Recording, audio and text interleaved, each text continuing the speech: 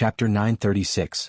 With Han Shua's body and the cauldron of myriad demon guarding the gymnasium, and the penta-elemental undead formation deployed by the 5 elite zombies, Han Shua believed that even if Little Skull were to unleash his gravestone, the overgod of death would not be able to detect the disturbance in the pandemonium. Suddenly, a chilly gust of wind blew across the pandemonium. Shadows that were hard to see with the naked eye darted around Tanai amidst the dense fog and gathered at the main entrances of the demonic formations.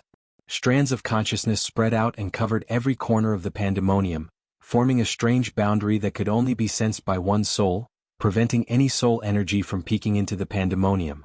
Under the power of the 5 elite zombies, 5 rays of light, red, yellow, gold, white and green, danced in the gymnasium. The energy of the 5 elite zombies flooded the gymnasium and expelled all elemental energies from the gymnasium. In an instant, the gymnasium where the 5 elite zombies sat cross-legged at the 5 corners of the gymnasium became a new dimension. Ballins, Sanguiner, and Gilbert could clearly see what was happening in the gymnasium, but they felt as though they were far, far away. It was as though the gymnasium in front of them was no longer a part of Elysium, but a mirage in the water. The 5 elite zombies, Little Skeleton and Han Shua were clearly right next to them, but they couldn't sense the slightest aura from them.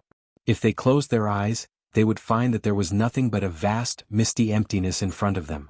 The energy of the 5 elite zombies has completely enveloped the gymnasium. They have broken the edict of space. At this moment, the gymnasium is like a small plane that has separated itself from Elysium.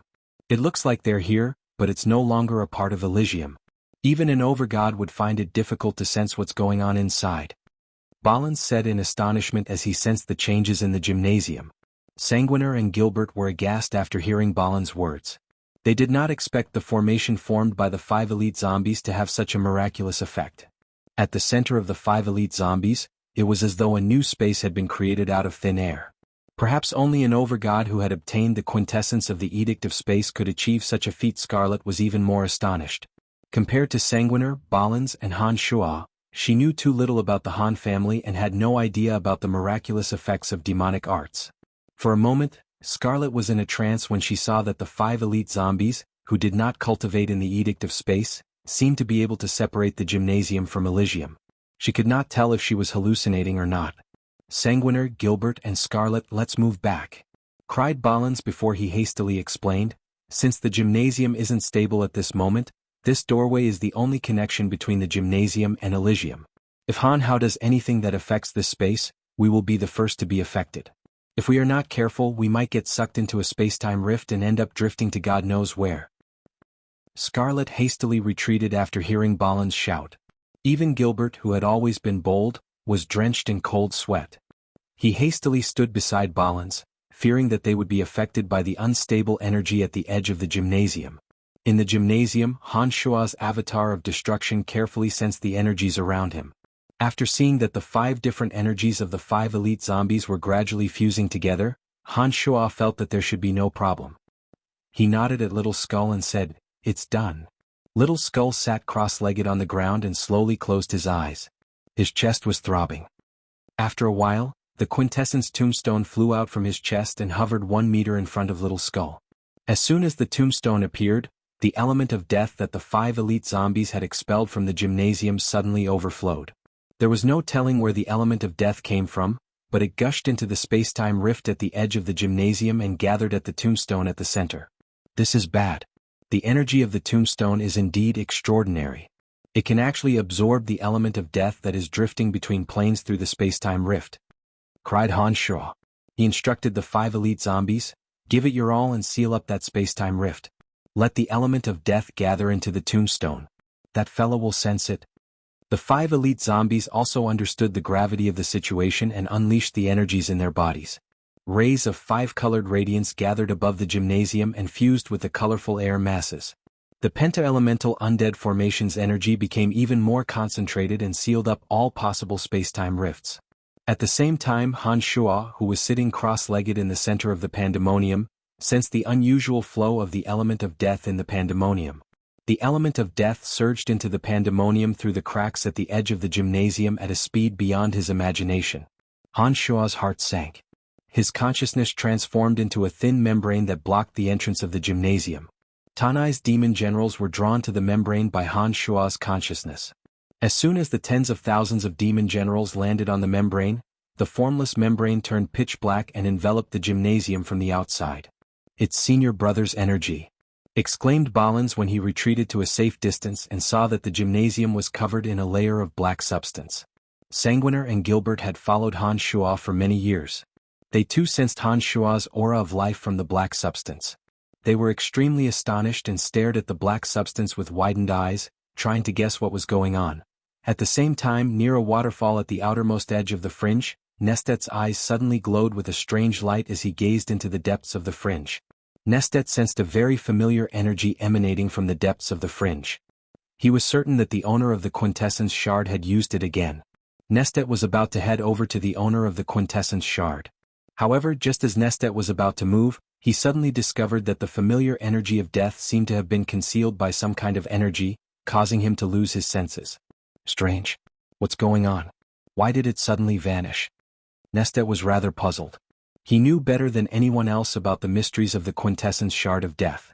Once the quintessence shard was used, it would be impossible to conceal the origin energy contained within it.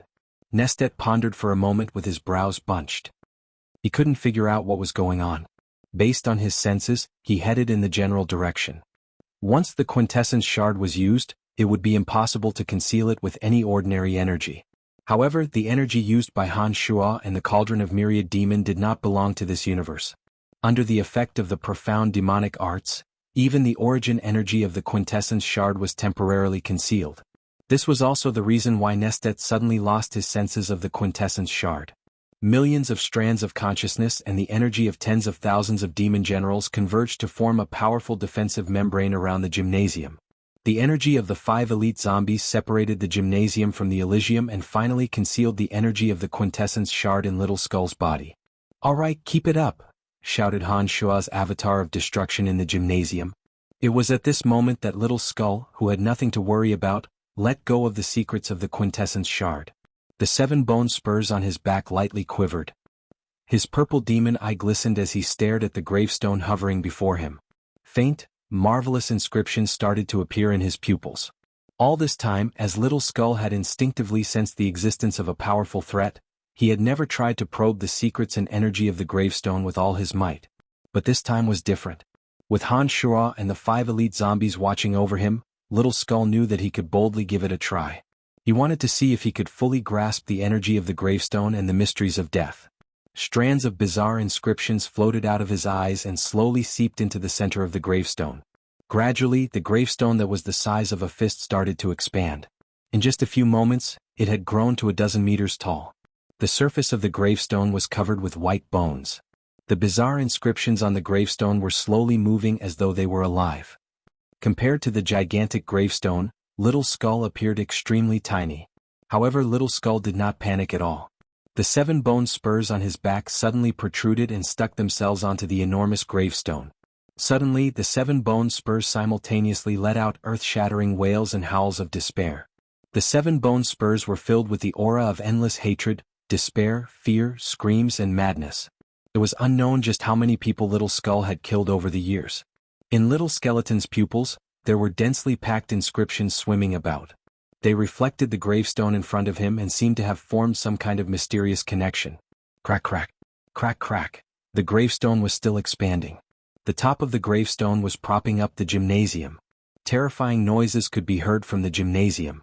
It was as though the gymnasium would explode at any moment under the power of the gravestone. At this moment, the 5 elite zombies looked incomparably grave. Beads of sweat appeared on their faces. It seemed that they had expended a great deal of energy. "Father, what do we do? Once the gymnasium bursts, this space will immediately collapse. Our connection with Elysium will be severed." Metal Elite Zombie transmitted to Han Shuo telepathically. Han Shuo understood what Metal Elite Zombie meant. Once the gymnasium was bursted by the gravestone, this space constructed by the combined efforts of the 5 elite zombies would explode. At that time, they would either be torn to shreds in the explosion or be sent to a distant galaxy by the force of the explosion. Nobody knew if they could return to Elysium. Han Shuo tried to communicate with Little Skull but discovered that Little Skull's soul had become entangled with the gravestone. It seemed that he was gradually fusing with the gravestone. During this process, Little Skull could not afford to be distracted in the slightest. Otherwise, the consequences would be unthinkable. After hesitating for a moment, Han Shuo said to the 5 elite zombies, "This is the most crucial moment for him. We must continue to hold on. Do not forcefully suppress the gravestone, lest it causes a chain reaction." "All right." The 5 elite zombies immediately replied. It was already difficult for the 5 of them to maintain this space for such a long time. It was even more difficult under the pressure of the gravestone. If it weren't for Han Hao in the gymnasium, they would not have agreed to it without hesitation. Doing so would mean that they would be torn to shreds by the force of the explosion. Chapter 937. Under Han Shuo's instructions, the 5 elite zombies continued to strenuously maintain the gymnasium so that it would not be forcefully destroyed by the power of the gravestone. As they were worried that they would trigger a chain reaction from Little Skull, the 5 elite zombies did not exert their energy on the gravestone. They did not stop the energy from the gravestone from affecting the gymnasium at all. Han Shuo's consciousness, which carried the energy of demon generals, was attached to the edge of the gymnasium, strenuously preventing the slightest bit of the gravestone's energy from leaking out. Both the 5 elite zombies and Han Shuo were in grave danger as the gravestone continued to expand. If the power of the gravestone were to break through the ceiling of the gymnasium, the energy maintaining the gymnasium would immediately become chaotic and cause the surrounding space to explode. At that time, not only would the 5 elite zombies be directly impacted by the collapse of the space, but Han Shuo's consciousness would also suffer tremendous damage. It could be said that Han Shuo and the 5 elite zombies had placed their lives in the hands of Little Skull. However, Little Skull, who was fully focused on fusing with the energy of the gravestone, did not seem to know how dangerous the situation was. All of his soul energy was entangled with the gravestone and he temporarily could not sense the urgency in Han Shuo's heart. The inscriptions in his eyes were still flickering as he stared unblinkingly at the gravestone that was glowing with white radiance. Even though no external energy could enter the gymnasium, the gravestone continued to expand and maintain the stability of the gymnasium. Crack, crack. The 5 elite zombies were sweating profusely as they tried their best not to be distracted. They exerted all their strength to resist the power of the gravestone. Han Shuo's consciousness continued to divide and converge on the area where the tip of the gravestone was. The demon generals had no choice but to fill the area with their souls in order to prevent any energy from leaking out. Squeak!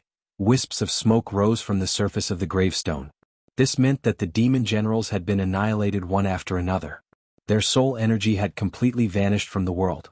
The 5 elite zombies and Han Shuo trembled in their hearts.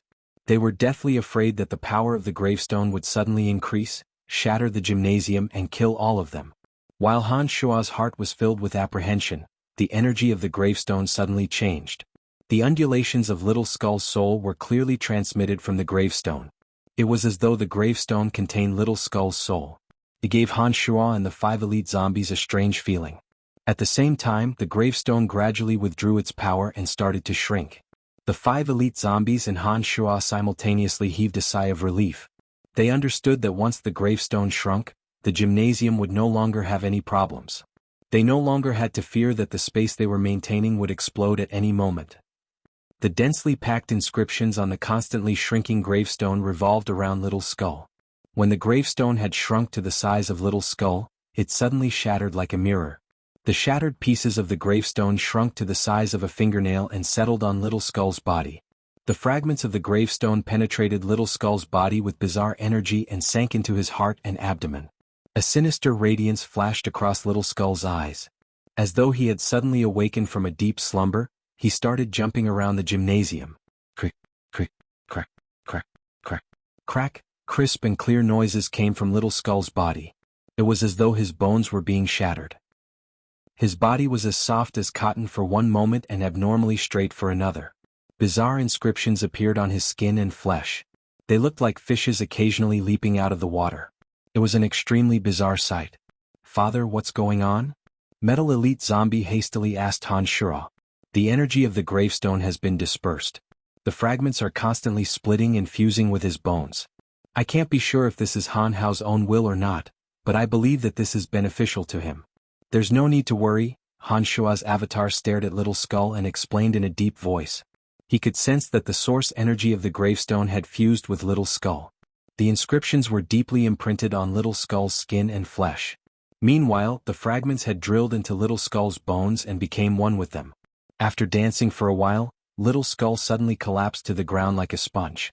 He remained silent and motionless. The active inscriptions on his skin and flesh no longer scurried about, as if they had also stopped following the little skeleton's silence. Only intermittent crisp sounds could be heard from within his body, causing one's scalp to tingle with numbness upon hearing them. Outside the gymnasium, Scarlet covered her mouth with a mournful face. Her tearful eyes gazed at Little Skull, who had collapsed to the ground. At this moment, the pain in Scarlet's heart was even deeper than the pain she had suffered years ago.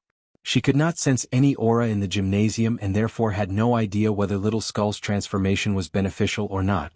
Scarlet was not the only one who could not sense what was happening in the gymnasium. Even Ballins, Sanguiner, and Gilbert could only see with their eyes. From the outside, the gravestone had suddenly exploded and its fragments had pierced into Little Skull's body. Little Skull was writhing in pain until he could no longer withstand the power of the gravestone and collapsed to the ground. Since they could not sense that the gravestone had fused with Little Skull's bones and flesh, they naturally assumed that Little Skull had suffered a backlash from the gravestone and was on the verge of death. No. Don't. Scarlet tried to rush into the gymnasium with a mournful face. Ballins was startled and hastily stopped Scarlet. He said to Scarlet calmly, "What we see may not be the truth. Don't be rash. If you enter the gymnasium now, not only will you not be able to help Han Hao, but you will also be injured by my senior brother's energy." Gilbert and Sanguiner also hastily stood in front of Scarlet to prevent her from acting rashly. The two were not concerned about Scarlet's life or death, but they were worried that her actions would disrupt the stability of the gymnasium. Even the slightest mistake could lead to major changes. They did not want Han Shua to be harmed because of Scarlet's reckless actions. Is he already? Scarlet pointed at Little Skull in the gymnasium with a mournful face. Ballins was slightly taken aback. He did not expect that this woman would have such deep feelings for Han Hao. In his opinion, Han Hao, who was an absolutely callous being, should not have any affinity with a woman. Ballins found it very strange. Ballins shook his head and comforted her. "He will be fine. We can't sense the situation there and have no idea what's going on. Besides, with my senior brother here, even if something were to happen to Han Hao, his life would not be in danger. You can rest assured about that." Ballins was not bluffing. He knew that Gilbert's body had been reconstructed by Han Shua after his death. Back on Profound Continent, Han Shua was already able to resurrect Gilbert. Now that his strength had multiplied, saving Han Hao would not be a problem at all. "That's right. I died back on Profound Continent, but my master resurrected me with his mighty power. You can rest assured that Han Hao will be fine." Gilbert hastily comforted Scarlet with his own experience. "Don't worry. I have fought that fella before. His soul energy is unimaginably strong. I believe that even if his body is smashed to pieces, his soul will remain unscathed. As long as his soul survives, Master has ways to resurrect him." Sanguiner, who had fought against Little Skull, chimed in. Although Scarlet was still a little skeptical, she had gradually calmed down and stopped complaining about Han Hao's death. It was at this moment that they saw from their vantage point that Little Skull gently bent his fingers. At this moment, from their angle, they could clearly see the little skeleton's finger bend slightly. Like a chain reaction, Little Skull's wrists, arms, neck, waist, and even his entire body seemed to have regained his strength. He stood up abruptly and stretched his neck while stretching his arms and muscles with a curious look on his face. "Holy crap, this fella is really all right." Gilbert was about to continue consoling Scarlet when he suddenly noticed that Little Skeleton had stood up as though nothing had happened to him. Gilbert couldn't help but cry out in surprise. "That's right. I knew he wouldn't die so easily." Sanguiner was surprised for a moment before he mumbled to himself, "It seems that the quintessence shard has truly fused with him. His strength must have grown even stronger. This opponent is getting harder and harder to surpass." The 5 elite zombies in the gymnasium cheered with sincere smiles on their faces. Although they did not move their bodies, their mouths did not remain idle. "Are you all right, big brother?" "Ah, I knew you would be fine. Big brother, you scared us to death. We thought that the gravestone would keep expanding. To be honest, I was really scared. If the power of the gravestone suddenly went out of control, we would all be doomed." "Haha, big brother, did you really subdue that damn thing? How was it? Is it useful?" "It's amazing." The 5 elite zombies slowly withdrew the energy of the 5 elements that filled the gymnasium while greeting Little Skull. They seemed extremely excited and delighted. Little Skull looked at the genuine smiles on the 5 elite zombies' faces and knew that they were genuinely concerned about him. After hearing their words, Little Skull realized that the 5 elite zombies had nearly died for him. Little Skull's heart was filled with warmth. The lines on his face turned extremely gentle. He put on a rare smile and said, "I'm fine now. The quintessence shard has completely fused with me. Even if I use some of its energy now, that fella won't be able to sense my location." "Very good, my future overgod of death." Han Shuo laughed heartily and said, "In this war in the fringe, I want you to finish off Log for me." Little Skull pondered for a moment before he put on a faint smile and replied, "All right." Chapter 938. As the energy of the 5 elite zombies gradually dissipated from the gymnasium, Scarlet, Ballins, Sanguiner, and Gilbert could finally sense the presence of humans in front of them. When the energy of Han Shua's soul dissipated, the 4 entered the gymnasium together. Gilbert and the others were congratulating Little Skull just like the 5 elite zombies. Scarlet was relieved to see that Little Skull had recovered. She quietly looked at him from the side. Han Shua was very gratified. He was very proud of the little skeleton's achievements. He believed that as long as the little skeleton was given enough time, his achievements would not stop there. His future strength was something to look forward to. Outside the gymnasium, Han Shua slowly stood up and put away the cauldron of myriad demon that was used to stabilize the formations in the pandemonium. Just as he was about to return to the underground palace to ask about Little Skull's condition, Han Shua's gaze pierced through the layers of mist in the pandemonium and landed in the depths of the mountain range outside the pandemonium. There was a region deep in the mountain range where the energy of lightning was much denser than other regions. Ordinary people would not be able to detect it from such a distance. However, when Han Shua retracted his consciousness from the gymnasium, he could clearly sense some changes in pandemonium and Tanai. The pandemonium had the ability to gather all the elements in the surroundings. Therefore, the elemental energy around the pandemonium would flow and converge towards the pandemonium from all directions. However, Han Shua's consciousness sensed that not only was the energy of lightning not affected by the pandemonium, but it was also much denser than other regions. It was obvious that this was abnormal. With one thought, a wisp of Han Shua's consciousness drifted out and stealthily infiltrated that area. When his consciousness arrived, Han Shua clearly sensed that a powerful life form was lurking there. That aura was very familiar to him. It was Salus. With a cold groan, Han Shua's body flickered as he passed through the layers of mist in the pandemonium. Han Shua knew the mountain ranges around the pandemonium like the back of his hand. He had also set up a few traps so that Han Shua would be able to go anywhere he wanted without anyone knowing. "Salus, Salus, how dare you still peep in here? Today I will make sure you never return." Han Shua sneered in his mind. Back at the Misty Sea, his old enemy, Salus, had participated in the ambush. Now, the God Hunter alliance that was about to arrive was also connected to Salus. If Han Shua could kill Salus before the Great War, it would be a great boon to the Fringe. Now that Salus had reappeared in the pandemonium, he must have the intention of dealing with the pandemonium. Since Han Shua had inadvertently discovered him, Han Shua naturally wouldn't allow Salus to leave this place alive. Salus, who was hiding in the dark, had released his divine soul to carefully observe the situation around the pandemonium. He knew that the pandemonium was full of hidden dangers and that Han Shua was probably in the pandemonium. Therefore Salus was very cautious.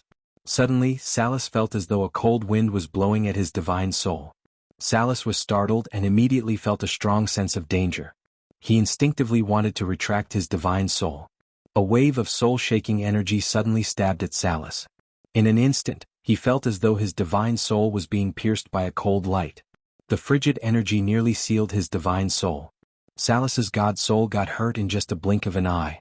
As he was flustered, he didn't think much and just retrieved his god soul into his god body. He hissed, "Who's there?" "Hee hee." The cold laughter came from afar. It was so cold that it struck fear into one's heart. Salus's face jolted and he said in a deep voice, "It really is you." Surprisingly this time, Salus didn't immediately retreat. Instead he stayed where he was as though he was waiting for Han Shua's arrival. "I didn't expect you to have the guts to come to the pandemonium." The sneer grew louder and louder.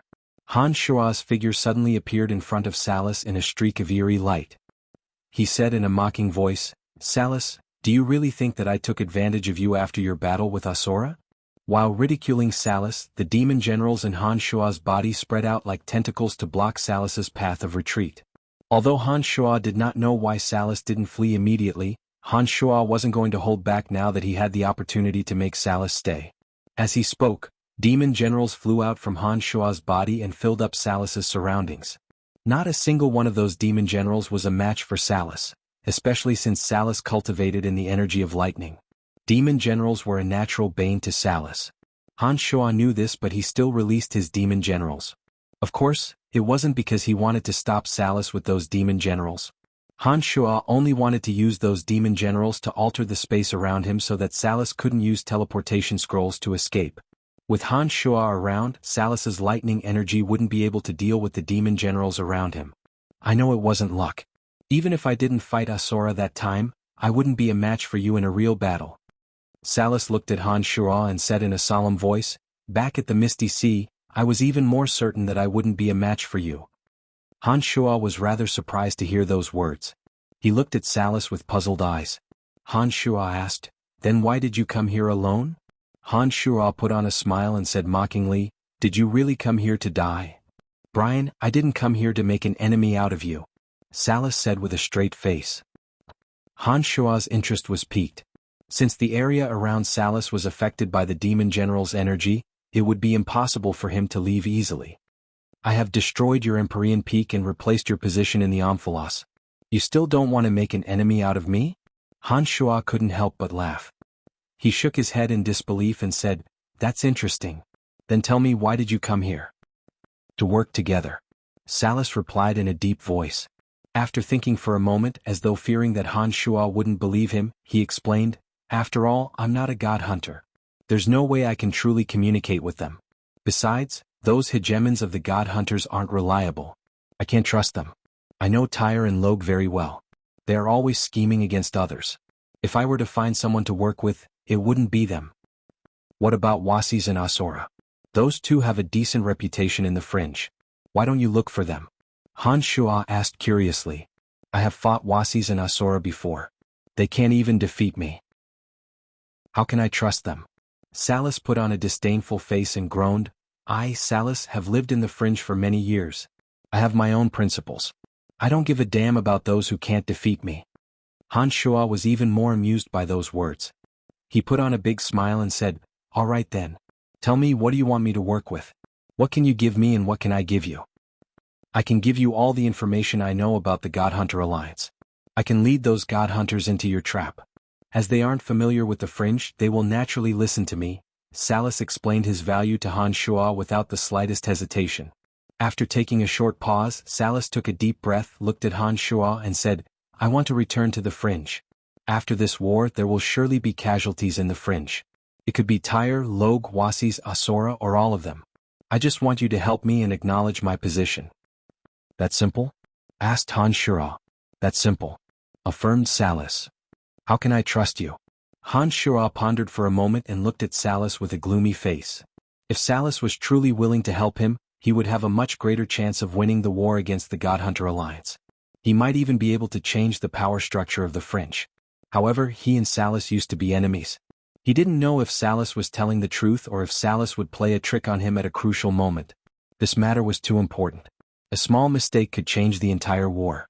Therefore Han Shua dared not be careless. "I don't know either. But if you agree to work with me, I can immediately give you some important information. It can help you understand the situation better and even give you the upper hand." Salus seemed rather troubled. It seemed that he couldn't find a way to prove his sincerity. After all, he and Han Shua were enemies. After hesitating for a moment, Han Shua nodded and said, "All right, I'll work with you. Tell me what information you have." It was unknown if Salus really trusted Han Shua, but he wasn't afraid that Han Shua would go back on his word. He said in a deep voice, "Dagmar knows that Han Hao has a quintessence shard and is preparing to deal with Han Hao at all costs. He has brought all the experts from the Death Dominion here and has been plotting for a long time. Also, I've discovered that Tyre and Daka from the Destruction Dominion have some sort of connection. Tyre was well aware of the God Hunters' movements back then, and Daka seems to have his own way of doing things in the fringe. If he didn't have connections in the fringe, he wouldn't have been able to know so much. I have my own reasons for believing that Tyre and Daka are related, but I haven't confirmed it yet, so I can't tell you for now. You just have to have an idea of what's going on. Don't you think that the two of them look rather similar?" Han Shua was shocked. When he thought about it, he really did feel that Daka and Tyre looked rather similar. Not to mention that they both cultivated in the energy of destruction. After a moment of silence, Han Shuo said, "We can talk about it." Salas was delighted. He knew that Han Shuo's words meant that Han Shuo believed his sincerity. The two of them set up layers of barriers around them and held a secret discussion in this place. Only then did Salas sneak away in satisfaction. Chapter 939. The Omphalos in the Fringe. Tyre, Log, Asura, and Wasis gathered in Tyre's sovereign shop to discuss the God-Hunter Alliance's invasion. As time went by, the four received news that the 12 hegemons of the God-Hunter Alliance had gathered outside the Fringe. The war could break out at any moment. The four sovereigns had also subdued the leaders of the major and minor factions and were secretly preparing for war. All the fiends in the Fringe had stopped fighting and killing each other. The wind spirits were lurking in the dark to gather information. "Asura, you have a good relationship with Brian. Do you know why he hasn't come?" Tyre's face was rather unsightly. He had sent messengers to the Pandemonium several times to invite Han Shuo over for a meeting but was rejected by Statholm with the excuse that his master was in seclusion. Now that they had received news that the God-Hunter Alliance was about to launch an attack, it was inexcusable that Han Shuo hadn't shown up. Asura shook his head and said, "I have also sent messengers to the Pandemonium. They received the same news as you did. It seems that Brian is at a critical juncture in his cultivation. In any case, the positions on his side have already been discussed. You should know what to do. Perhaps he has already arranged everything." "I hope so." Tyre groaned and said in a displeased tone, "If his side is defeated, the God-Hunters will march straight into the Omphalos. We cannot afford to be careless." "Right, Asura, you have a good relationship with Brian. I hope you can send someone to inform him that the God-Hunters will attack in the next few days. Tell him to mind his own business." "Sure." Asura did not continue to argue with Tyre at such a sensitive time and straightforwardly agreed. "I hope he can hold on. That fella has been acting like a tyrant recently. He should have some capital," Log said with a sinister smile. No one knew what kind of filthy thoughts were going through his mind. His face was filled with malice and cunning. "Who are you? Can't you go in? Stop." Suddenly, a cry of alarm came from outside the Sovereign King's shop. Tyre's face darkened with displeasure. This sovereign shop was under his name. Many people in Tanai knew that he, Log, and the others were gathered here. Now that four of the strongest existences in the Fringe had gathered here, who would be so audacious to do so? "How dare you barge in?" Bang! A muffled sound came from outside the Sovereign King's shop, and then everything returned to silence. "Hee, Tyre, someone actually dares to make a move on your territory. Interesting. Log laughed strangely and teased. Wasis and Asura were also puzzled. They had no idea who the intruder was. From their point of view, no matter who it was, no one should recklessly barge in at this time. After all, the four sovereigns were gathered here. No matter who it is, if they dare to break in, they will die. Tyre was so angry that he laughed. He sat there motionlessly, waiting for the person to enter. Although Tyre did not walk out of the Fringe with his powerful divine soul, he could sense that the intruder cultivated in the energy of death and that the intruder was only a mid-stage high god. Although experts of this level weren't everywhere in the Fringe, they weren't rare either. As one of the strongest sovereigns in the Fringe, Tyre obviously wouldn't put such an expert in his eyes. But in his heart, Tyre found it a little strange. Such an expert shouldn't have the guts to barge in. Especially when a late-stage high god of his was guarding the perimeter. No matter how he looked at it, the intruder shouldn't have the guts to barge in. While Tyre was secretly surprised, he was shocked. He suddenly found that the boundary he had set up had actually cracked open, and a figure had quietly drilled in. The intruder swept his eyes across the four people in the room before his gaze landed on Log. He asked in an indifferent tone, "Are you Log?" Log stared blankly for a moment. He looked into the eyes of the intruder and suddenly felt that the divine energy of death in his body was rather strange. It had become extremely chaotic and out of his control. Log was aghast when he sensed the abnormality in his body. He immediately nodded and said, "That's right, I am Log." The intruder nodded and stared at Log with his eyes. Intense, agile energy ripples immediately enveloped Log. Log's pupils instantly turned white. He stood motionless as though he had been petrified. "Who are you? What have you done to Log?" shouted Tyre. He suddenly stood up and glared at the intruder. It seemed that he was ready to slaughter the intruder at any moment. Wasis and Asura also stood up and surrounded the intruder. They planned to cooperate with Tyre. "You'd better not attack or I will slaughter all of you," said the intruder as though his soul was slowly peeking at Logue. The intruder's soul seemed to be slowly peeping into Logue's body. Yet, he still had the leisure to speak at such a time. Furthermore, he spoke in such an understated manner. It was as though Tyre, Wasis and Asura weren't sovereigns of the fringe, but ants that he could squish with a wave of his hand. Tyre thought that he had seen his fair share of arrogant and despotic characters, but he had never seen someone as arrogant as Han Shura. Tyre was instantly enraged. His usual good temper was nowhere to be seen. He laughed maniacally and said, "Even if you are a hegemon of the God Hunter Alliance, you won't be able to come back alive today. Let's see how you kill us all." As soon as he finished those words, Tyre was about to attack. "Tyre, don't move." At this moment, Logue's eyes regained focus. His body shivered and he abruptly shouted. He looked at the stranger in front of him with a face full of fear. His voice was trembling as he said, Do you have any instructions?" "Logue used the word sir, and not you." Tyre was dumbfounded. He couldn't believe that Logue was the same person he had known for many years. Logue was famous in the fringe for being ruthless and vengeful. He had never used any honorifics or feared anyone. But at this moment Logue was obviously terrified. He even spoke humbly, which was completely different from his usual demeanor. "Tyre, don't move," Logue repeated. Shortly after, he bowed to the intruder and asked, "How may I be of service to you? Apart from you, how many other experts of death are there in the fringe?" The intruder asked calmly with a faint smile. "On Hao Longchi Hu." Logue thought for a moment and respectfully reported the names he knew. "Where are they?" The intruder seemed to be very satisfied with Logue's attitude. He nodded and asked again. "I don't know where Han Hao is, but the others are." Logue bowed and quickly reported what he knew. "Very good." The intruder didn't waste any more time.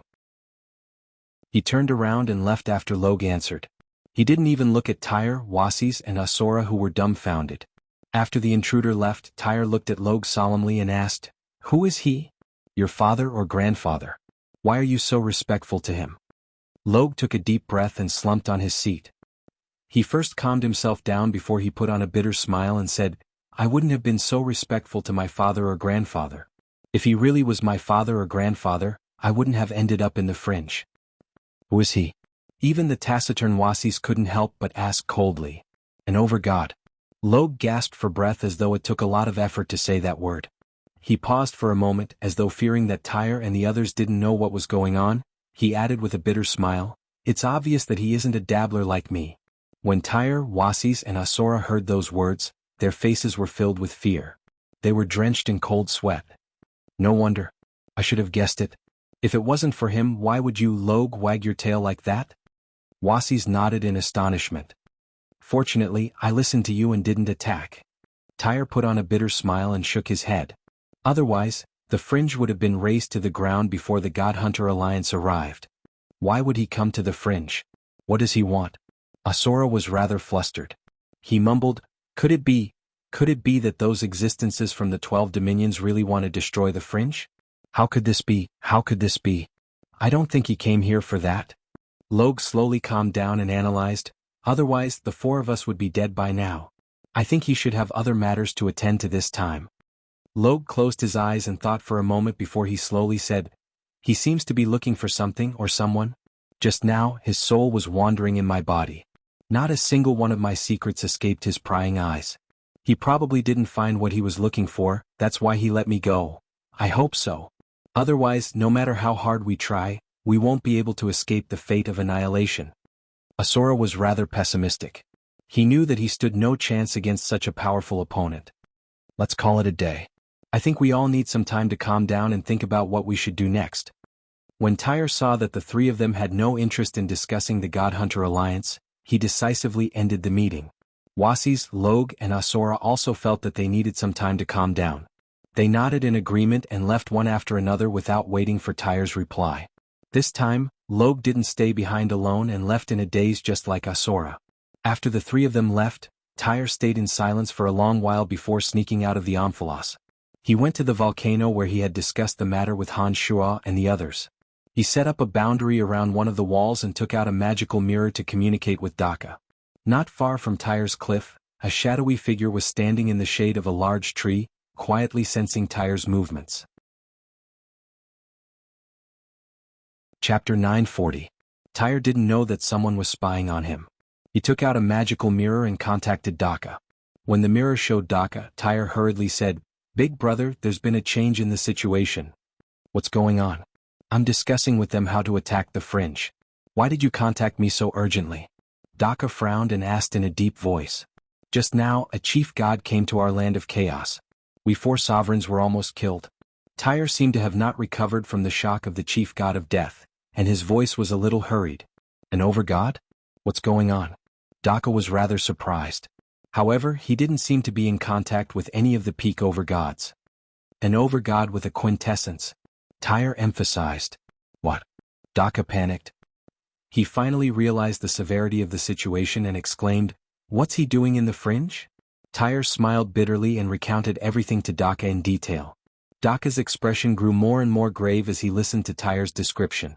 After a while, he suddenly chuckled and said, "I know why he's going to the fringe." "Ah, so that's how it is. Dagmar, it seems like you won't have any hope of getting that thing." Daka laughed for a while before putting on a serious face and said, "Don't worry, the overgod of death's target isn't you guys. You don't have to worry about anything. Alright, let's take a break for now and wait for the overgod of death to settle his matters before we begin. Otherwise, with him in the fringe there will be many variables on both sides." After that, Daka explained to Tyre about the quintessence shard in Little Skull Hanhao's body. After Daka finished, Tyre was shocked and said with jealousy, "Why are those 2 so lucky?" After a short pause, Tyre calmly said, "One Brian is hard enough to deal with. That Hanhao has a quintessence shard in him. He'll be a disaster in the future. You can't leak the news that Hanhao has a shard of godhood. Only Dagmar, Asser and I know about this. Once this news gets out, our relationship will be exposed immediately. Even now, due to my familiarity with the fringe, there are people who are starting to suspect me. For the sake of our mission we must be careful." Daka said solemnly. "I understand." Tyre nodded and said smilingly, "The fringe is only so big." Log also pointed out Hanhao to the overgod of death. "I believe that when the overgod of death realizes that the others aren't his targets, he will naturally go after Hanhao." "Well, we don't have to do that. As soon as Hanhao dies or the overgod of death leaves the fringe, notify me immediately and we will proceed with the plan. Once this is over, you'll be in charge of the fringe and I'll be in charge of the God Hunter Alliance. We'll have the chance to go to Eternia," said Daka. Tyre nodded with a smile and chatted with Daka about the current situation for a while longer before cutting off the connection. Not too far away, a wisp of smoke quietly drifted into the distance. It was soundless and didn't have the slightest trace of life. The wisp of smoke only took the form of Han Shua 100 miles away from Tyre. After half a month of observation he finally confirmed Salas's guess. Tyre and Daka, the hegemon of the God Hunter Alliance, were actually brothers. This shocked Han Shua greatly. If he hadn't made this discovery today, he would definitely be attacked by the 2 brothers when the war with the God Hunter Alliance started.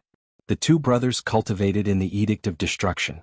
Tyre was already the strongest sovereign in the fringe while Daka was slightly stronger than him. If the 2 of them were to join forces, their strength would increase tremendously. They would probably be even more terrifying than the combined forces of Wasis, Asura, Log and Salas. Fortunately, with today's discovery, Han Shua could make preparations in advance to avoid being attacked by the 2 brothers. Furthermore, by making use of the relationship between the 2 brothers, Han Shua would be able to defeat them in one fell swoop. Having made up his mind, Han Shua immediately returned to Pandemonium. The biggest problem he faced now wasn't the 2 brothers, but the overgod of death, Nestet. Even though Han Shua's strength had improved by leaps and bounds, he knew that he definitely wouldn't be a match for the overgod of death. Since Log had reported the name of Little Skull Hanhao to the overgod of death, his safety was no longer guaranteed. Given the overgod of death's abilities, he would definitely be able to find Hanhao. In order to prevent that from happening, Han Shua had no choice but to protect Little Skull with all his might. And he had to do it quickly.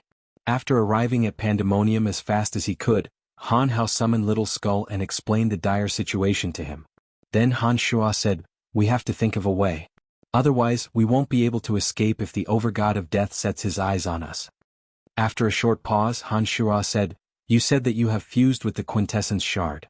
If the overgod of death were to stand beside you, would he know that you have the quintessence shard?" "He should be able to," Little Skull nodded after pondering for a moment. Han Shua felt a headache coming on. He was certain that the Overgod of Death would be searching for those who cultivated in the Edict of Death that Logue had reported. Once he had scanned through every single one of them, he would definitely lock onto Han Hao. The fringe was only so vast and the power of the Overgod of Death was so terrifying. It wouldn't be long before he came knocking on Han Shua's door. Although Han Shua had laid down layers upon layers of demonic formations in the pandemonium, he didn't think that it could withstand the visit of an Overgod who possessed the quintessence. Han Shua felt that this was a very difficult situation. He couldn't come up with a solution no matter how hard he tried. He had no idea how to avert the crisis Little Skull was in. "Why don't I hide in other dominions for a while and not return to the fringe for the time being?" suggested Little Skull when he saw Han Shua's anxious face. "That's one solution. But it won't solve the root of the problem. If that Overgod of Death can't find his target in the fringe and then finds out that you are not here, he will be certain that you have the quintessence shard. Once he is certain, things will get even more difficult," said Han Shua with a bitter smile. He scratched his head in frustration. Little Skull didn't say anything else. He thought for a while and realized that there was really no way he could deal with the situation.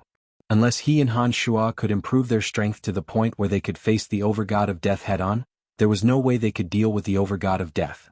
Demonic arts couldn't be improved overnight. Han Hao, who had just fused with the quintessence shard, wouldn't be able to face the Overgod of Death in a short period of time. Even if Han Hao had fully mastered the power of the quintessence shard, he would still die if he faced the Overgod of Death who possessed the quintessence. The little skeleton couldn't come up with a solution no matter how much he thought about it. He hung his head, unable to come up with a solution. "Let's brainstorm and come up with a solution as soon as possible." Han Shua took a deep breath and immediately sent a message to Balins, Gilbert, Sanguiner, Scarlet, and the 5 elite zombies who knew the secret of the quintessence shard.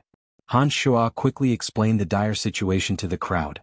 Then in a grave voice he said, "The situation is very dangerous. I really can't think of a solution for now. One person's power is limited and it might take some time for me to come up with a solution. We need to come up with a solution as soon as possible." After listening to Han Shua's narration, the crowd's mood turned heavy. They exchanged glances with Han Shua and put on distressed faces, trying to come up with a solution. However, an Overgod who possessed the quintessence was a synonym for invincibility in this universe. Apart from other Overgods who also possessed the quintessence, no living being could contend against them. Now that such a terrifying existence was coming and had locked onto Little Skull, there was no way they could fight it head-on. All they could do was focus on dodging. Even if they were to leave the fringe, as long as the Overgod of Death was certain that the quintessence shard was in Little Skull's possession, it would only be a matter of time before Little Skull's misfortune befell them. It would be incredibly difficult to come up with a solution to both the symptoms and the root of the problem. It was too difficult. No matter how hard they thought about it, no one could come up with an idea that could solve the problem for a while. The day quickly passed. Occasionally, 1 or 2 seemingly good ideas would pop up in the middle of the day. However, none of them could withstand careful deliberation and were quickly rejected. Gradually the crowd became less and less talkative. While the others were still calm and collected, Gilbert was getting rather irritated. He kept saying that he might as well go all out against the Overgod of Death. "If we could go all out, why would we wait for you to say anything?" Han Shua bunched his brows and chided Gilbert. "I've already died once anyway. At most I'll just die again," snorted Gilbert. "That guy's forte is the power of the soul. If you die this time, you won't be able to preserve your soul temporarily like the last time. Once the brand on your soul is destroyed, I won't be able to resurrect you no matter how powerful I am. When that time comes, you're really done for," snorted Han Shua coldly as he shot a glance at Gilbert. "Senior, now that you mention it, I suddenly remembered something. Can Han Hao separate his soul from his body like what Gilbert did back then? The quintessence shard has already fused with his bones. If he could attach his soul to another divine body, would he be able to hide from the Overgod of Death?" Ballins's eyes lit up. He seemed to have gained some inspiration from Gilbert's words. Upon hearing this, Han Hao was also shocked. He asked Little Skull, "Han Hao, since you've cultivated demonic arts, the form of your soul should be different from ordinary people. Can you separate your soul from your body?" Little Skull seemed to have never thought of this question before. He silently gave it a try and nodded, "I think I can." Chapter 941. Given Han Shua's abilities, as long as Little Skull's soul could escape from his current body, he would be able to create a new body for Little Skull. Once Little Skull's soul entered the new body, He would not have to worry too much even if the overgod of death came knocking on his door. Gilbert, Bollins, and the others became excited when they heard Little Skull's words. Scarlet, who had been worried about Little Skull, felt relieved. She asked, "Are you sure you'll be fine?" Little Skull looked at Scarlet and nodded affirmatively. "I should be fine." "That's great." Han Shua put on a smile and said to Little Skull, "Let's not waste any more time. In order to solve this problem as soon as possible, let's gather the materials and I'll immediately create a new body for him. With the help of a high god skeleton and some special potions, it won't take too much effort." "Father, I have another problem." Little Skull hesitated for a moment before he bunched his brows and said, "Part of the quintessence shard has fused with my body, but the inscriptions on the tablet are intertwined with my soul. I'm worried that the overgod could detect it through my soul. It shouldn't be a problem to separate a strand of your soul and maintain your consciousness." Han Shua was suddenly enlightened now that his train of thought had been opened. He thought for a moment and found a solution along this path. The demonic arts he cultivated could allow him to divide his consciousness into thousands of strands. Little Skull's life form was different from that of an ordinary human being.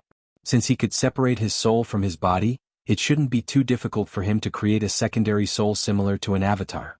Now that he had the right direction, it would be much easier to solve the problem. Not only that, Han Shua came up with a new idea. He smilingly said, "Don't worry, I have a way. When the time comes, I'll extract a part of your soul and attach it to a new body. Then both your main soul and the new body will leave the fringe. When the overgod of death comes knocking on your door, the overgod of death will be free to explore your soul and body. As long as the real you uses the power of the quintessence shard outside the fringe, the overgod of death will sense it and expel you. Only then will you be truly safe." "Father, what do you mean by secondary souls? How can I do that?" Little Skull thought for a while and was confused. "Just like this." Han Shua laughed heartily. He released his two avatars that usually stayed in the cauldron of Myriad Demon. Two identical Han Shua appeared in front of the crowd. Both had the same temperament and appearance as the original Han Shua. "I understand." Little Skull carefully examined the two avatars of Han Shua for a moment before he nodded, indicating that he understood Han Shua's consciousness. The 5 elite zombies and Gilbert were not particularly surprised that Han Shua had avatars. However, Scarlet and Bollins were not too aware of this secret of Han Shua's. When they saw 3 identical Han Shua appearing in front of them, they were astonished and couldn't help but ask questions. Han Shua did not explain much. He turned to Little Skull and said, "Let's not waste any more time. Let's get started. After a while I will tell you what to do. Don't worry, the doppelgangers you create will have the same soul undulations as your main body and will not carry the aura of the quintessence shard. I'm certain that even the overgod of death will not be able to detect anything amiss." "All right." Little Skull nodded and seemed rather excited. In the past, Han Shua's 2 avatars were mostly formed by luck. But after Han Shua's strength reached the Skybreak realm and he absorbed new memories of demonic arts, he had mastered the method of creating an avatar. Therefore he was very confident this time. Soon enough, Han Hao and Little Skull arrived at the storeroom of Pandemonium. They picked out the materials needed to create an avatar. Han Shua took out white bones and sparkling stones. The storeroom was filled with all sorts of rare materials. Some of them were left behind by Han Shua when he was setting up the Pandemonium's grand formation, while the rest were looted by Little Skull from the shops in the Omphalos. All sorts of strange materials were piled up in the storeroom. Not to mention creating a puppet that could fool the overgod of death, it would not be difficult for Han Hao to create an avatar with great magic power. Creating an avatar requires too much time and energy. We don't have that much time. Besides, even if it's a real avatar, it won't be able to withstand the overgod of death's attacks. Therefore, I'm only going to create a puppet that can fool the overgod of death. This will save a lot of time. After all the materials were gathered, Han Shua brought Little Skull out of Pandemonium and started forging a new body at the center of a ready-made demonic formation. While Han Shua's main body used a portion of the cauldron of Myriad Demon to forge a new body for Little Skull, his avatar explained to Little Skull how to separate a strand of his soul from his body. Little Skull cultivated in demonic arts and his soul was vastly different from an ordinary person's. With Han Shua's detailed explanation he quickly grasped the trick. Little Skull tried many times and within 3 days, he was able to separate a strand of his soul according to Han Shua's instructions. The speed was faster than Han Shua had imagined. Good, very good. Han Shua was overjoyed. He was very satisfied with Little Skull's aptitude. He hastily said, "As long as you can separate a part of your soul, the rest will be much easier. The most crucial part has been accomplished. Now, I will explain to you how to sever the connection between the soul and the main soul and ensure that the soul is connected to the new body." Outside the pandemonium, Han Shua's main body was refining puppets while his avatar explained to Han how the steps of attaching a new body to him. Underground, Han Shua's other avatar that cultivated in the energy of death was constantly learning about the situation in the fringe through Zovik's information. 3 are dead. The other 2 were also visited by the overgod of death, but since they didn't use any aggressive methods they came out unscathed. Zovik reported the latest news to Han Shua with a solemn face. During this period of time, Han Shua had Zovik keep an eye on those who had been reported by Log. More than half of these fringe experts who cultivated in the energy of death had been visited by the overgod of death. Those who were not aware of the situation and were used to being domineering were naturally killed by the overgod of death. As for those who felt the terror of the overgod of death and chose to submit to him, they were friendly like Log and were not killed. How many more have he not visited? Han Shua bunched his brows and asked. There are still 5 people left. Once these 5 have been found, I believe he will target Han Hao. It looks like it won't be long. Should we prepare ahead of time? Zovik asked for Han Shua's opinion. After thinking for a moment, Han Shua instructed. The death of a few experts cultivating in the Edict of Death in the fringe will surely cause a commotion. Send someone to spread the news that an expert god hunter is hunting the experts cultivating in the Edict of Death in the fringe. Exaggerate his strength, but don't mention that he is an overgod with a quintessence, lest it causes a panic. Also, make sure to spread the news to the remaining 5. But remember, don't let them know that the news came from us. So he wants to instill fear in the hearts of those 5 so that they can hide and buy themselves more time? Zovik immediately understood Han Shua's plan. Han Shua nodded and said in a deep voice, "That's right. Buy as much time as you can. I will get it done soon. When the time comes, I will have Han Hao leave the pandemonium and head to the Omphalos. Everyone in the Omphalos will recognize his face. This way the overgod of death will not suspect anything." Zovik had served Han Shua wholeheartedly for many years and was well aware of every move in the fringe. Han Shua needed accurate information and therefore he did not hide it from him. Han Shua also believed that Zovik, having known the house of Han for so many years, would serve him with sincerity. "Understood, I'll get to it right away." Zovik nodded and left quietly without another word. After another 3 days, Han Shua, who was in the gymnasium outside the pandemonium, let out a soft cry. With a wave of his hand, a body that looked exactly like Little Skull Han Hao emerged from the pool of blood. "Is everything clear?" asked Han Shua solemnly as he looked at Little Skull. "I'm ready." The little skeleton took a deep breath. It was very calm and not nervous at all. Nodding in satisfaction, Han Shua smiled and said, "Ha, you're even more powerful than I was back then. Sometimes I wonder if you've never known fear. Alright, get ready. Send your soul into the Omphalos and I'll leave it to you. The rest is up to you." Little skeleton didn't waste any more words. He sat cross-legged on the ground and stared fixedly at the other him, with his bewitching eyes. Demonic radiance flickered in his pupils. A faintly discernible soul fluctuation formed above his head and drifted towards the other him, that had no aura of life. The radiance in Little Skull's eyes grew more and more bewitching. The energy of death and the demonic arts on Little Skull's body fused together in a bizarre manner. All of a sudden Little Skull's purple demon eye flickered and he stood there dumbfounded. Han Shua's heart skipped a beat. He stared at Little Skull's main body and then at the puppet he had made himself. He became more and more nervous. After a while, the Little Skull's purple demon eye flickered and he slowly closed his eyes. The puppet opposite him slowly stood up and moved its limbs curiously. It said, "Father, I'm done." Han Shua was overjoyed. He laughed and said, "Good, very good. Your main body will leave the fringe immediately and the rest will be easy. No matter how powerful the overgod of death is, we, father and son, will deceive him." Chapter 942. When Han Shua appeared with 2 identical little skulls, the 5 elite zombies, Balans, and the others were astounded. They released their souls to examine the Little Skull's life undulations and discovered that the 2 Little Skulls were almost identical except that Little Skull's soul contained a trace of bizarre energy of death. His soul contains the energy of the quintessence. Therefore the 2 souls are somewhat different. But don't worry, the overgod of death can't see Han Hao's true body. He definitely won't be able to tell the difference between this half-completed avatar and the real one, said Han Shua confidently. "Father, shall I take my leave then?" the two little skulls replied in unison. Their voices and intonation were exactly the same. As he was still not used to having two bodies, he couldn't act independently like Han Shuo. Therefore his words were exactly the same. "All right, go. One body will leave the fringe and the other will go to the Omphalos. Remember, bring your subordinates with you. Don't be in a hurry to leave the Omphalos.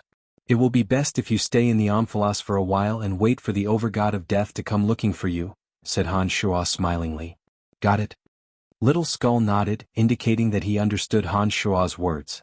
Shortly after, he bid farewell to Scarlet and the 5 elite zombies and left through the underground tunnel of the Pandemonium. Han Shuo didn't go to the Omphalos with Little Skull because he didn't want to meet the Overgod of Death so soon.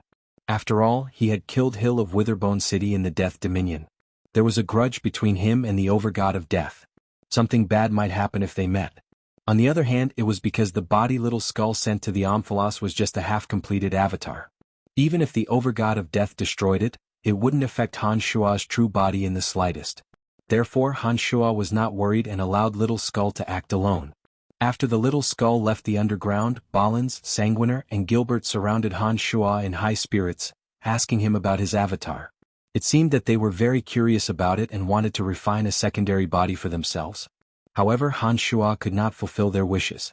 Whether it was Ballins or Sanguiner, they did not practice the orthodox demonic path, so they could not divide their souls into several strands.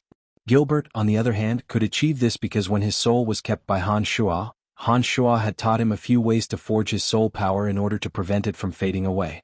However, Gilbert's current body was already equivalent to an avatar. Whether it was in terms of strength or compatibility with his soul, it had reached a very good level. There was no need to waste energy to refine another avatar. Therefore Han Shuo rejected their requests one by one. He then told them to focus on their own cultivation and not let this matter affect their state of mind. After the fire of hope in their hearts was extinguished by Han Shuo, they were not too depressed. Gilbert continued to focus on his own cultivation. He had gained a lot of inspiration from Little Skull. Recently, he had gained quite a bit of understanding in the aspect of fusing two types of energy. Now was the time to strike the iron while it was hot. Perhaps it was because they were stimulated by Little Skull's power, but Sanguiner and Ballins were cultivating in seclusion much more diligently than before. They were not affected by the avatars. The 5 elite zombies had each obtained a high god divine soul from Han Shuo. As they were living in unique life forms, the amount of memories they obtained from the high god divine souls far exceeded that of Statholm and the others. As unique life forms that specialized in the energy of one energy, the 5 elite zombies improved at an astonishing rate. As the war with the Godhunter Alliance was on the verge of breaking out, Han Shuo dared not to be careless. After Little Skull left, he would frequently summon Zovik and instruct him on some detailed arrangements for the upcoming war. Other than that, Han Shuo would mysteriously disappear for a few days at a time. It was as though he was preparing something. Time flew by and half a month went by in the blink of an eye. Han Shuo estimated that Little Skull's main body should have left the fringe by now and that his avatar should have arrived at the Omphalos by now. Han Shuo was rather worried about the situation in the Omphalos. ***** at the Omphalos in the fringe. Little Skull, Han Hao, and a few god hunters had officially entered the Omphalos. They swaggered around the streets of the Omphalos and shopped for some unique products. 5 days ago, Han Hao's avatar had arrived in the vicinity of the Omphalos. But because his main body had not left the fringe, he did not enter the Omphalos. It was only when the avatar's soul sensed that his main body had arrived in the Destiny Dominion that Han Hao unhurriedly entered the Omphalos. Han Hao's arrival had attracted the attention of many major powers. Tyre, who was well aware that Han Hao possessed a quintessence shard, immediately set his sights on Han Hao.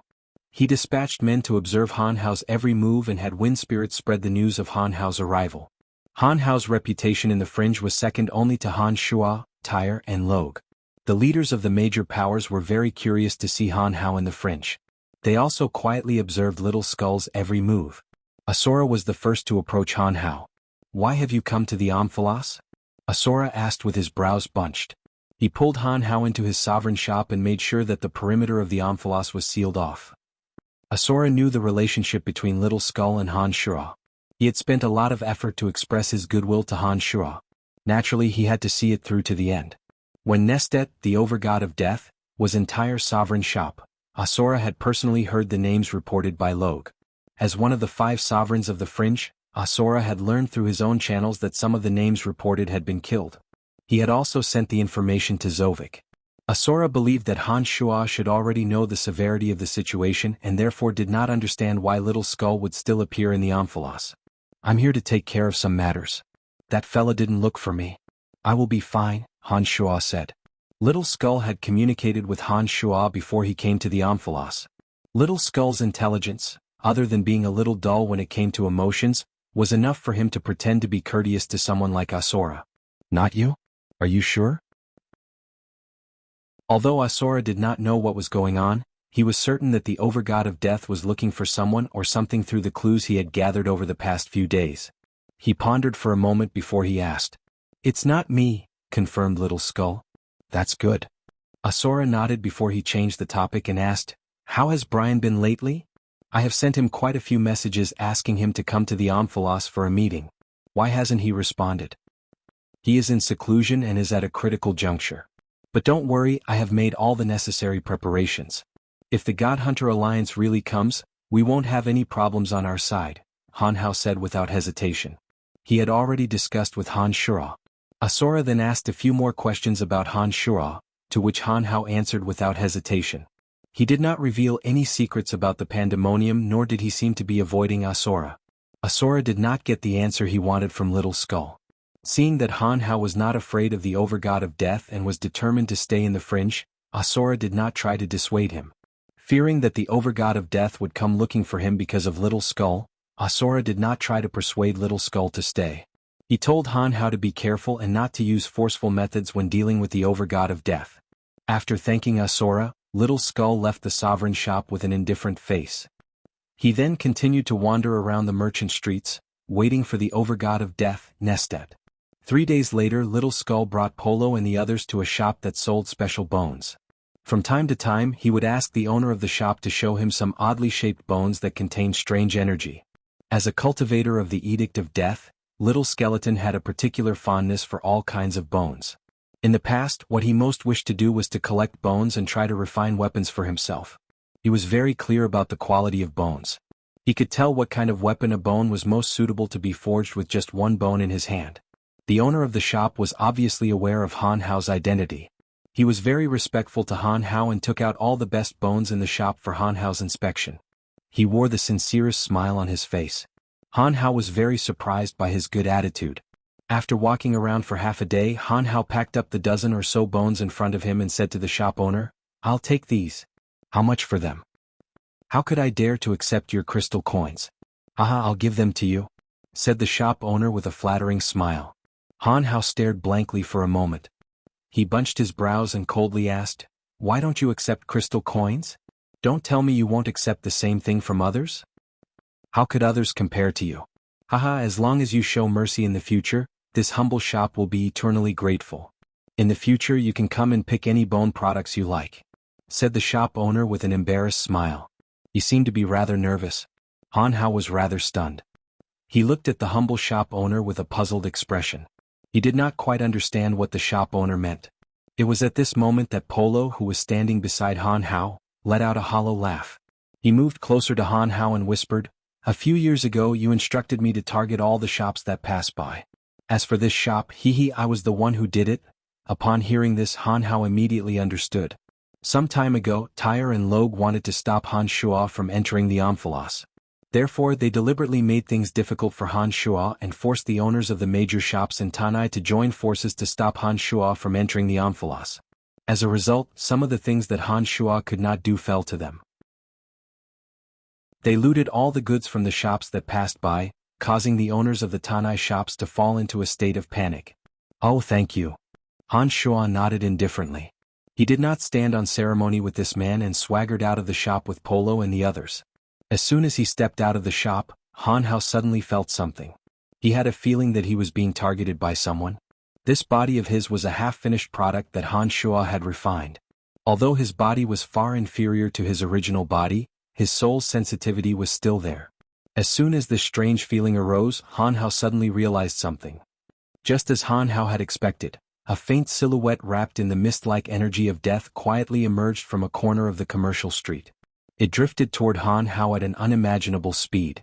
As the mist-like silhouette approached, several energies of lightning, destruction and darkness swarmed toward Han Hao at the same time, blocking off all directions around Han Hao. It's finally here, Han Hao thought to himself. He stood still and waited for the energy of death to approach him. He had already decided to let the overgod of death's soul peep at him. Just as the misty shadow was about to reach him, to Han Hao's surprise, it stopped abruptly. At the same time, a cold voice came from within. "Lock him down." "Dagmar!" shouted Han Hao. In an instant he retreated into the shop that sold bones and shouted, "Polo, disperse!" Shout. Han Hao was very surprised. He did not expect that it was not the overgod of death, Nestet, but the hegemon of the God Hunter Alliance, Dagmar. This was the Omphalos at the center of the fringe. Tyre, Log, Asura and Wasis were all gathered there. The leaders of various factions were also there. Dagmar must be a little too crazy to come to the Omphalos. As a cultivator of the energy of death, Dagmar's mastery of the soul was much more profound than that of an average person. By deliberately concealing his strength, he might be able to fool Tyre and the others. After waiting bitterly for so many days, not only did Nestet not show up, but Dagmar, who had gone mad for the quintessence shard, showed up instead. Han Hao did not know whether to laugh or cry. He immediately retreated after entering the shop and did not forget to loudly instruct Polo. "The forces of the God Hunter Alliance are here. The forces of the God Hunter Alliance are here." Polo of course knew who Dagmar was. As someone who had pledged allegiance to Han Hao, he knew what he had to do. He shouted as he retreated with the others. "Where do you think you're going, Han Hao?" shouted Dagmar sinisterly. One after another, silhouettes emerged from the darkness and surrounded Han Hao from all directions. Dagmar, on the other hand, did not personally attack Han Hao. Instead, he waved his hand and released bone prisons to temporarily trap Polo and the others. After his previous experience, Dagmar had a knot in his heart about the bizarre energy of Little Skull's gravestone. He was afraid that if he attacked Han Hao, he would be affected by the gravestone's energy. Therefore, even though Dagmar was right beside Han Hao, he did not immediately attack. Of course, he did not know that Han Hao did not have the quintessence shard on him. Therefore, he did not dare to attack Han Hao. Instead, he temporarily imprisoned Polo and the other followers of Little Skull so that those who did not cultivate in the energy of death could besiege Han Hao and kill him in the shortest time possible. "You still can't kill me?" shouted Han Hao coldly after jumping out from the back window of the shop. Shortly after, he took out a handful of pearls of annihilation and threw them in all directions. Boom, boom, boom, boom, boom, boom. Violent explosions rocked every corner of the merchant street. The few loyal followers of Dagmar were all blocked by the terrifying explosive force of the pearls of annihilation. One of them, who was the first to rush to Han Shua's side, was the first to be hit. He was blasted away with blood dripping from his body. Before coming here, Han Shua had given the little skeleton half of the pearls of annihilation he had refined to the little skeleton in order to prevent the little skeleton from being ambushed along the way. Little Skull's fake body could not unleash too much energy of death. However, because his soul had inherited the memories of the demonic arts, he had no problem unleashing the pearls of annihilation. The violent explosion instantly destroyed more than a dozen shops in the vicinity. Rubble, dust, wood chips and iron pillars flew everywhere. The shop assistants and the fringe dwellers who were shopping in the area were all out of luck. Those who stood close to Little Skull were all blasted away by the pearls of annihilation. "Capture him! Capture him! We don't have much time!" shouted Dagmar ferociously as he rushed to the front of Han Hao. He opened one of his hands and wisps of the energy of death drifted out and landed on the bone prison imprisoning Polo and the others. The sharp bone spikes shrank and pierced deep into the bodies of Polo and the others. Dagmar was, after all, an overgod expert. It was no surprise that he would attack Polo and the others. And this was only because Dagmar's attention was focused on Han Hao. Otherwise, if Dagmar had gone all out, Polo and the others would have been in an even more miserable state. They might have been stabbed to death by the bone prison by now. Dagmar's mad shouts caused his loyal followers to disregard the impact of the explosions and charge at Han Hao fearlessly. It seemed that they were determined to kill Han Hao as soon as possible. Almost all of Dagmar's followers possessed late-stage high god strength. The explosions from the pearls of annihilation wouldn't be able to instantly kill them. But when they recklessly charged at Han Hao, this half-finished avatar of Han Hao's wouldn't be able to withstand their attacks.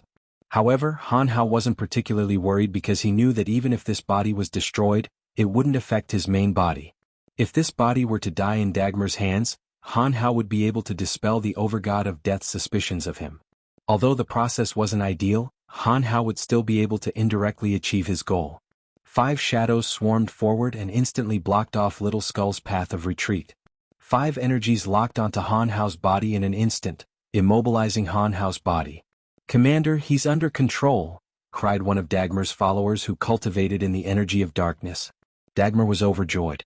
His body trembled with excitement. He didn't even look at Polo, who was about to be killed by the bone prison, nor did he waste the energy of death on Biolo. He landed in front of Han Hao in an instant and extended his hand towards Han Hao's chest. "Here, it should be here," Dagmar mumbled to himself with a crazed look on his face. His fingernails were as white as a sharp knife. Puff. Dagmar thrust one of his hands into the chest of Han Hao's body. He was so excited that he was about to dig out the quintessence shard that had driven him crazy. Suddenly Dagmar stopped. His face was hideous. He stared at Little Skull and roared, "It's not here. Why isn't it here? Where did you hide it? Hand it over. Hand it over." Chapter 943. Dagmar snuck into the Omphalos at all costs. He was prepared to be severely injured or even killed. But why? It was all for the quintessence shard in Han Hao's body. Greed had destroyed his rationality and made him come here in a frenzy. He could give up on his subordinates who had been following him all this time. But for the quintessence shard, Dagmar had completely lost his mind. When he found no trace of the quintessence shard in Han Hao's body, he became hysterical. He grabbed Han Hao's chest and howled, "Hand it over! Hand it over!" Han Hao looked at the deranged Dagmar with an indifferent face. There was no sadness, no joy, no shock, no fear. It was as though Dagmar was grabbing someone else and he was just an indifferent bystander. "Commander, someone is coming. Hurry." That subordinate heard the shrill howls from afar and knew that the experts of the fringe were gathering here. He hastily warned Dagmar when he saw that Dagmar had lost his mind. "Han Hao, hand it over and I won't kill you. I promise I won't kill you." Dagmar's eyes were as red as blood as he held onto Han Hao tightly as he yelled, enunciating each word. "Just kill me," said Han Hao coldly. "Do you really want to die?" Dagmar bellowed. The veins on his forehead bulged. He was in a dilemma. On one hand, he wanted nothing more than to tear Han Hao into pieces. On the other hand, he wanted to know the whereabouts of the quintessence shard from Han Hao. "Commander, we're running out of time." The voice of one of his loyal subordinates was already sobbing, for Dagmar's usual composure was nowhere to be found, and he had stayed far longer than he had expected. "Fine, I'll fulfill your wish," Dagmar roared. He steeled his heart and prepared to kill Han Hao. All of a sudden, a frigid aura enveloped the entire area. The white, frigid aura instantly fell on Dagmar's body and completely enveloped him. The bone-chilling power immediately affected Dagmar, causing his limbs to stiffen and making him unable to exert his strength for a moment. At the same time, the frigid aura rapidly spread from Dagmar to the surroundings. Dust, gravel, and wood were all frozen. Dagmar's aura that had locked onto Han Hao suddenly broke. The frigid aura seemed to have a life of its own. It affected Dagmar, his subordinates, and even inanimate objects. However, it spared the little skull Han Hao in Dagmar's hand. Han Hao, who had been prepared to be killed by Dagmar's attack, keenly grasped this rare opportunity. The moment Dagmar and his subordinates were trapped by the frost energy, he immediately retreated and fled from Dagmar's side without a care for anything else. Although Dagmar's hand had reached into Han Hao's chest, it didn't take his life. This was because Dagmar knew that the quintessence shard was his main target. When his other hand reached into Han Hao's abdomen and discovered that there was no trace of the quintessence shard, he immediately withdrew his hand without destroying Han Hao's body. Of course, due to the uniqueness of this body, Han Hao wouldn't die so easily even if Dagmar crushed his internal organs. He would still be able to live on peacefully. After all, this body was different from a normal human's. It was not as if all the internal organs in the body had exploded, and all the body's functions would stop. "Dagmar, how dare you come to the Omphalos? You're courting death." A cold and stern voice sounded from not far away. Wuxia, one of the 5 sovereigns of the fringe, was the first to arrive. He managed to free Han Hao from Dagmar's grasp just in time. As soon as Wuxia finished shouting, he appeared in front of Dagmar. An enormous domain of divinity instantly enveloped the entire area.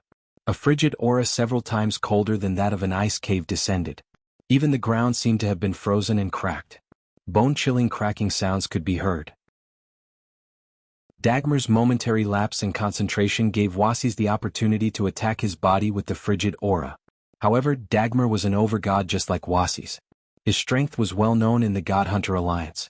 Although Wuxia's frigid aura had injured him in an instant, the frigid aura also allowed Dagmar to recognize the situation. After circulating the energy of death in his body a few times, the frigid aura that had invaded his body was cleansed by Dagmar. He extended his hand and the element of death from the Omphalos frantically converged towards him. A dusky mist immediately enveloped the area and neutralized the frigid aura, causing the temperature to rise. "Hegemen, run!" shouted one of Dagmar's subordinates at the top of his lungs. It was at this moment that Dagmar realized how dangerous the situation was. Other than Wuxia, he sensed that Asura, a cultivator of the energy of earth, was also rushing over. Tyre and Logue's auras were faintly discernible.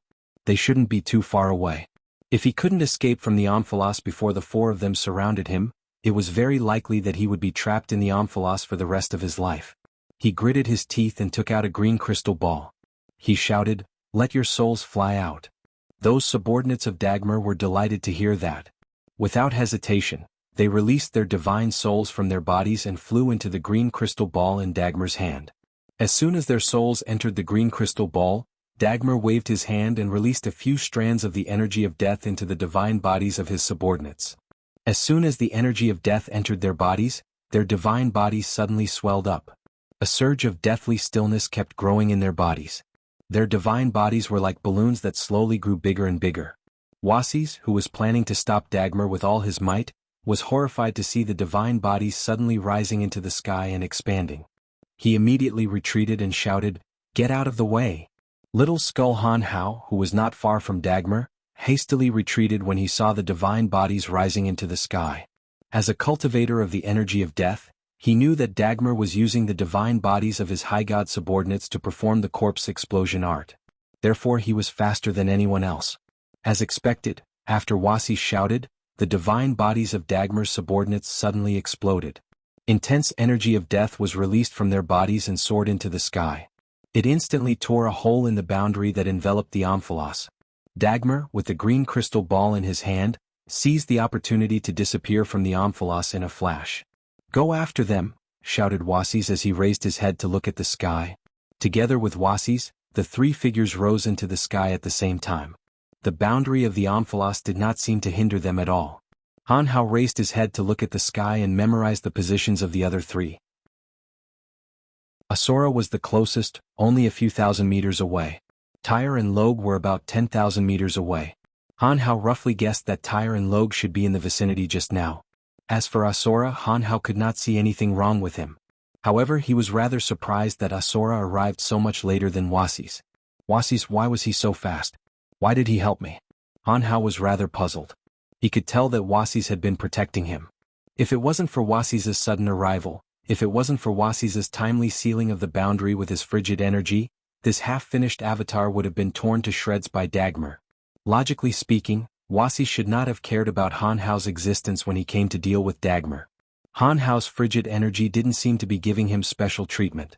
After all, Wuxia had no relationship with the Han family. Wuxia had even been defeated by Han Shuo at the mouth of the volcano. No matter how Han Shuo looked at it, Wuxia shouldn't have been so careful to protect Han Hao. "Chief, are you all right?" While Han Hao was pondering, Polo walked out of Dagmar's bone prison with blood all over his body and asked worriedly. Han Hao shook his head and calmly replied, "I'm fine. How about you guys?" Dagmar left early and did not continue to exert his energy on us. Therefore we only suffered some light injuries. "There's no problem," Polo said to Han Hao in a relaxed manner while wiping the blood off his body. His face did not show the slightest sign of pain. Having stayed in the fringe for a long time and being a god hunter himself, injuries of this degree were nothing to Polo. Han Hao's other subordinates did the same. They stopped the bleeding as quickly as they could. After they were done, they sat cross-legged on the ground to recover the energy they had consumed.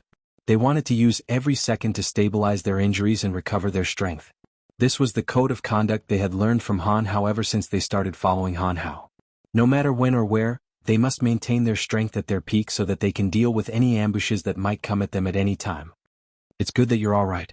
Let's all sit down and rest." Han Hao nodded and took the lead to sit cross-legged on the ground, ignoring Wuxia and the others who were chasing after him. In Han Hao's opinion, this body wouldn't be of much help. Therefore he did not participate in the battle. Dagmar had not hesitated to use the divine bodies of his top experts to perform corpse explosion. Moreover, he had done it so decisively that he had a backup plan. They were all over gods. Dagmar was fleeing with all his might while Tyre, Logue, and the others did not come immediately because they wanted to see Dagmar get killed. Therefore they were unable to surround Dagmar. In Han Hao's opinion, it was very likely that Dagmar would be able to escape and Tyre and the others would return empty-handed. Han Hao, who was sitting cross-legged, was still letting his imagination run wild. This body was only a half-finished product to begin with and there was no need for it to recover. Now that the matter was over, the strand of his divine soul would return to his main body and he would have to give up on this half-finished body. Therefore Han Hao did not plan to waste his energy on recovering this body. Why did Wasis help me? Did Asura betray me? Otherwise, why would he arrive even later than Wasis? A series of questions surfaced in Han Hao's mind. He knitted his brows and slowly pondered. Time passed without anyone noticing.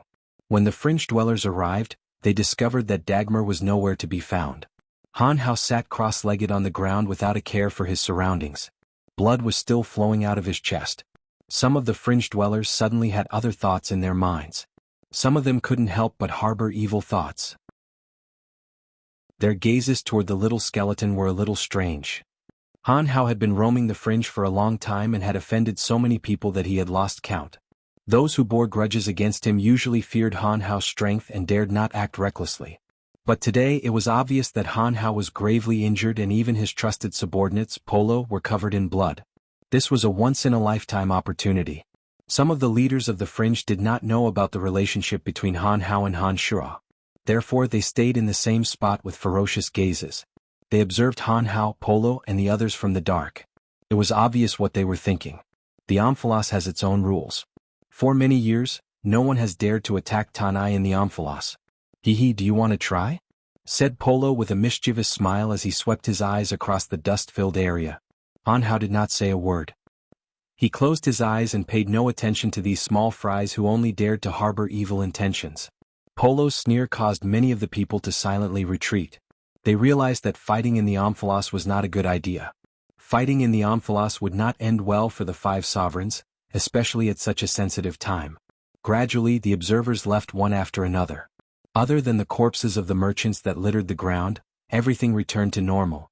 Right at this moment, a shadow slowly appeared in the surging dust, unhurriedly walking in this direction.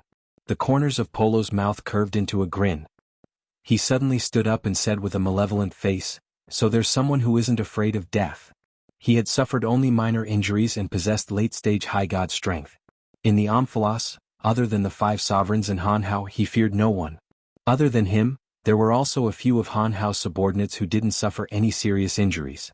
Polo didn't think that Han Hao would be at a disadvantage even if all of them attacked him at the same time, let alone Han Hao who came alone. A tall figure gradually emerged from the dust-filled area.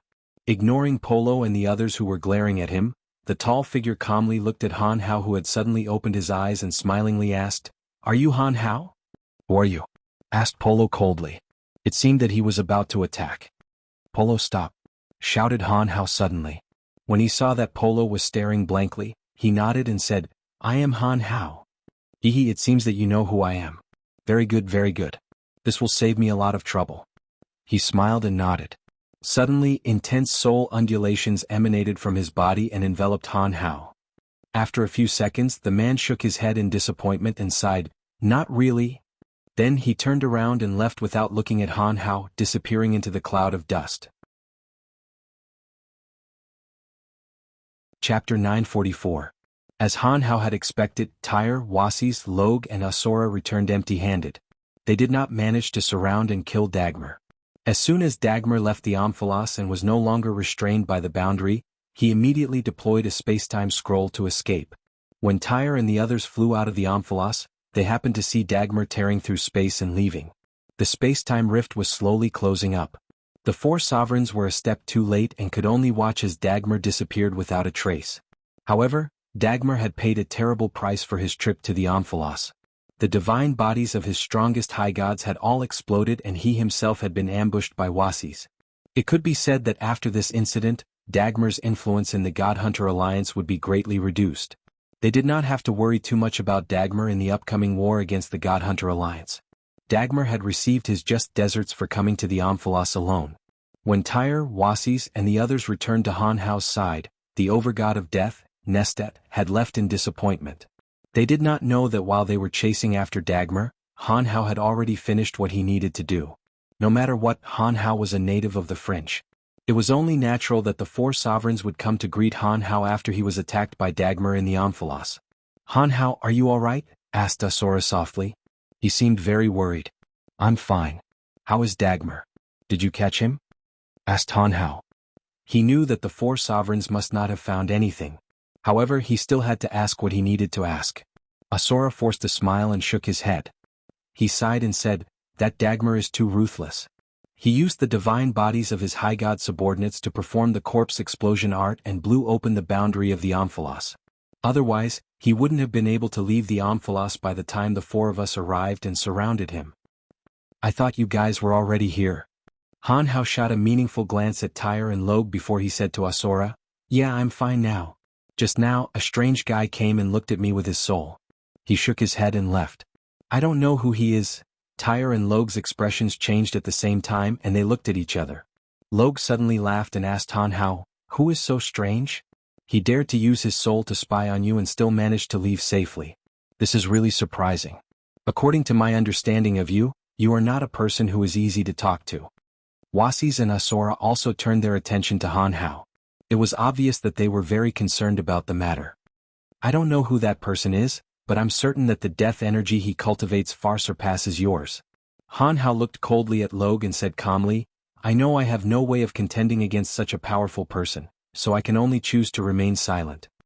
I heard that some time ago Lord Logue also encountered a powerful expert. At that time, Lord Logue's performance seemed to be even weaker than mine." Logue's face turned ugly after hearing Han Hao's words. He coldly groaned and did not reply. Logue was certain that the person who came was the overgod of death, Nestet. He did not learn from Tyre that Han Hao possessed a quintessence shard. Therefore Logue was not particularly surprised. Wasis and Asura did not think too much about it. They were just rather surprised that the overgod of death, Nestet, was able to learn that Han Hao was in the Amphilos in such a short period of time and came looking for him so quickly. Tyre, on the other hand, wore a pensive look. He looked deeply at Han Hao as though he was trying to see through Han Hao's body and soul. He was the one who knew about the Amphilos. Why didn't Nestet make a move? That's impossible. The quintessence shard is in his possession. Could it be that Big Brother's information is wrong? Tyre's mind was in turmoil. He thought that once Nestet arrived, Han Hao would be dead for sure. He did not expect that Han Hao would be fine. "If there's nothing else, I'll be taking my leave." Han Hao did not feign civility with Tyre and the others. Han Hao had obtained the information he wanted from Tyre and Logue. Therefore he stood up, nodded at Polo and said, "Let's go." Upon finishing those words, Han Hao took a step forward and left. Before he left, he stole a glance at Wazer, who was as cold as ice. "Let's disperse. Since Dagmar dared to come to the Amphilos alone, it seems that the God Hunter Alliance's attack will arrive soon. Alright, everyone can leave now. We have said what we need to say. From today onwards, we will go our separate ways and prepare to face the God Hunter Alliance's attack." Tyre knew that the battle was about to break out. He was the first to leave after bidding farewell to Asura, Wasis and Logue. As soon as Han Hao left the Amphilos, he brought Polo and the others to the sovereign shop where the Han family resided. Under the guise of buying celestial pearl, they entered the secret chamber where Han Shua usually cultivated. The relationship between Han Shua and Han Shua was something that not even the average members of the House of Han were aware of. However, the owner of the Celestial Pearl Pharmacy was privy to it. After Han Shua arrived, he attentively escorted Han Shua to his side and then quietly left. He also instructed all the employees to stay away from Han Shua. The reason why Han Hao chose this secret chamber where Han Shua usually cultivated was that Han Shua had deployed a special formation to protect it. Inside the chamber, Han Hao would not have to worry about being spied on or disturbed by others. After sitting on the prayer mat where his father, Han Shua, sat cross-legged, Han Hao gradually released a strand of his soul and completely concealed the aura of his body. At the same time, Han Hao's main body in the Destiny Dominion was also sitting cross-legged in the same posture. The only difference was that there were tiny inscriptions glowing in the pupils of Han Hao's eyes. His body was also emitting a strange energy that affected the element of death in the vicinity. Nestet, the overgod of death, who had yet to leave the Omphalos, was lost in his thoughts. Suddenly, his eyes lit up and he looked in the direction of the Destiny Dominion. Han Hao was his last target. When he realized that Han Hao didn't have a quintessence shard on him, Nestor couldn't have been more disappointed. He started to wonder if he had made a mistake in his judgment. Why was it that all the experts of death in the fringe couldn't find anything? The timely appearance of the quintessence shard from the Destiny Dominion shocked Nestet. His eyes glowed brightly as he mumbled, "So that guy has already left the fringe." "That's right. Why would he dare to stay in the fringe when he sensed that I'm coming?" While mumbling to himself, Nestet swiftly left the Omphalos. The energy of the boundary that bound the entire Omphalos did not hinder him at all.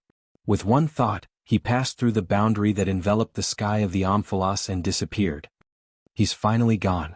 Tyre and Logue looked up at the sky and heaved a sigh of relief. The two of them were mainly responsible for deploying the energy of the sky above the Omphalos. Asura was in charge of the energy of the ground, and Wasis's energy of ice was used within the city walls. The four of them had a clear division of labor. As the ones who deployed the boundary, Tyre and Logue, of course, could sense the presence of the overgod of death. They knew that Nestet had disappeared from the Omphalos. To Tyre and Logue, Nestet's presence made them feel very insecure. Having such a powerful being in Tanai made them feel uneasy, as though their lives were in someone else's hands. For experts like Tyre and Logue who had the lives of others in their hands, this feeling of defeat was unbearable. They desperately hoped that the overgod of death would leave the Omphalos and the fringe as soon as possible. They hoped that he would never appear in the Omphalos again. Tyre took a deep breath and slowly calmed himself down. After a while he left the Omphalos and returned to the volcano. He contacted his brother Daka and told him about what happened today. "I got it. Dagmar has just returned and he said that Han Hao no longer has the aura of the quintessence shard on him. This is really strange. I wonder what that kid did to the quintessence shard." Daka, who was in the magical mirror, had a puzzled look on his face. He couldn't figure out what was going on. Logically speaking, no matter who obtained the quintessence shard, they would hold it tightly in their hands and not let it go easily. However, there was clearly no quintessence shard in Han Hao's body.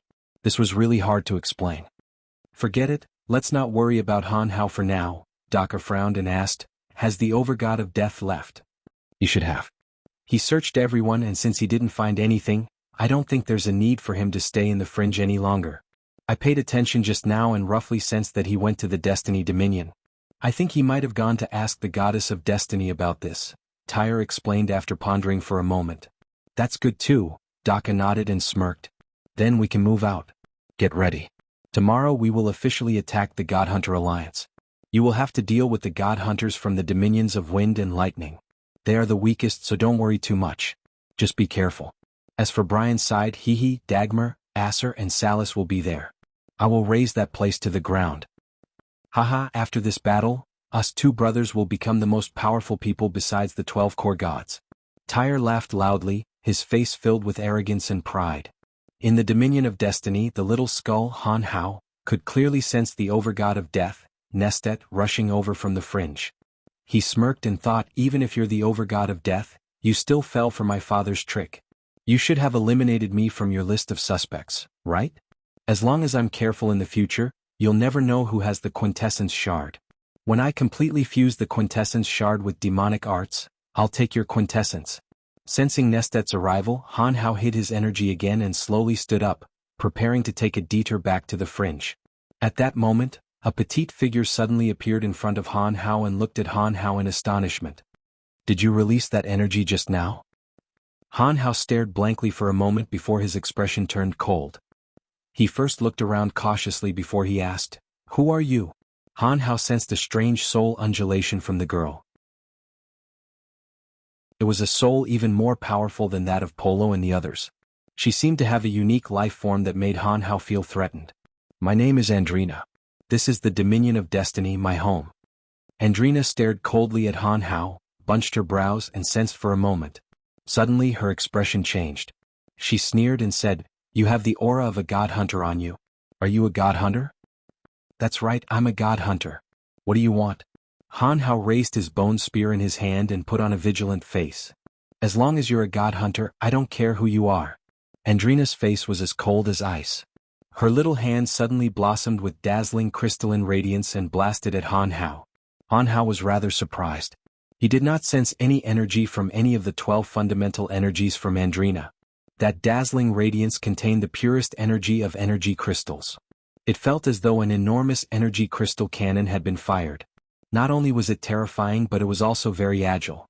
Han Hao did not know Andrina. Therefore he did not know that Andrina was close to his father, Han Shua. Back then, when Andrina and Han Shua met, Han Hao had already left Han Shua's side. Therefore, when Han Hao saw that Andrina suddenly attacked, he immediately regarded Andrina as a formidable enemy. Han Hao unfolded the bone spear in his hand. The element of death that was attracted by the quintessence shard adhered to the bone spear. The 3 boundaries of weakness, fear and aging were instantly formed and enveloped the entire area. Not only that, but a grayish membrane also formed in front of Han Hao. Traces of the energy of death could be faintly seen flowing across the membrane. Andrina cried out in surprise. She did not expect that Han Hao would be so powerful. He was much stronger than the God Hunter expert she had met before. With that, Andrina immediately released all of her energy. The dazzling radiance in her hand suddenly condensed into an enormous energy crystal. At the center of the energy crystal was an oval-shaped sphere of light that radiated scorching light like the sun. It seemed to be the core of the energy crystal. Andrina, who had been brought back from the darkness dominion by the goddess of destiny, had been under the strict protection of the goddess of destiny. Her strength had grown tremendously. She was no longer the same Andrina as before. The barrier that Han Hao had formed using the energy of death couldn't withstand the full force of Andrina's attack. A large hole was blasted in the barrier. The energy crystal formed by the radiance, propelled by the core energy that resembled the sun, rolled towards Han Hao like a ball. Hypocrisy, fear and aging, the 3 great enchantments of death, did not have any effect on Angelina's special life form. Chapter 945. Angelina was still alive and kicking, and the 3 enchantments of death, hypocrisy, fear and aging did not befall her at all. On her chest, a dazzling bright light aura lit up the entire area. Even the scorching sun's rays were not as bright and dazzling. The huge energy crystal was like a glazed crystal ball. In the center, there was an oval-shaped light ball that was constantly emitting a dazzling radiance. It corresponded with the dazzling radiance on Andrina's chest. It carried an astonishing amount of energy as it rolled towards Han Hao. Seeing that Andrina was still alive and kicking inside the 3 boundaries of death, Han Hao immediately changed his strategy. He instantly absorbed the elements of death that were supporting the 3 boundaries of death into the bone spur in his hand. Without waiting for the crystal ball to approach, Han Hao suddenly retreated. "You want to run?" Andrina sneered. She opened her small hand and flicked her slender fingers. Under Andrina's control, the glazed crystal ball rolled and bounced nimbly. It was as fast as lightning. It firmly locked onto Han Hao and didn't let go. Han Hao's heart was as calm as still water. His pair of bewitching eyes glittered with evil light. He suddenly stood still in his place. Kaka. Kaka. 7 bone spurs shot out from his back and attacked the sneering Andrina from his side. At the same time, the bone spur in his hand suddenly shot out. As soon as the bone spur shot out, tens of thousands of ghosts wailed. Wisps of ink-black aura lingered on the bone spur, forming a hideous and frightening ghost face. The bone-chilling cold wind pierced through the bones, and the bone-piercing bone suddenly opened a big mouth full of sharp teeth. The bone spur, which was originally just a dead object, suddenly turned into a ferocious and terrifying ancient beast. The evil aura, which was condensed by hundreds and thousands of evil souls, showed its sharp edge at this moment. Andrina's sneering face suddenly changed. She seemed to be somewhat shocked. It seemed that she didn't expect that an ordinary bone spur would contain such frightening evil power. Without waiting for Andrina to react, the bone spur suddenly opened its big mouth filled with fangs and swallowed the glazed crystal ball that Andrina had shot out. That big mouth continued to chew and chew, making ka-ka-ka-ka sounds, as if the energy crystal that was as hard as a diamond was being bitten to pieces. So. The 7 bone thorns whistled over, and the cold and sinister power instantly enveloped the shocked Andrina. Before the bone thorns arrived, the sinister power had already been activated. Andrina was even more astonished. At this moment, she no longer looked at the crystal ball that had turned into a living creature and immediately focused her attention on the 7 bone spurs that had quietly arrived. A huge energy crystal light was released from Andrina's chest. In a split second, Andrina turned into a crystalline state, like a complete living fossil, sparkling and translucent, beautiful and magnificent. However, it didn't have the vitality that a life should have. A blinding light was released from Andrina's body, and the halo of light seemed to contain waves of astonishing power that seemed to affect the structure of space. The 7 bone spikes had clearly reached Andrina's side, but they just couldn't find an accurate point of attack. They just kept circling around Andrina. Who are you? Why is there an aura on your body that I'm familiar with? The crystallized Andrina still had a cold expression as she stared at Han Hao, who had grabbed the bone spur from afar. Han Hao didn't like to talk too much when dealing with enemies. He didn't say a word as he swept over to Andrina. As he advanced, he fiercely swung the bone spur in his hand that had grown much larger. As he swung his arm, thumb-sized energy crystals were shaken out of the bone spur. Those small energy crystals no longer had any energy fluctuations after being shaken out of the bone spur, becoming the most ordinary of pebbles. The crystal ball that had been swallowed by the bone spur couldn't continue to obtain energy from Andrina's body. Under the wear and tear of the thousands of souls and the power in his body, the only path left was to exhaust its energy. Who are you? I don't want to target the wrong person. When Andrina saw Han Hao rushing over, her expression turned cold as she shouted again. Han Hao still didn't say a word. However, he didn't stop the bone spur in his hand as he threw it with all his might. The 7 bone spurs that had shot out from Han Hao's back hovered around Andrina, unable to find a target to attack Andrina. However, the bone spur that contained thousands of souls seemed to be unaffected by the strong light around Andrina's body. It pierced through the layers of light, heading straight for Andrina's chest. Andrina's expression changed again. The glaring light curtain suddenly disappeared from her side. She took out a compass decorated with a pattern of stars. As soon as the compass appeared, it flew out with life. Dong. The compass hit Han Hao's bone spur. A strange power flowed from the compass into the bone spur. The souls that were entrenched in the compass trembled violently. In the next moment, they turned into wisps of smoke and dissipated between heaven and earth. A strange light flashed in Han Hao's eyes. Without thinking, he raised his hand and summoned the bone spur back. With a thought, he planned to use the power of the Godhead fragment and the demonic arts to fight Andrina. Shi Yin could feel the strange fate power on that compass. He had rarely encountered this kind of power before. He knew that it was the most mysterious of the 12 Upanishads. The power on that compass was so terrifying that the souls in his bone thorns couldn't endure it. After making up his mind, Han Hao didn't hesitate. He retrieved all the bone spurs and charged straight at Andrina. This body was extremely tough to begin with. He had spent much more time and energy on this body than he had on the bone spurs. Now that this body contained a shard of Godhead that was related to the power of death, he had improved even further. It could be said without the slightest bit of politeness that this body had already become his most secretive weapon. In some aspects, its power was even more terrifying than the bone spear in his hand. As soon as Han Hao moved, Andrina knew that he was going to fight with his life on the line. That was because no matter how they fought before, Han Hao's face was calm. It was as if he didn't care about her. But this time he was very focused. He was much more serious than before. When it came to Han Hao, Andrina had a deep fear in her heart. The power Han Hao displayed made her feel a strong sense of crisis. Just like now, if it wasn't for the compass her mother had given her, she might have been injured by the bone spur. So, seeing that Han Hao was going to fight with his life on the line, Andrina was a little anxious. Just as Han Hao was about to reach her, she suddenly shouted, "Do you know Brian?" Han Hao, who was flying over, suddenly froze. His body stopped a dozen meters in front of Andrina. He looked at Andrina strangely and nodded. "Who are you? How do you know my father?" Hearing this, it was Andrina's turn to be surprised. She exclaimed, "What? You are his son? How is that possible?" Landing on the ground, Han Hao calmly looked at Andrina and said, "Are you my father's friend or foe?" "Of course we are friends. I was just about to find your father. Can you take me to him?" Andrina giggled. Although she still found it strange, she didn't show it on her face. Han Hao didn't answer her immediately. Instead, he looked at Andrina attentively, as if trying to determine if Andrina was telling the truth. After a while, Han Hao said, "My father is in the pandemonium. Go there and find him. I still have things to do." Then, without another word, Han Hao turned around and left without looking at Andrina. He could sense that the overgod of death, Nestet, was rushing towards him at full speed. He couldn't stay here for too long. On the other hand, if he didn't take a detour to the fringe, he would very likely run into the overgod of death, Nestet. If he ran into Nestet on the way, he would be in serious trouble. Before Angelina could say anything, Han Hao had already disappeared without a trace. With a dejected face, she gritted her teeth and cursed in a low voice, "What's the big deal?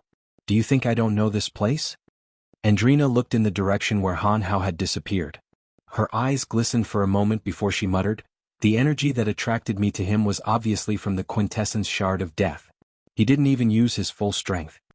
I heard that the overgod of death, Nestet, has come to the fringe. Could it be because of him?" Andrina hesitated for a moment before she harumphed, "Forget it. If it wasn't for Brian, I would have told him." Andrina stomped her foot and glared in the direction where Han Hao had left. Then she turned around and flew towards the fringe. The Destiny Dominion, the Shrine of Destiny. The goddess of destiny's figure slowly materialized in the shrine. "Andrina, I've brought you something. It's your favorite crystal," said the goddess of destiny with a benevolent face. Her gentle voice reverberated throughout the shrine. After a long while, the goddess of destiny forced a smile and shook her head. She muttered to herself, sneaking away again. Why couldn't this lass just stay put and behave herself? But this time she shouldn't be too far away. This girl's strength has improved tremendously recently. She shouldn't have any problems. The goddess of destiny cast her gaze towards the land of chaos. Her eyes seemed to have two compasses dotted with stars spinning slowly in them. She looked more like a precise machine than a human with flesh and blood. "Han Shua, oh Han Shua, I hope the power he left you will be able to help us open Eternia," murmured the goddess of destiny as she gazed at the fringe. The fringe, the pandemonium. Han Shua, who was in closed-door cultivation, suddenly felt uncomfortable. He flew out of his gymnasium and stood on top of the pandemonium. He gazed in the direction of the Dominion of Destiny and mumbled, "Han Hao is there. Did something happen to him?"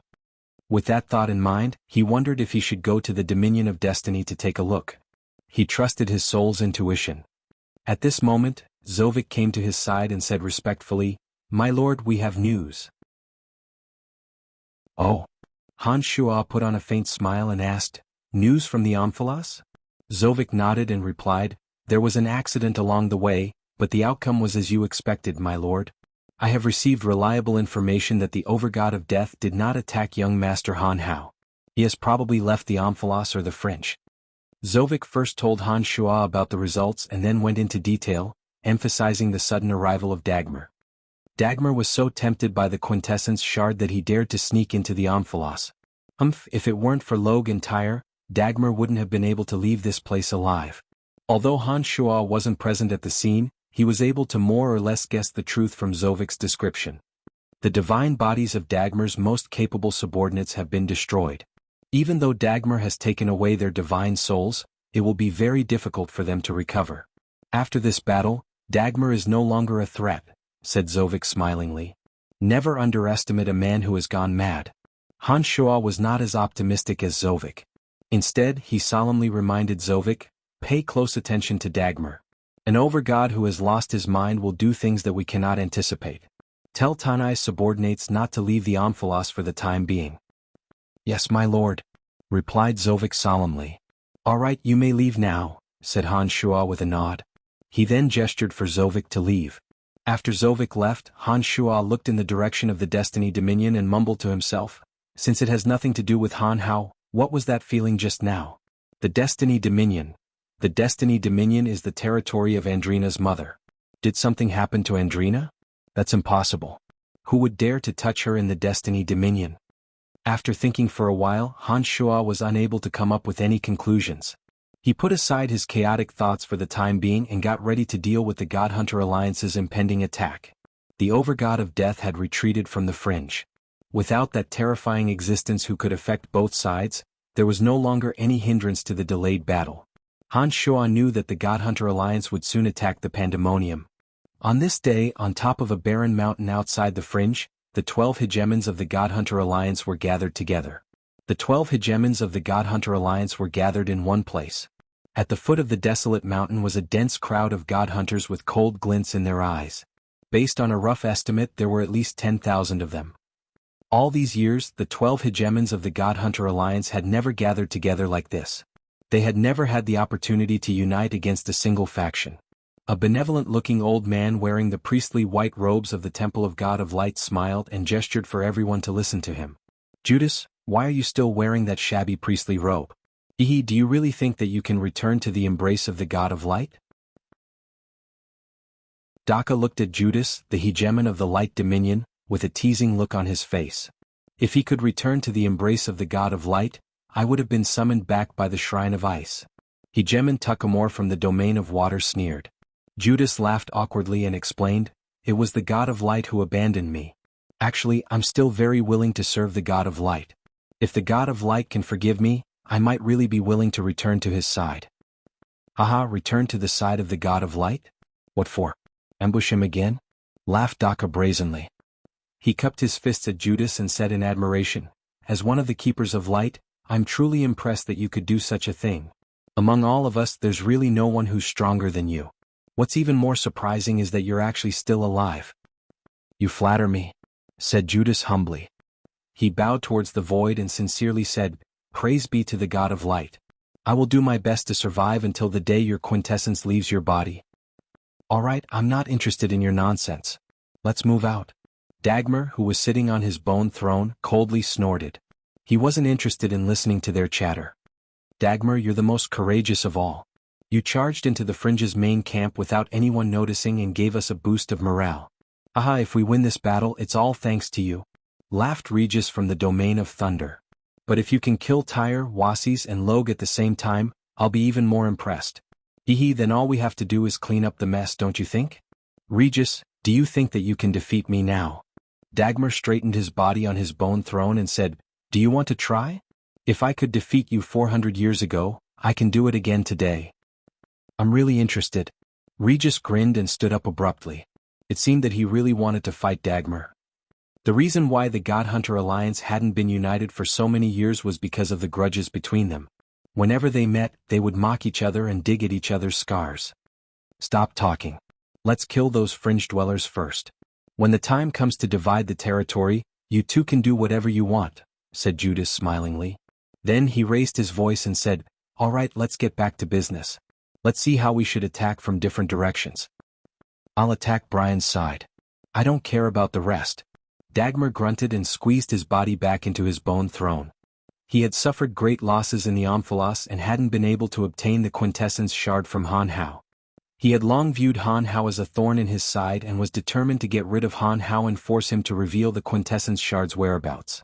Although he didn't know why Han Hao didn't have the quintessence shard, he had personally witnessed the existence of the gravestone.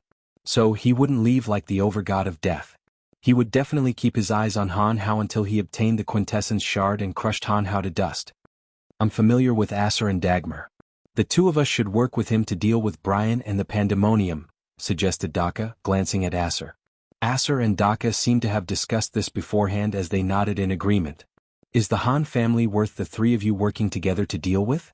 Tuckamore of the Water Dominion coldly snorted. He didn't seem too satisfied with this arrangement and felt that Daka's side had taken advantage of the situation. The Han family is indeed very powerful. I know that I've fought them before. Also, Dagmar's strength has been greatly reduced. I think there's nothing wrong with the three of us working together, said Daka and Tuckamore while looking at Judas. After thinking for a moment, Judas smiled and said, All right then. Tuckamore and Dagmar are already so unlucky. Let them go. Although Tuckamore had spoken sarcastically to Judas, he seemed to be giving him face. He nodded and didn't say anything else. The matter was settled. Chapter 946. With Judas and Daka's help, the God Hunter Alliance slowly came to a decision. Daka, Dagmar, and Acer would head towards the Han family's Pandemonium, Tuckamore and Judas would head towards Logue, Regis, Miller and Isaiah would deal with Asura, and the remaining hegemons would deal with Tyre and Wasis. All in all, the 12 hegemons of the God Hunter Alliance were clearly stronger than the Fringe. Given the God Hunter Alliance's strength, the 5 sovereigns of the Fringe wouldn't stand a chance against them. After the decision was made, the 12 hegemons gathered their subordinates and split into 5 groups, heading towards the Fringe from 5 different directions. On Daka's side were Acer and Dagmar, 3 overgod experts. Even though Dagmar had expended a lot of his energy, Acer and Daka still had plenty of experts under their command. With Salus leading the way, it was clear that they had the upper hand in this attack on the Pandemonium. After splitting up with the other hegemons and heading towards the Han family's Pandemonium for a while, Salas suddenly said, "The Pandemonium where the Han family resides is protected by many powerful barriers. Tanai is shrouded in poisonous mist all year round, making it very difficult to deal with. Back when I led my subordinates to attack the Pandemonium, Brian wasn't there. Even so, I suffered heavy losses and failed to destroy the Pandemonium." The battle was about to begin and information was of utmost importance. Daka and Acer listened attentively to Salas's recount of the Pandemonium situation.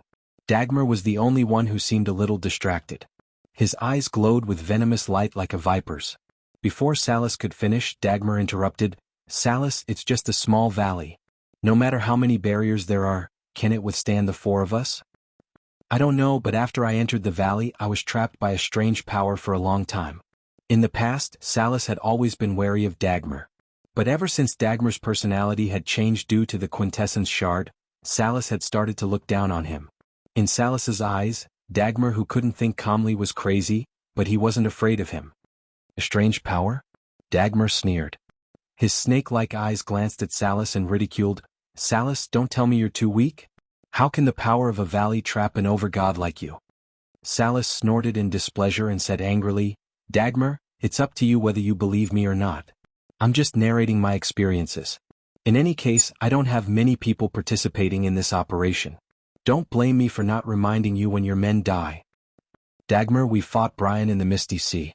You should know that he's different from us. Also, you've known Han Hao for a long time and you've fought him before. You should know that Han Hao has some kind of energy that we don't understand, right?" Daka said solemnly, "This time not only do we have to destroy Pandemonium and kill Brian, Han Hao and the others, we can't afford to lose too much. You know how cunning Gandalf is. If we lose too much power in the Han family, we'll be at a disadvantage when it comes to splitting the profits. So, let's just listen to Salas's suggestion." Dagmar let out a sinister chuckle. "You're right." Dagmar looked at Salas and said apologetically, "Please continue. I'll listen carefully." Hee. Salas nodded reluctantly. After thinking for a moment he continued, "Pandemonium isn't an ordinary place. I'm just telling you in advance so that you won't be at a disadvantage if you're unprepared. Apart from that, I've also found out that there's an area near Pandemonium where Han Hao, God Hunter subordinates are stationed. It's very close to Pandemonium but the security there isn't as tight as in Pandemonium." Dagmar's body stiffened when he heard Han Hao's name. He looked at Salas with his sinister eyes and asked, "What do you suggest?" "Han Hao has a close relationship with the House of Han. I think we should go to his place first and see if we can destroy the place that isn't heavily guarded. Don't underestimate Han Hao's power. He has gathered all the god hunters in the fringe and has the most experts under the 5 sovereigns," explained Salas. "All right, we'll go to Han Hao's place first," said Dagmar rather impatiently. His main target this time was the quintessence shard in Han Hao's possession. Compared to the temptation of the quintessence shard of death, he didn't care about the fringe's future profits at all. "Salas, you're more familiar with the fringe. Will there be any problems?" asked Daka with a frown. Salas's suggestion slightly conflicted with his plan. But seeing how impatient Dagmar was, he knew that Dagmar would definitely head there first. Although Salas's suggestion was different from his own, it didn't seem to be a problem. No matter how resourceful Daka was, he would never have guessed that Salas had already met with Han Shua in secret and reached a tacit agreement. After all, it could be said that Salas was forced out of the fringe by Han Shua. From Daka's point of view, there was an irreconcilable grudge between the two. He didn't think that Salas was only trying to destroy the Han family. "I don't know if there'll be any problems, but I'm sure that the fringe's defenses aren't as strong as Pandemonium's. If we suffer heavy losses there, I don't think we need to go to Pandemonium," said Salas. "What do you think?" Daka hesitated for a moment and looked at Acer. "That works too. We'll use that place to warm up and see if we can find the quintessence shard for Dagmar," said Acer indifferently. "That's great, hee. Dagmar chuckled. He found Acer to be much more pleasing to the eye. "Let's do it then," Daka finally said. Daka made the final decision and asked Salas about the situation over there before instructing his subordinates to slightly change the direction of their advance. Pandemonium, the Han family. Zovik, Romont, Rose, the 5 elite zombies, Balans, and the others were gathered together. Even Statholm, Phoebe, and the others who had been busy absorbing energy from the crystal ball walked out of the gymnasium. Daka, Dagmar, and Aser, the three hegemons, are here with their god hunters. Other than those three, Salas might be following them. Zovik reported the situation to Han Shua with a solemn face. Hearing this news, everyone from the Han family had a solemn look on their faces. Even Gilbert, who was usually laughing and joking, fell silent. Daka, Dagmar, and Aser were all over-god experts. If Salas was added to the mix, it would be equivalent to having 4 pinnacle experts. The Han family had never encountered such power before. Compared to those 4, Hill and Shadao in Witherbone City weren't even worth mentioning. That's the situation. Han Shua swept his gaze across the crowd and said, "From today onwards, seal off the pandemonium. No one is allowed to leave without permission. If we don't leave the pandemonium, won't the god hunters circle around it and head straight for the Omphalos?" Ermike was stunned for a moment before he asked, "According to our agreement with Tyre, aren't we supposed to be in charge of this direction? If we allow Daka and the others to bypass us and enter the Omphalos, the consequences will be dire." "Don't worry, Daka will definitely come to the pandemonium. His goal this time isn't to charge straight into the Omphalos, but to destroy us." Han Shua smiled confidently and consoled Ermike. Ermike nodded after hearing what Han Shua said. He had known Han Shua for a long time. Just by looking at Han Shua for a while, he knew that Han Shua already had a plan in mind. Don't leave the pandemonium. All we need to do is wait for Daka and the others to arrive. Han Shua scanned their faces with his eyes and smilingly said, "If they really intend to take a detour and go straight to Omphalos, then let them be. In any case, the House of Han in Omphalos has already received orders to evacuate the place. From what I see, you don't seem to care about the Omphalos at all, do you?" Statholm the old monster asked with a smile after staring blankly for a moment. "Ah." Han Shua laughed heartily and said, "So what if the Omphalos is destroyed? With Han Tu, Han Jin, and the others around, rebuilding the Omphalos won't be difficult at all. As for the Omphalos, what does that have to do with me? If they deserve to die, then let them die. Only those who survive will be qualified to be servants of the Han family in the future." Upon hearing that, Statholm the old monster and the others immediately realized that Han Shua was ambitious. He seemed to be planning to use this opportunity to make the entire Omphalos part of the Han family's territory. "Brian, you said that you were going to prepare medicines to increase our divine energy.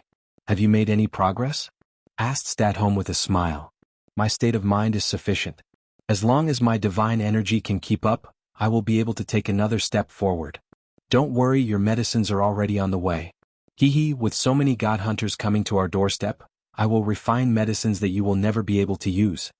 Han Shua then calmly issued a few more orders, telling the Han family to be careful during this period of time. However, he did not elaborate on the details. In another valley not far from the pandemonium, there were 3 mountains with figures moving about. They seemed to be busy with something. On top of a remote cliff, Han Hao attentively observed the people moving about the 3 mountains. From time to time, he would summon one of his subordinates and whisper a few instructions to them. Huge runes had been engraved on the 3 peaks at an unknown time. The runes were strangely shaped and Han Hao's subordinates couldn't recognize a single one of them. They had no idea when the runes had appeared. All they could do was follow Han Hao's instructions and pour buckets of stinking black ink on the runes. When the black ink splashed on the strangely shaped runes, they gave off wisps of black smoke. However, the smoke did not disperse with the wind. Instead, it lingered around the runes. It was a very strange and mystical sight.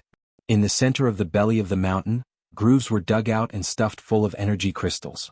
As soon as the energy crystals fell into the center of the grooves, they would immediately shine with the unique bright luster of energy crystals, releasing obvious energy that flowed along special pipes to every corner of the belly of the mountain.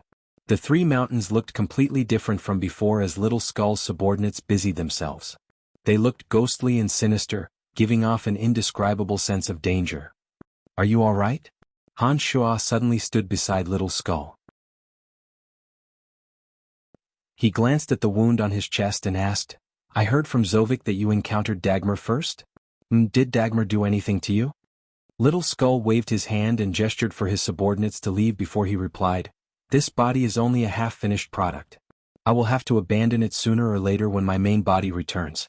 It's fine." After a short pause, Little Skull turned to Han Shua and said, "Father, the first to arrive was Wasis." Han Shua stared blankly for a moment before he smilingly nodded and said, "Very good. It seems that Wasis is quite reliable at critical times." After pondering for a moment, Han Shuo bunched his brows and asked, Tyre and Log of course want you dead. They won't show themselves even if they come. What about Asura? Did you notice anything unusual from him? Asura came a little late, but he seemed to be in a hurry to get here as well. I don't see anything wrong with him. I just feel that he's a little late. Little Skull replied.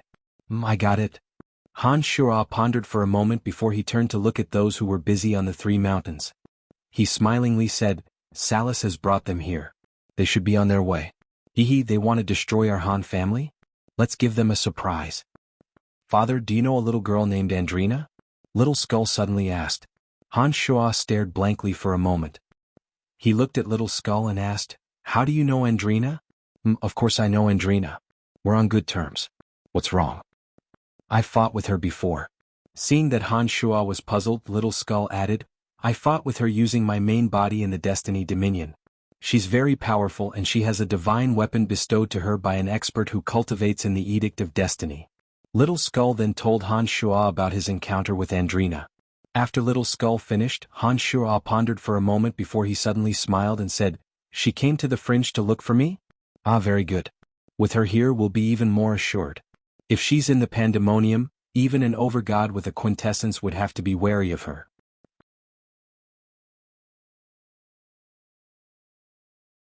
Chapter 947. The fringe wasn't exactly huge, but it wasn't exactly small either. Even with Daka, Dagmar, and Aser leading their men, it took them more than 10 days to reach the valley where Han Hao was. Daka and the rest didn't encounter a single soul along the way. It was as if all the evil spirits in the fringe had vanished. It was so calm that it was stifling. The more it was like that, the more cautious they became. They were also very cautious along the way. After all, the fringe was someone else's territory. No matter how powerful they were, they didn't dare to be too ostentatious. Especially when they knew that the other party was definitely hiding in the dark to ambush them. Daka, Dagmar, and Aser split up in 3 different directions, constantly monitoring their surroundings with their divine senses to make sure that no enemies would suddenly appear out of nowhere. Salus was unperturbed. Daka and the rest didn't ask any questions, so he remained silent. No one knew what he was thinking. Finally, they reached the vicinity of the 3 mountain peaks. Daka stopped in the distance and looked at the valley that was covered in a faint black fog. A foul stench wafted from it. He looked a little doubtful. Salus, are you sure this is the place? Daka glanced at Salus with a strange expression. It should be here. There's no mistaking it. Salus looked solemn. He also found it a little strange. He spread his divine sense out and didn't sense any soul ripples from the mountains. He wondered what that guy was up to. There's no one at all. Dagmar straightened his body as the bone throne carried him towards the valley in the middle of the 3 mountains. The black mist that permeated the entire valley was repelled by the death aura emanating from his bone throne, preventing it from entering his body in the slightest. Let's go take a look. Daka gave Aser a look and the 2 of them followed Dagmar into the valley. The black fog around Tanai had a foul and acidic smell. It was obvious that it was highly toxic. However, the 3 of them were strong enough that it didn't affect them at all. Salus didn't follow them in. He just looked around curiously, paying attention to the details nearby. After his experience in Pandemonium, Salus was very wary of the place Han Shuo had set up.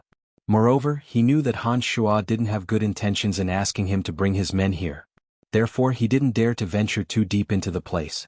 Without Daka and the other 2's orders, their subordinates didn't move an inch.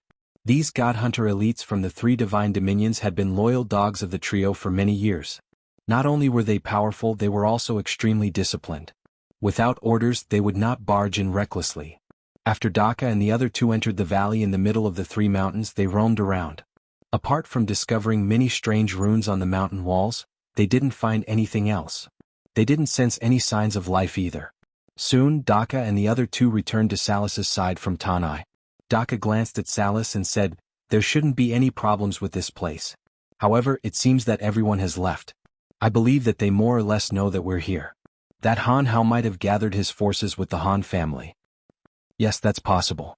After all, they should know that only by working together to defend against us will they not die a horrible death. Dagmar nodded in agreement. He then said impatiently, I think we can give up on this place and head straight to Pandemonium, right? At this point, Salus felt that he had done what he needed to do. Since there was no one in the 3 mountains, there was nothing he could do. If he forced the 3 of them to the 3 mountains, it would only make Daka and the others suspect him. That would only backfire. So, Salas didn't object and nodded in agreement. Then let's head straight to Pandemonium. The Han family's base is there. I believe that unless the Han family really doesn't want to stay in the fringe, they won't leave, said Daka as he prepared to order his subordinates to leave. Wait. Dagmar raised his hand and stopped Daka from leaving. His eyes glowed. What's wrong? Daka was stunned for a moment before he asked, Did you find something?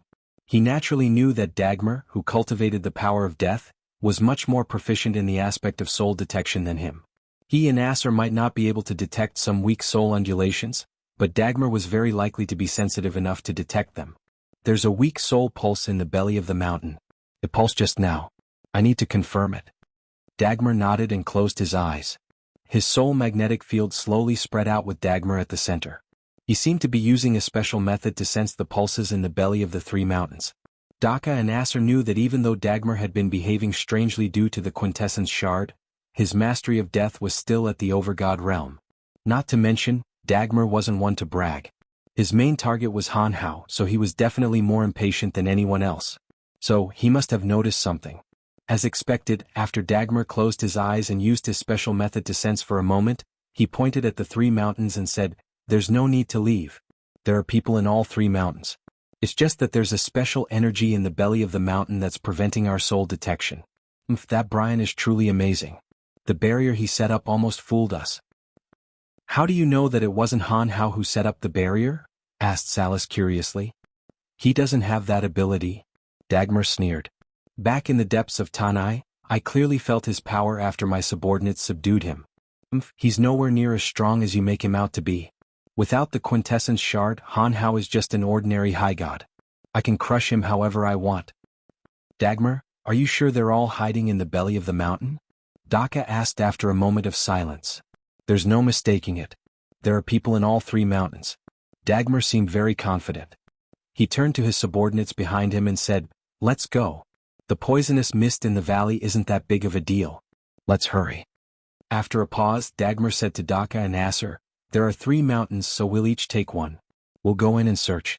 There must be many winding passages in the belly of the mountain. We'll split up. I don't believe that a puny Han Hao can escape from the three of us. With that, Dagmar didn't care if Daka and Acer agreed or not and charged into the valley again. After some hesitation, Daka nodded at Acer and said, Let's go too. Dagmar's soul perception shouldn't be wrong. We've worked together so many times over the years and he's quite skilled in this area. Acer seemed to agree with Daka's opinion. He waved his hand and turned into a ray of dark light that shot into the valley. When his men saw Acer enter, they didn't hesitate and rushed in one after another. Salas, what about you? Daka wasn't in a hurry to leave. Instead he looked at Salas. I don't mind. Let's go. Salas shrugged and gestured for Daka to make the arrangements. Even though he knew that going in would be dangerous, he had no choice but to follow. Otherwise, Salas would definitely suspect him. Alright, follow me then. That way we'll be able to look out for each other. Daka smiled. Having received a satisfactory answer, he didn't hesitate any longer and entered the valley with his subordinates. By the time Daka and Salas arrived, Dagmar and Acer's men had already entered through the newly found hidden caves. The two of them chose the smaller peaks, leaving the tallest one for Daka. Daka cursed inwardly. He knew that although the two were talking about working together, they wouldn't hesitate to take advantage of the situation. Everyone in the God Hunter Alliance only cared about themselves. That was the nature of the God Hunter Alliance and no one could change that. Let's go. Despite his anger, he still had to do what he had to do. Daka had no choice but to choose the tallest mountain and find a valley in the other direction that could only fit 3 people at a time. Together with Sakas, he led the others in. My lord, just as you expected, there's a defensive barrier. In the belly of one of the smallest peaks, one of Dagmar's subordinates shouted. His voice reverberated in the belly of the mountain and reached Dagmar's ears in another passage. As soon as they entered the belly of the mountain, there were many forks in the road. Fortunately, Dagmar had anticipated this and had his men spread out as soon as there was a fork in the road, forming small teams that filled the various forks. The way Dagmar saw it, the strongest person in the mountain was Han Hao. After fighting with Han Hao's avatar in the Omphalos, Dagmar believed that he had figured out Han Hao's true strength and no longer considered Han Hao a worthy opponent. He believed that a mid-stage high god who didn't cultivate in the Edict of Death would be enough to deal with Han Hao. As such, he wasn't worried that Han Hao would appear in the mountain and take them out one by one. "He's here," Dagmar exclaimed from afar before rushing over. Layers of faint gray halos stood horizontally at the narrow cave entrance. The first layer was filled with the power of death, while the latter layers were filled with common powers such as darkness, water, and fire. Only the last layer was a little special, and Dagmar couldn't tell what it was.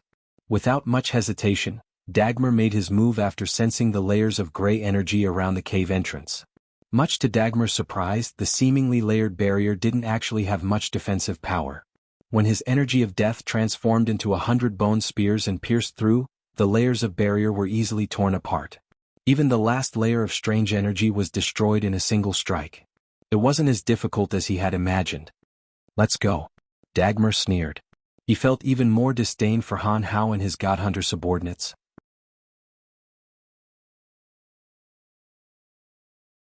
Chapter 948. 100 meters later, a similar barrier appeared in front of him. This time, Dagmar didn't even hesitate to destroy the seemingly gorgeous but weak defensive barrier. He then charged straight into the heart of the mountain. Just like Dagmar, Daka and Acer also encountered the same barrier and chose the same method as Dagmar to go deeper. Within the belly of the three mountains, barriers kept appearing to block their path. They were torn apart by Daka, Dagmar, and Acer as they barged their way into the heart of the mountain. Outside the valley, one of Daka's subordinates exclaimed as he looked at the strange runes carved on the three mountains. Those oddly shaped runes with unknown meanings lit up one after another. Wisps of colorful smoke slowly seeped out of the runes and gathered in the black fog that lingered in the valley, causing the stench in the valley to become stronger and stronger. Daka, Acer, and Acer entered the belly of the mountain. As a precaution, Tanai left his men to keep an eye on the outside of the valley to prevent anyone from sneaking in and doing anything despicable. Seeing the changes happening to the three mountains, Daka, Acer, and Acer's subordinates' expressions turned solemn. Their eyes darted around, paying attention to the slightest change in their surroundings. Something's not right. One of Acer's subordinates frowned and took a deep breath. Tanai seems to have gained some sort of strange power. Even the strange runes on the mountain seem to have some sort of special power affecting this place. Is there a problem? I'll go in and report it to the Lord right away. Another of Acer's men acted immediately, rushing into the cave Acer had entered without hesitation. Crack, crack, crack. Crack, crack, crack. At this time, a strange sound came from the top of the three mountain peaks. The earth also shook violently, and a bottomless ravine was suddenly torn open under their feet. A strange power filled the valley and the three mountain peaks around it, and the runes on the three mountain peaks burst out with a dazzling radiance in an instant. There's a change. Daka's subordinates cried out in panic. You guys, go and report to the Lord Commander about the abnormality outside. It was the same for the people Dagmar left behind. They could sense that there was some sort of power slowly being released from the bottom of the three peaks.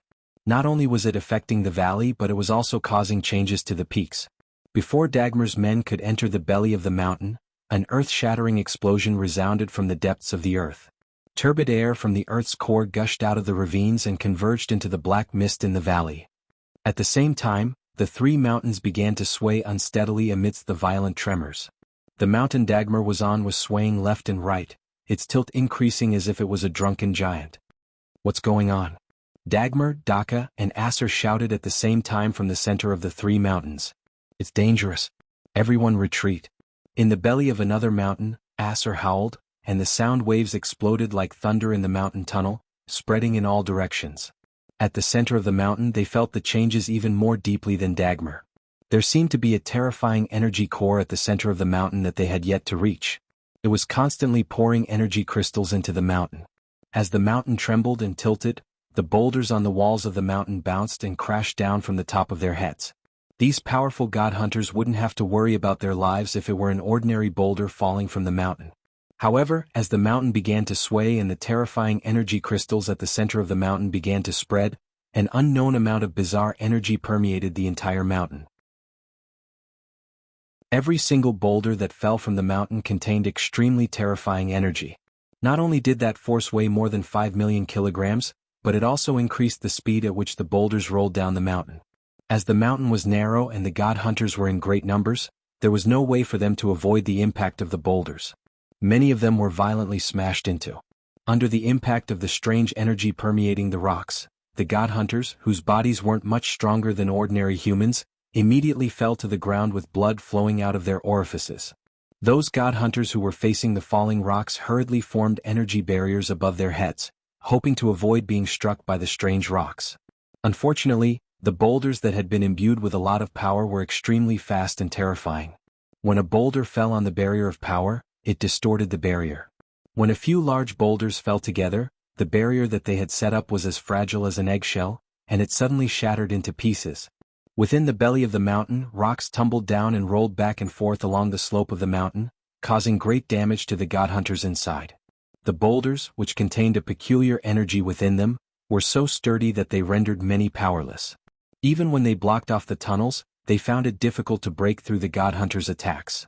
Only when several god hunters joined forces would they be able to break through the boulders. However, the moment the rocks were broken, they would explode like bombs.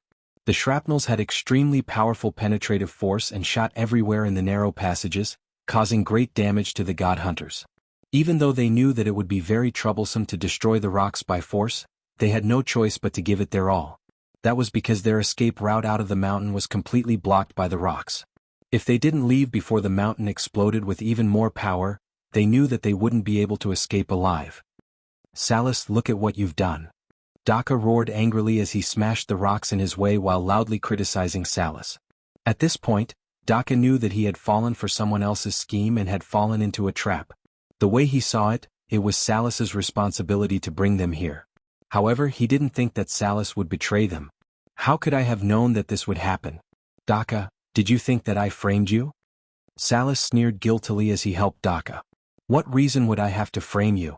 Brian and I have an irreconcilable grudge against each other. I'm here with you to settle the score with him." Daka didn't think too much about it.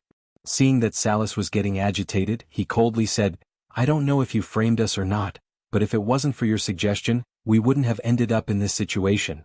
"Don't you fucking slander me," Salus roared. "Dagmar was the one who made a fuss about coming in here. What does it have to do with me? Damn it, blaming others every time something goes wrong. If this goes on, I'm not going to serve you anymore." Salus wasn't a kind person. Back in the fringe, his temper was even worse than Daka's. But after suffering at the hands of Han Shuo and his son, he had toned down a lot. However, a person's nature wasn't something that could be easily changed. Given that Salus didn't care about scheming people like Daka in the first place, his attitude naturally turned nasty. Seeing that Salus was so angry, Daka didn't say anything else. He snorted a few times and didn't say anything else. He understood that he still needed Salus to help him clear through the mountain obstructions. If Salus ignored him out of spite, he and Salus might be able to avoid the disaster with their strength as overgods, but most of his subordinates would definitely be dead or injured. Daka didn't waste any more time and focused on destroying the boulders blocking the way. The boulders contained a lot of special energy and were difficult for most god hunters to destroy. But with Daka and Salus's strength, it wasn't too much of a problem. Under their continuous bombardment, a path leading to the outside was blasted open. "Retreat!" Daka yelled, but he didn't rush out first. Instead, he turned around and yelled at his subordinates. His subordinates felt as if they had been pardoned from a great crime and hurriedly rushed towards the only way out. Asterisk rumble. Rumble. Rumble. Asterisk a loud rumble came from the center of the mountain and reverberated through every path. The mountain started to shake violently again. The two of them felt that the mountain might collapse at any moment. Heavens, what's going on? Daka's subordinates in the center of the valley were shocked and dumbfounded. It turned out that as the rumble came from the center of the three mountains, even larger ravines were torn open at the foot of the three mountains. The ravines were hundreds of meters long and spread out like a spider web. The three mountain peaks trembled violently after the densely packed ravines appeared, rapidly sinking into the bottomless depths of the earth. It was as if a giant mouth had opened up beneath the three mountains and was about to swallow them whole. "Quick, get out of here." Daka was shocked. He could already feel the mountains rapidly sinking into the earth. He couldn't imagine who could have such terrifying power to make three mountains sink into the earth in such a short period of time. There was no longer any force that could stop the mountains from sinking. As the three mountains slowly sank into the earth began to contract and compress the mountain, causing a terrifying force to erupt from the center of the mountain. It was as if lightning had ignited the flames of the earth. Something terrifying happened once more. Following an earth-shattering rumble, the 3 mountains that were slowly sinking into the earth began to crumble. The strange runes on the mountain walls exploded one after another. The explosions seemed to have triggered some kind of energy from the mountains, causing the 3 mountains to crumble. The god hunters inside the mountains were either killed by the explosion or by the impact of the falling boulders. In an instant, the 3 hegemon subordinates in the mountains suffered heavy casualties. Chapter 949. Daka, Dagmar, and Acer had never imagined that they would suffer such heavy losses in this trip to the fringe, not to mention that it would come so quickly. It was so violent. The 3 mountains sank deep into the ground in just a few dozen seconds. The terrifying explosive force came from the center of the mountains. In an instant, thousands of their subordinates were killed. This was perhaps the most devastating blow they had ever suffered in the fringe. Loud rumbles echoed from the area. After the 3 mountains sank halfway into the ground, they began to crumble from the center. The energy contained within the mountains was released in an instant, causing the god hunters in the mountains to wail and howl. One after another, they were sent flying out of the mountains with blood spurting out of them. Rolling smoke descended from the sky. It was unknown if it had been waiting for a long time, but at the right time, it came grumblingly with the terrifying power. Many people who had flown out of the mountain had their bodies squeaking under the pressure of the rolling smoke. Their bodies were crushed into meat paste, falling into the massive ravines. It turned out that the black fog that filled the entire valley had been waiting for this moment after absorbing the turbid gas from the Earth's core. The 3 mountains had turned into a living hell. Although the explosions gradually calmed down, the wails and howls did not stop. Instead, they grew even more intense. The blood-curdling screams made one's hair stand on end. Gradually, the dust settled and the sound of the explosion died down. After taking away hundreds and thousands of lives, the smoke that suddenly pressed down quietly disappeared with the wind without a trace. Dust and sand settled down from the sky. There were no more rocks flying out. Everything seemed to have returned to normal. The 3 mountains sunk deep into the earth but did not explode into smithereens. Gradually, figures covered in wounds walked out from the mountains. Some had blood dripping from the corners of their mouths, some had broken arms, but only a few dozen of them were completely unscathed. All of them, without exception, were high gods of formidable strength. Daka, Dagmar, and Acer were the last to walk out of the mountains. Their subordinates looked at them with pitiful expressions. The 3 of them looked like volcanoes that could erupt at any moment. The intense killing intent emanating from them made even their high god subordinates afraid to approach them. Salus walked out as well. He was overwhelmed with shock and had a deeper understanding of how terrifying the Han family was. At this moment, Salus no longer intended to fight to the death with the Han family. It wasn't that Salus was a coward, but Daka and the rest hadn't seen a single person today, and almost half of their experts had died. This far exceeded Salus's expectations of the Han family. Recalling the past, Salus couldn't help but smile bitterly. Back then he was just like Daka and the other 2, full of ambition to destroy Pandemonium. In the end, he was trapped in a strange barrier, and his subordinates didn't see a single member of the Han family.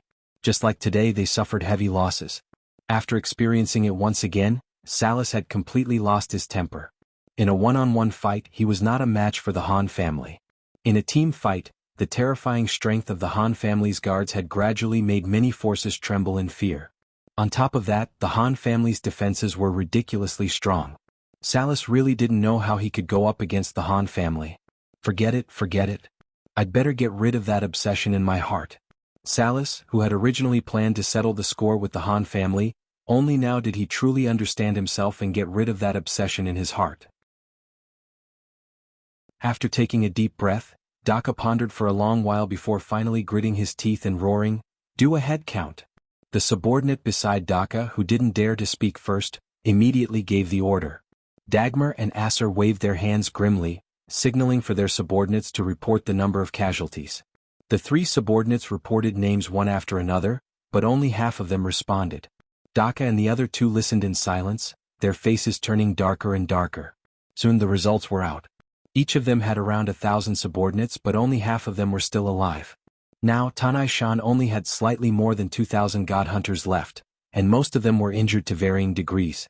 They hadn't even encountered a single member of the Han family, but they had already lost half of their men. "Salus?" Dagmar roared, glaring at him with a pair of venomous eyes.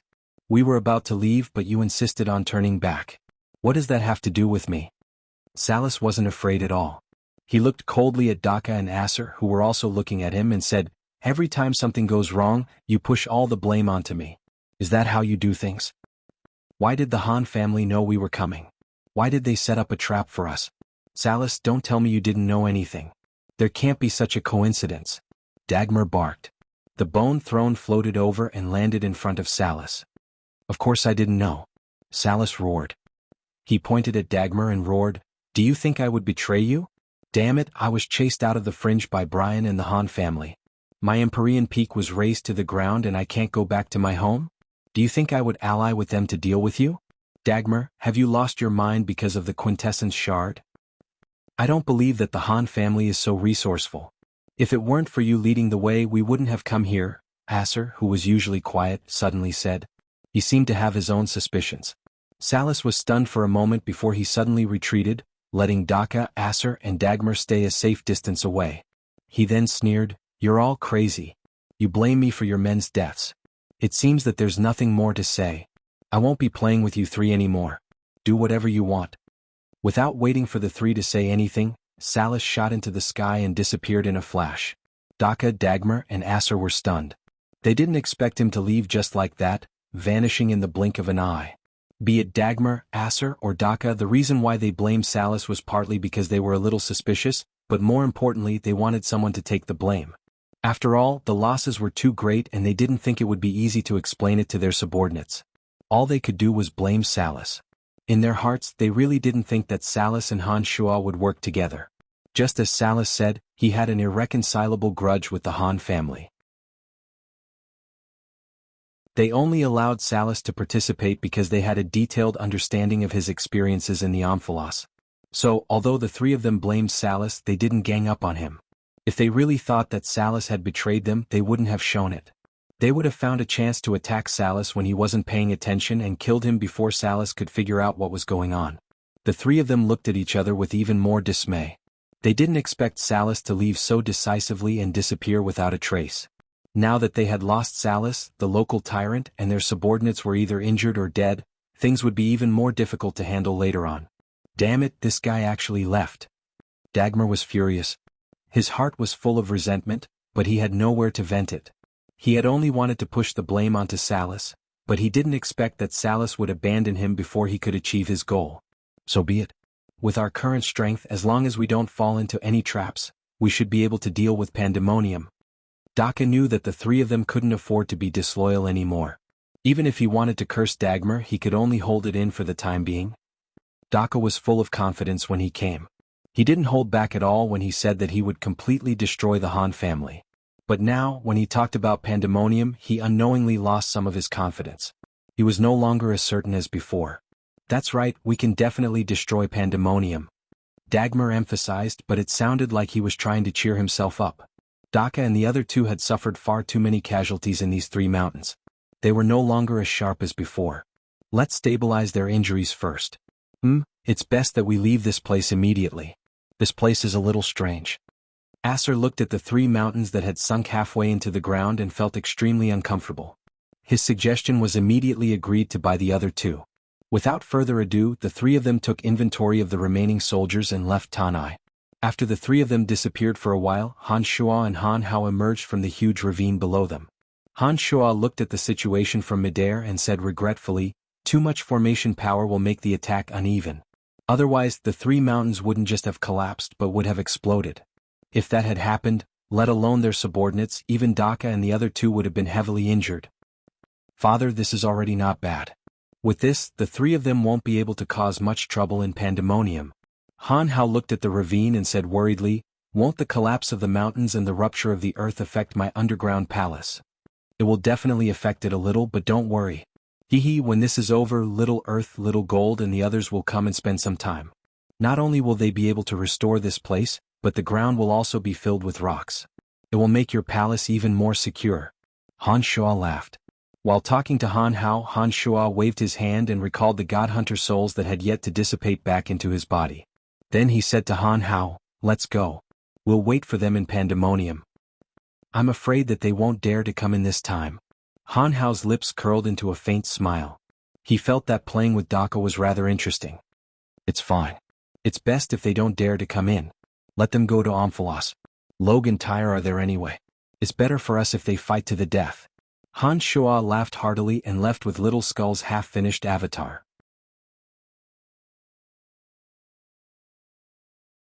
Chapter 950.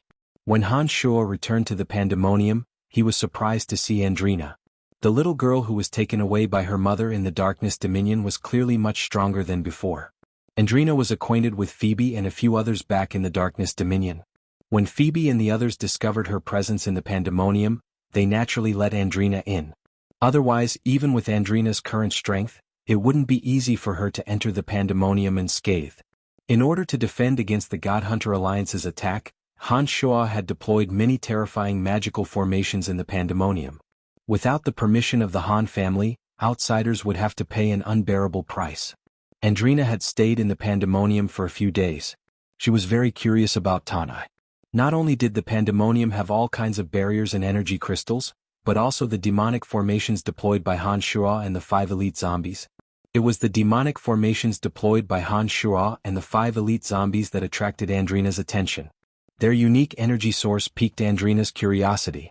She asked about the usage and principles of the demonic formations in the Pandemonium. However, as the 5 elite zombies were still cultivating underground, no one was able to explain them to Andrina. Perhaps it was because Angelina was too bored in the Dominion of Destiny that she was very excited to come to Pandemonium. She seemed to always find something that interested her. She would even personally enter some formations to test them out. Every time she would find something that would surprise her. When Han Shua returned, Andrina naturally became even more excited. She exclaimed when she saw Han Shua, "You scoundrel, why didn't you look for me when you came to the Fringe? The Destiny Dominion is right next to the Pandemonium. How disloyal of you." Andrina had always been cold and unfeeling towards others, but Han Shua was an exception. "Aren't I busy? There are so many people who need me to take care of them. Where would I find the time? Besides, I don't even know where the Shrine of Destiny is. I don't even know where to look for you in the Destiny Dominion." Han Shua smiled. He had never thought of going to the Destiny Dominion to see Andrina. For some reason, Han Shua always felt that the Goddess of Destiny in the Dominion of Destiny was more difficult to deal with. Sometimes, Han Shua even suspected that the Goddess of Destiny already knew that he cultivated demonic arts and secretly knew something. The reason why Sui Xiong had such doubts was that he had been facing more and more powerful opponents in the past few years, and he no longer concealed his demonic arts. If the Goddess of Destiny knew about the Demon Venerable's appearance in this universe, she would naturally be able to guess some of his origins and secrets. The Goddess of Destiny as the main god of destiny, if she didn't know anything about his situation, it wouldn't make sense. "What are you busy with?" Andrina raised her head and harumphed. "You think I don't know what you've been doing in the Fringe? Let me tell you, from the moment you stepped into the Fringe, I've seen your every move." Han Shua was stunned. He asked tentatively, "Oh? You haven't left the shrine, so how did you know my every move?" "My mother told me." Andrina giggled and said, "My mother said you have a lot of secrets. She knows your every move very well and she often tells me about you." Han Shua's heart sank. Something was wrong. Han Shua didn't pursue the matter further. He smiled and asked Andrina, "How did you decide to come here? Does your mother know about it?" "I don't know. She seemed to have gone to see the god of death, Nestet. I took the opportunity to sneak away, hee." Andrina didn't seem to be worried about the Goddess of Destiny's punishment. Han Shua was stunned. He looked at Andrina with a bitter smile and didn't know what to say. "I heard that the God Hunter Alliance is planning to invade the Fringe. I came here to support you." "What? You don't welcome me?" Andrina raised her brow and pretended to be angry. Welcome. How could I not welcome you?" Han Shua put on a delighted look and pulled Andrina to her feet. He said, "Tanai still has some energy towers that I'm not satisfied with. Now that you're here, let me take a good look at them." The energy Andrina cultivated was different from ordinary people. Andrina had reached a very miraculous realm in the use of energy crystals. With Andrina's help, Han Shua believed that the defenses of Pandemonium would reach new heights. "I've already checked on you. But because you haven't returned, I didn't dare to act on my own. I don't want those guys to think that I'm trying to destroy this place." Andrina had been wandering around Pandemonium for a long time and she had been itching to show off her power. She immediately agreed to Han Shua's suggestion. After taking a short pause, Andrina said, "But if you want me to help you modify those energy towers, You don't have enough energy crystals right now. You need at least 3 times the energy crystals before I can start. Do you have that many energy crystals? No problem. Han Shuo laughed heartily. Using his consciousness, he instructed Metal Elite Zombie, who was meditating in the secret chamber, to bring up all the energy crystals he had. As the owner of Goldstone, Metal Elite Zombie naturally had no lack of energy crystals. Most of the defenses of Pandemonium were made up of demonic formations, leaving most of the energy crystals unused. On top of that, Little Skull Han Hao had plundered a lot of goods from various large shops. Therefore, the underground warehouse of Pandemonium had a very large stock of energy crystals. Metal Elite Zombie, who was practicing the Penta-Elemental Undead formation with Wood Elite Zombie and the others in the secret chamber, immediately stopped practicing after receiving Han Shuo's telepathic instructions. He went to the warehouse of energy crystals, filled up an entire space ring and returned to the surface. Metal Elite Zombie cried out in surprise as soon as he arrived beside Han Shuo. His eyes were glowing as he stared at Andrina. He was dumbstruck and stood there motionless. Circles of dazzling white crystal light rippled out from Angelina's body. She also looked at Metal Elite Zombie with a very strange expression. Her pupils emitted a dazzling halo. One Metal Elite Zombie and one Angelina, they were like 2 magnets firmly staring at each other. Bizarre soul undulations emanated from the two. Unbeknownst to Han Shuo, the two had started communicating in a way that even Han Shuo couldn't understand. In an instant, it was as though Han Shuo had become an extra and was completely ignored by the two. The conversation between the two was very long.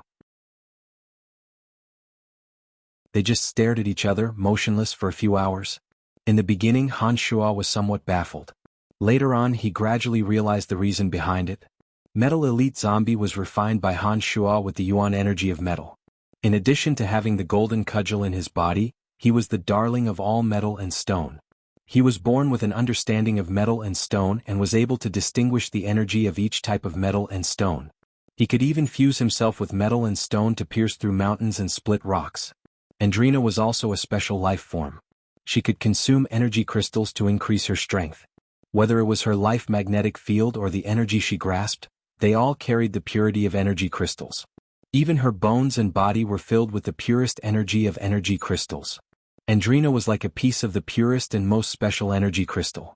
However, she possessed life. The more special the stone, the more attractive it was to the Metal Elite Zombie. Similarly, the Metal Elite Zombie's origin energy from the Metal Elite Zombie's body was also extremely attractive to Angelina. When these two bizarre life forms met, if nothing miraculous happened, it would really be rather inexcusable. Metal Elite Zombie and Andrina communicated in a way that no one could understand. They were motionless like 2 boulders. If it wasn't for the intense soul undulations coming from their bodies, Han Shuo would have thought that the two were the most ordinary of stones. Han Shuo looked at the two with great interest. He felt somewhat happy. Perhaps it was because of his messy style. He always hoped that the 5 elite zombies and Little Skull could be like him, not only possessing valiant strength but also truly living their own lives. Han Shuo didn't want the 5 elite zombies and Little Skull to be emotionless beings. He wanted them to live like normal people. He wanted them to possess more human emotions, have their own women, and even have their own children. In the depths of Han Shuo's heart, he truly thought of the 5 elite zombies and Little Skull as his own children. Every father in the world would not only wish for their children to be safe, but also to live a good and perfect life. Han Shuo was no exception. He felt that if the 5 elite zombies and Little Skull could have their own families, that would be the ideal outcome he desired. Like 2 magnets, Andrina and Metal Elite Zombie seemed to be naturally attracted to each other. They stared at each other for a long time. After a long while, Zovik hurriedly returned and reported some news to Han Shuo. His loud voice seemed to have awakened Andrina and Metal Elite Zombie. Their eyes gradually regained clarity. Almost at the same time, Metal Elite Zombie and Andrina put on a faint smile and very naturally walked towards each other, holding hands. Everything was so natural and there wasn't the slightest bit of awkwardness. It was as though Metal Elite Zombie and Andrina were a couple who had been in love for hundreds or thousands of years. After holding hands, the two were overjoyed and looked at each other with gazes filled with deep love. Han Shuo was stunned. He had thought that Metal Elite Zombie and Andrina might end up together, but he didn't think that the two would come together so quickly, so directly, and so naturally. Father, I finally understand why you and Phoebe and the others are like that. Hee hee, what a wonderful feeling. Han Jin looked at Han Shuo smilingly as though he had a deep understanding of love.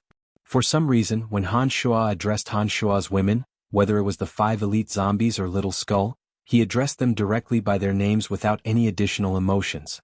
Very good, very good. Han Shuo was delighted and laughed heartily.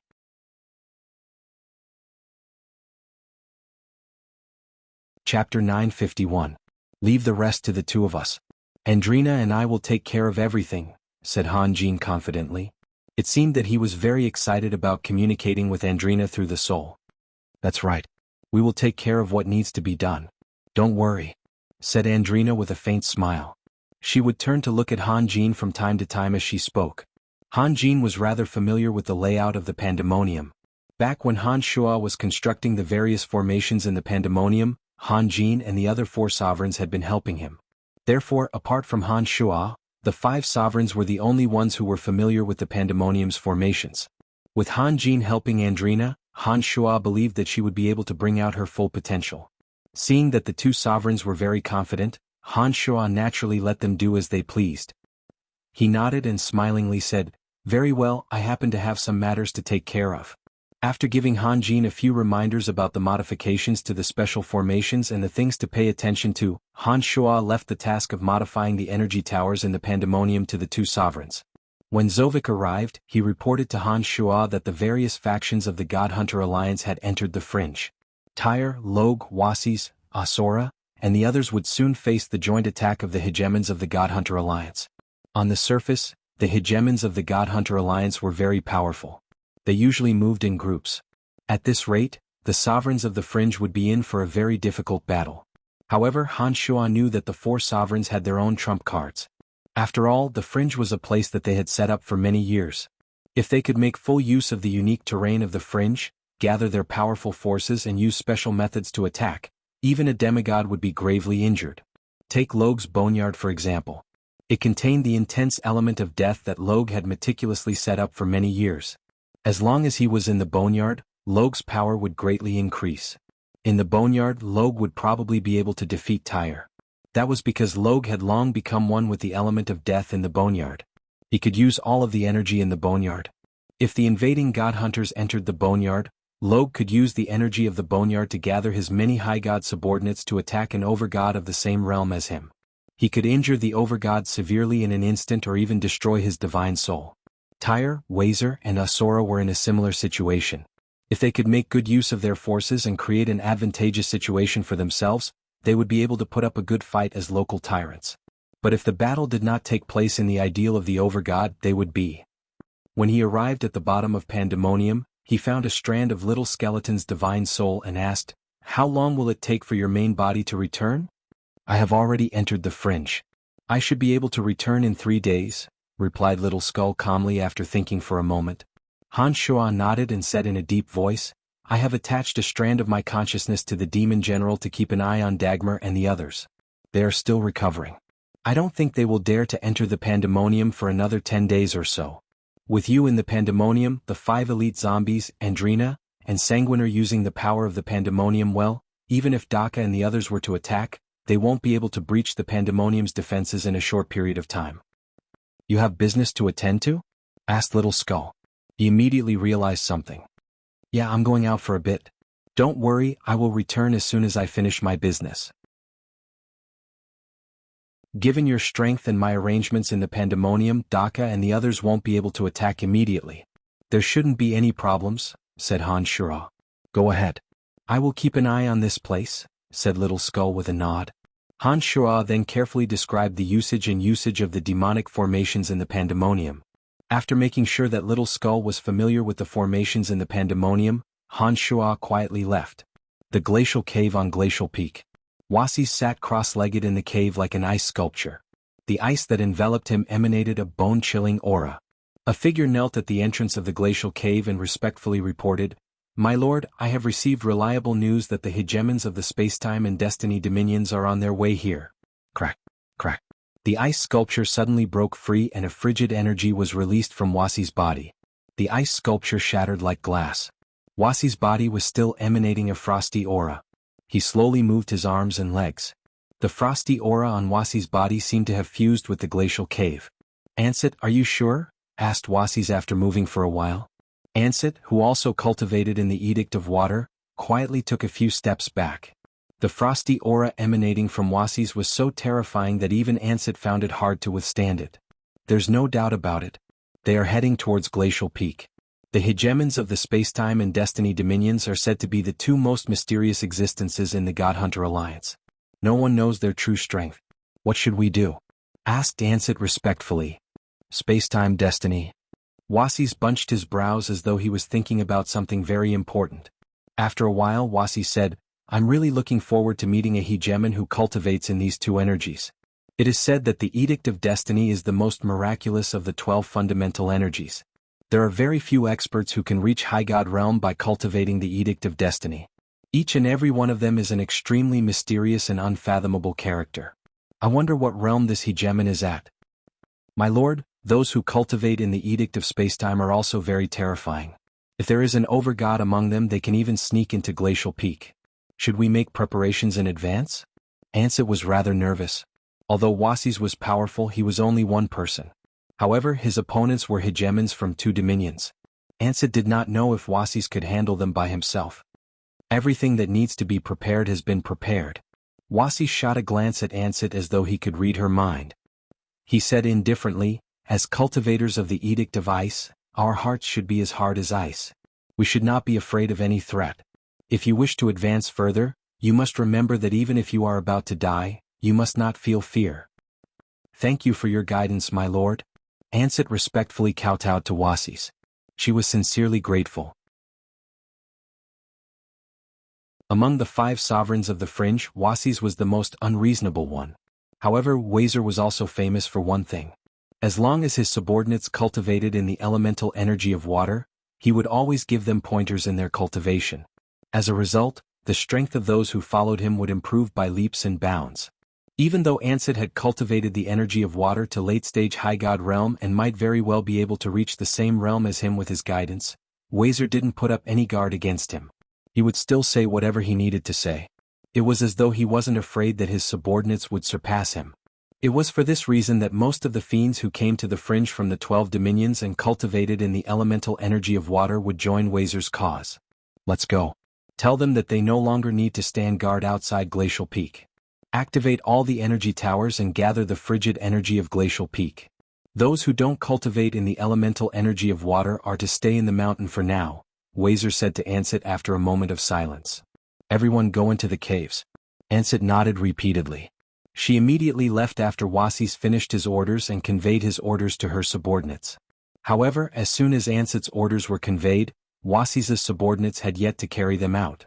Suddenly, an enormous space-time rift appeared above Glacial Peak. Numerous figures flew out from it and stood densely on the Glacial Peak.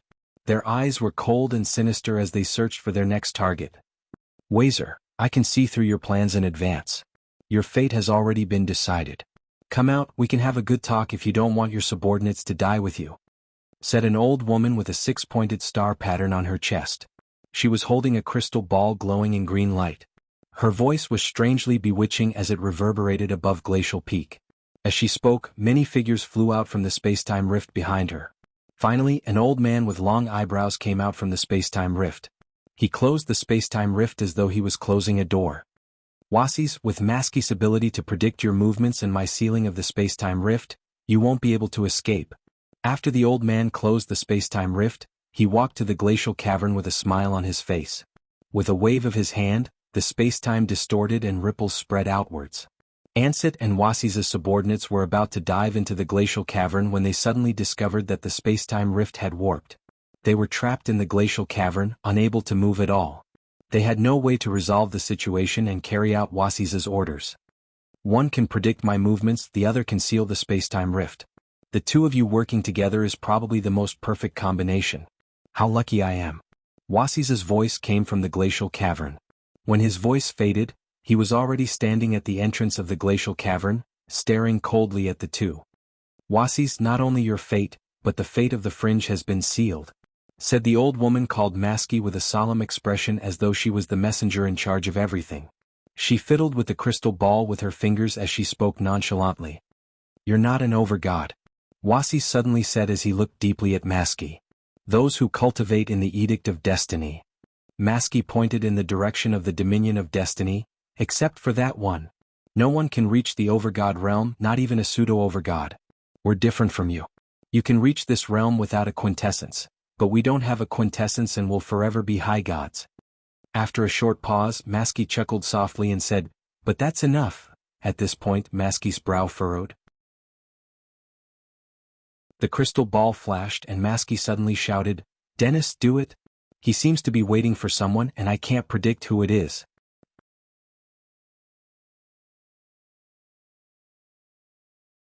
Chapter 952.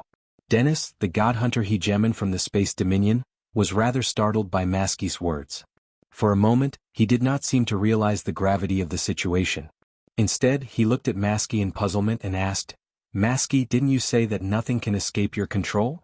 The crystal ball in her hand emitted a dark green glow. Maskey's wrinkles tightened and she said anxiously, "Dennis, cut the crap and get to work. I can sense that Wuxia is waiting for someone, and that person is clearly not our friend." "Who can help him?" Dennis asked calmly. "The 5 sovereigns of the fringe can't even fend for themselves. Apart from overgod experts, no one can break through my dimensional seal. What are you worried about?" "Wuxia feels that once that person arrives, we won't be able to leave Glacial Peak alive." "That's what he feels. There's no doubt about it. Dennis, we've worked together for so many years. Don't you trust me?" Maskey glared at Dennis. Wuxia was rather astonished. He did not expect that Maskey, a high god, would possess such divine abilities. She could even read his thoughts. But what puzzled Wuxia the most was why Maskey couldn't tell who that person was. Dennis suddenly realized the gravity of the situation when he saw that Maskey was truly enraged. He had worked together with Maskey for more than a year or two. He knew how powerful Maskey's abilities were. Maskey wouldn't speak without thinking, especially at such a crucial moment. Dennis didn't waste any more words. His face darkened as he prepared to attack. But before he could do anything, Wuxia had already unleashed his domain of frost. As soon as his domain of divinity unfurled, frigid white mist suddenly gushed out of the ice cavern behind him and enveloped Wuxia in an instant. Wuxia had been cultivating in the frost cavern for many years and had long become one with the frigid mist in the cavern. The frigid mist moved under his control like agile snakes and slithered towards Dennis and Massey. Wherever the white mist passed, the space would crackle. The space that was sealed by Dennis was like a frozen mirror, and it seemed to be gradually cracking. Wuxia's subordinates, who had been locked by Dennis' dimension, suddenly felt their bodies loosening, and they immediately broke free from the shackles. Without waiting for Wuxia's order, they hurried into the ice caves on the mountainside of the glacial peak, fearing that they would be trapped by the power of space again. Dennis's expression changed slightly. He snorted and said disdainfully, "Wuxia, do you really think you can escape this? I alone am enough to defeat you, not to mention with Maskey. Perhaps you don't know this, but someone who cultivates in the power of destiny, even a high god, can make you tremble in fear." Upon finishing those words, Dennis let out a loud shout. Intense spatial ripples emanated from his body. The energy on his body affected the structure of space, forming an enormous spatial blade in an instant that sliced down at Wuxia. As soon as the spatial blade appeared, the white mist released by Wuxia was immediately affected by the power of space. Not only was it unable to continue spreading, but it was also suppressed by the power of space towards Wuxia. Like a tide flowing backwards, the white mist surged back towards Wuxia and the ice cavern. At the same time, Maskey cackled sinisterly. Her fingers suddenly sunk deep into the crystal ball. At some point in time, a blurry figure appeared within the crystal ball. One could vaguely make out that it was Wuxia's. Wisps of green light were released from Maskey's fingers into the crystal ball. The green light looked like hair-thin threads that slowly wrapped around the figure inside the crystal ball. When the green threads covered the hands and feet of the crystal ball, Maskey cackled in delight, and then pulled it tight. Suddenly, Wuxia, who was about to fill the area around him with ice, felt his body tighten as though hundreds of invisible ropes had wrapped around him. He could not move his limbs and could only watch helplessly as Dennis' spatial blade sliced towards him. "Wuxia, when Maskey and I work together, we've never met many worthy opponents. Haha, just accept your fate." Dennis chuckled as he watched the spatial blade gather spatial energy and rapidly slice towards the immobilized Wuxia. Wuxia pushed all the energy in his body to the limit in an instant. The white mist that returned to him instantly entered his body. Wuxia's body rapidly froze. In that instant, he seemed to have become one with the cold of Glacial Peak, becoming the toughest piece of ice that would never melt for 10,000 years. The spatial blade finally descended. Crack, crack, crack. Crack, crack, crack. An ear-piercing sound came from the ice that covered Wuxia's body. The ice condensed from the frigid aura of Glacial Peak was not immediately sliced apart by the spatial blade. Instead, the ice merely shattered inch by inch. Wuxia, who was in the center of the ice sculpture, was as pale as a sheet. A trickle of blood flowed from the corner of his mouth and instantly turned into a red icicle. Unfortunately, I can only bind his body, but I can't bind his soul as well. Otherwise, he wouldn't have been able to use his divine soul to form ice. He would be dead by now. Maski was not without regret. She fiddled with it with both hands, and the green threads dug deep into the flesh of the little person. If you can find the quintessence shard of destiny, you will be able to advance further. With the help of the quintessence shard, you will be able to control the souls of others as well. When that time comes, the two of us will be able to rule the God Hunter Alliance. Dennis smiled and consoled Maski. From the two's point of view, Wuxia was done for. All that was left was for the spatial blade to cut through the ice and his divine body would be cut in two. At this moment, due to Maski's manipulation, Wuxia's body was once again pierced by the invisible threads and his divine body was immediately damaged. One was Dennis and the other was Maski. When the two of them worked together, it was truly terrifying. Wuxia, whose every move was seen through by Maski, gradually lost the initiative. He was forced into a passive position from start to finish and finally fell. Dennis and Maski chatted and laughed, no longer paying attention to Glacial Peak.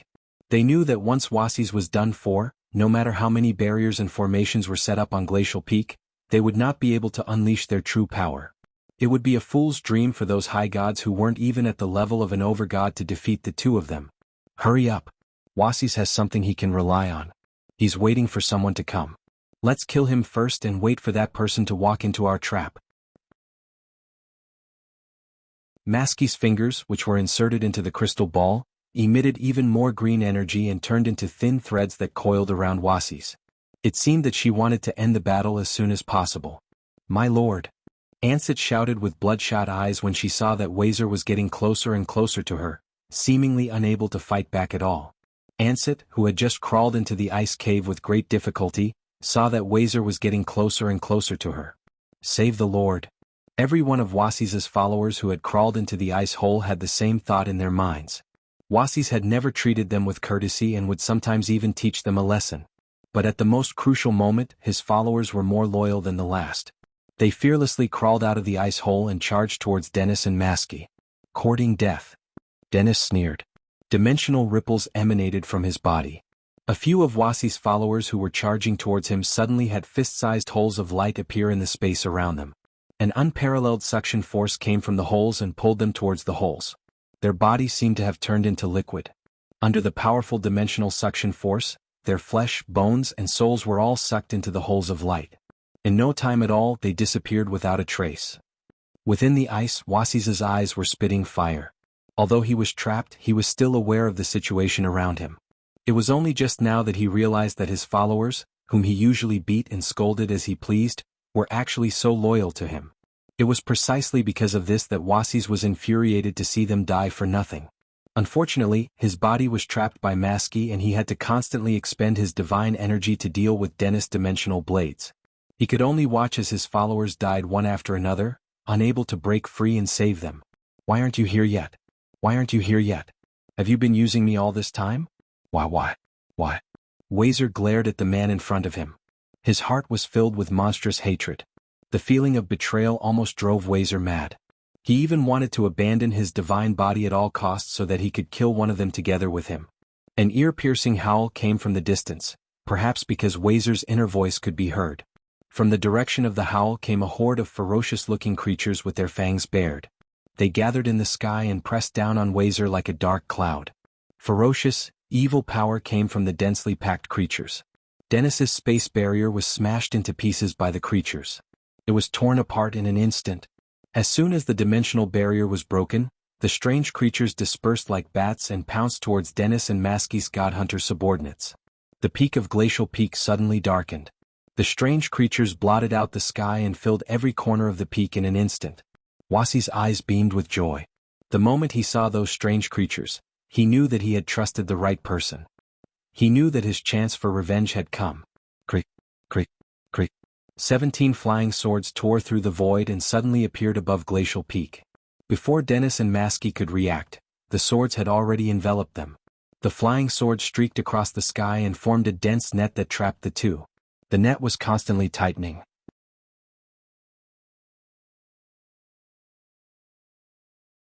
Chapter 953. Dennis and Massey's joy turned to sorrow. Before they could exert more pressure to kill Wassies, they were now trapped without knowing why. By the time they came to their senses, they realized that the interweaving blades were extremely sharp, so sharp that they subconsciously moved closer to the center. Their restraints on Wassies crumbled due to the chaos in their movements. The blades formed from spatial energy could no longer maintain their terrifying power, and could no longer exert pressure on Wassies. Massey was in an even worse state. The destiny energy in her crystal ball was rendered useless due to the chaotic undulations of her soul. Wassies felt his body lighten, and he could move his arms and legs again. The power that restrained him just now was gone.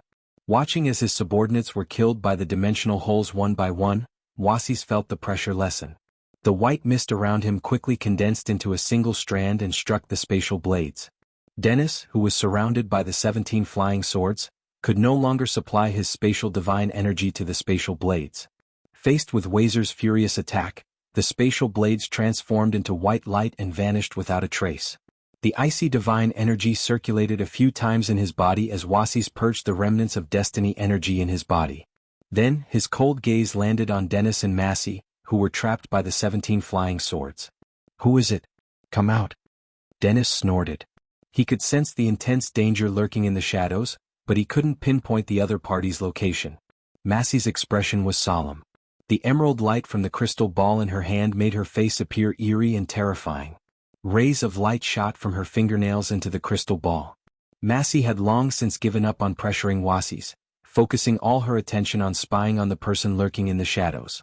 Dennis and Massey knew that the person lurking in the shadows was extremely powerful, and was using a power they weren't familiar with. At this moment, an enemy whose whereabouts they couldn't pinpoint was a great threat, especially when he might be even stronger than Wassies. For some reason, Maskey's crystal ball, which had never failed before, failed to detect the enemy in the dark. No matter how much destiny divine power Maskey poured into the crystal ball, she could not make the figure of the person appear. "Haven't you found it yet?" Dennis was a little anxious because the ice on Wassies' body had completely disappeared, which meant that he would soon be able to fight again. An ambusher was enough to make the two of them feel like they were sitting on pins and needles. Now that Wassies was out of their control, the two of them had a bad feeling about this. "I can't find it. This is too strange." Maskey's tone was a little panicked, which was completely different from her previous confidence. "As long as I go all out, I can almost predict the movements of most overgods without quintessence. But this person is clearly here, and yet I can't grasp him. What does this mean?" Dennis moved closer to Maskey.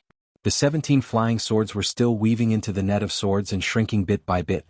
He felt a strong sense of threat and had no choice but to stand at the center of the net like Maskey.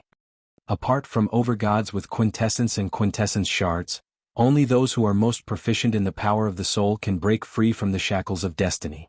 He's clearly not one of the 12 overgods. He either has a quintessence shard, or his mastery of the soul has reached a level where he can forcefully change destiny, Maskey said solemnly after a moment's thought. Dennis was rather astonished at those words. Overgods with quintessence shards were usually afraid of being hunted down by the 12 overgods, so they didn't dare to show their strength. They didn't even dare to show themselves on Elysium, and would usually cultivate in seclusion in unknown, remote material planes. Such people were so rare that they wouldn't appear on Elysium for centuries or even millennia. As for those without quintessence shards who could break free from the power of destiny by relying on their profound understanding of the soul, they were just as rare. No matter what kind of person they were definitely powerful enough to make Dennis and Maskey's hearts palpitate. "We have to get out of here," Dennis said in a deep voice as the net of swords tightened and would soon envelop them. "I'm not good at this." Maskey smiled bitterly. As a cultivator of the Edict of Destiny, she didn't fight with brute force. The net of swords obviously wouldn't be affected by her power of destiny, so she felt very helpless. Dennis pondered for a moment before the ripples of spatial energy around his body intensified. He planned to use the spatial divine energy in his body to create a spacetime tunnel to leave. However, when he released his spatial divine energy, he suddenly realized that the 17 flying swords had affected the structure of space. The space he and Maski were in felt rather unfamiliar, so unfamiliar that his spatial divine energy couldn't even create a space-time rift for them to leave. What's wrong?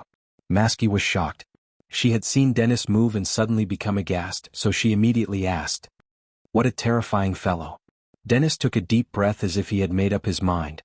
He grabbed Maski and the two of them floated into a scroll like a wisp of smoke.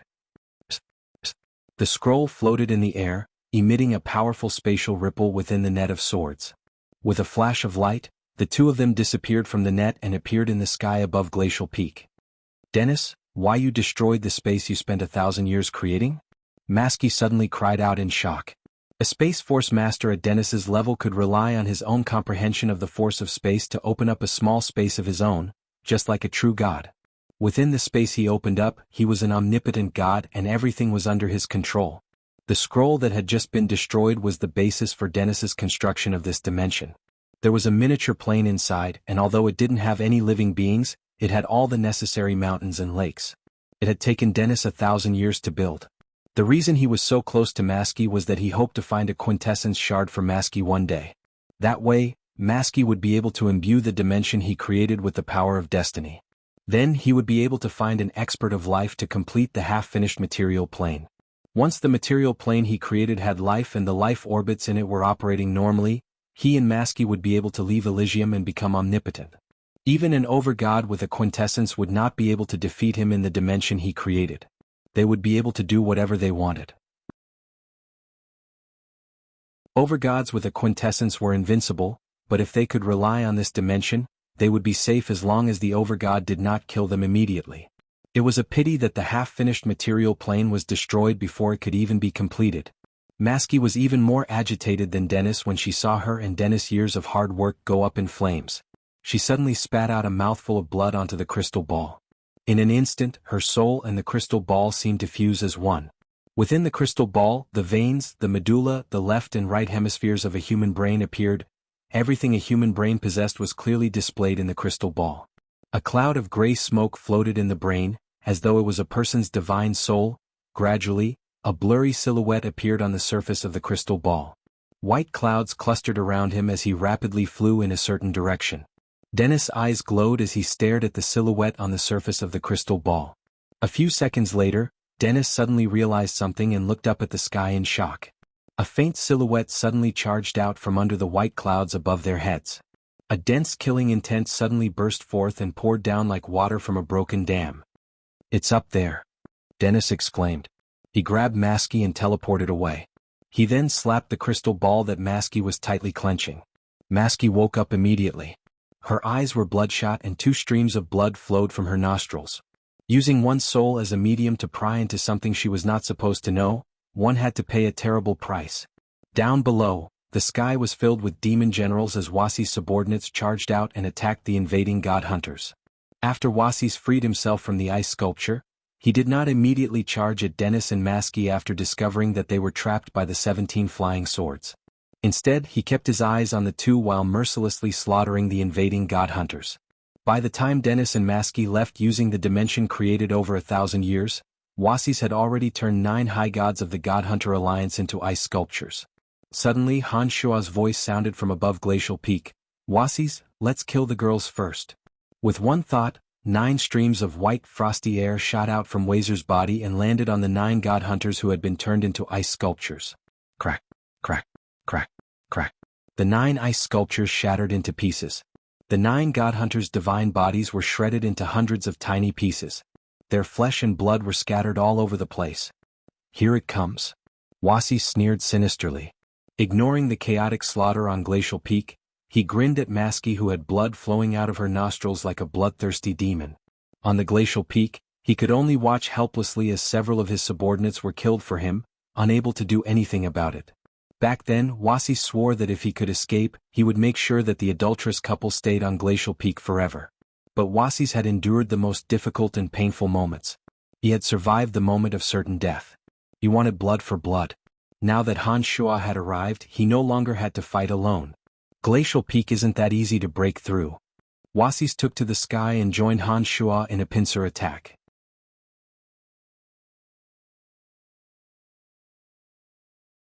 Chapter 954.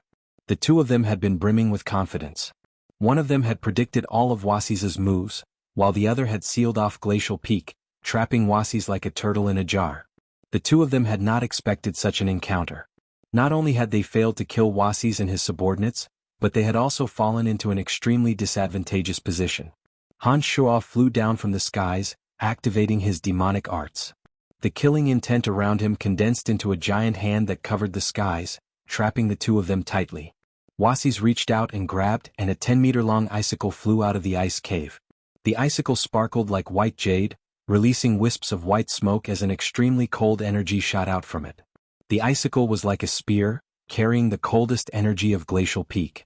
It seemed to be the crystallization of Glacial Peak's power, and once it appeared, the already frigid temperature of Glacial Peak dropped yet another level.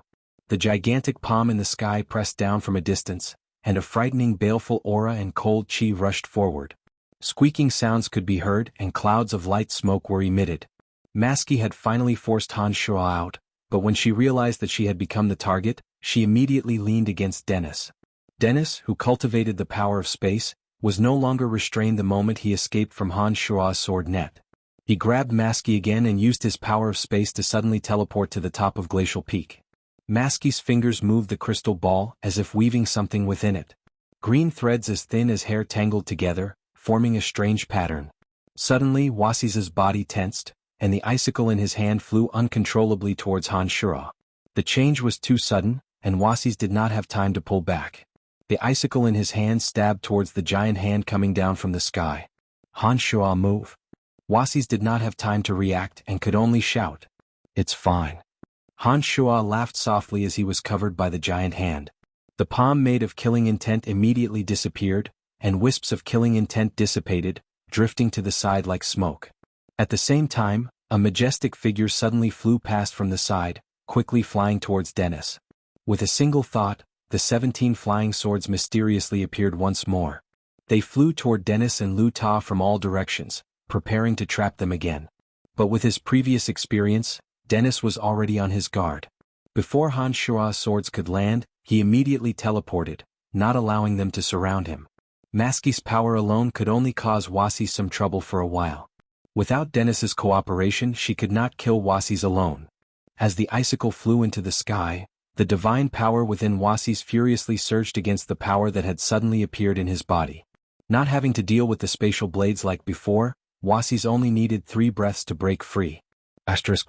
Maski spat out a mouthful of blood.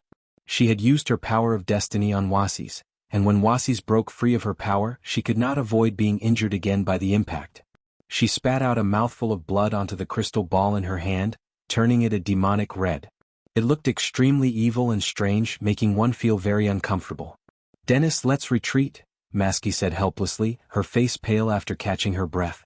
Under the pursuit of Han Shuo's 17 flying swords, Dennis could only constantly teleport short distances to dodge. She could not completely trap Wuxia, and it was only a matter of time before she lost. That was why Maski had to warn Dennis. Dennis knew that they were in a very bad situation. When he saw that Maski was still unable to pose a threat to Wuxia, he suddenly realized that although the two of them could gain the upper hand against one overgod of the same realm, they would be the ones at a disadvantage if they were to face two. Dennis wanted to leave immediately, but the Godhunter subordinates he and Maski brought with them were still engaged in a fierce battle with the people of Glacial Peak.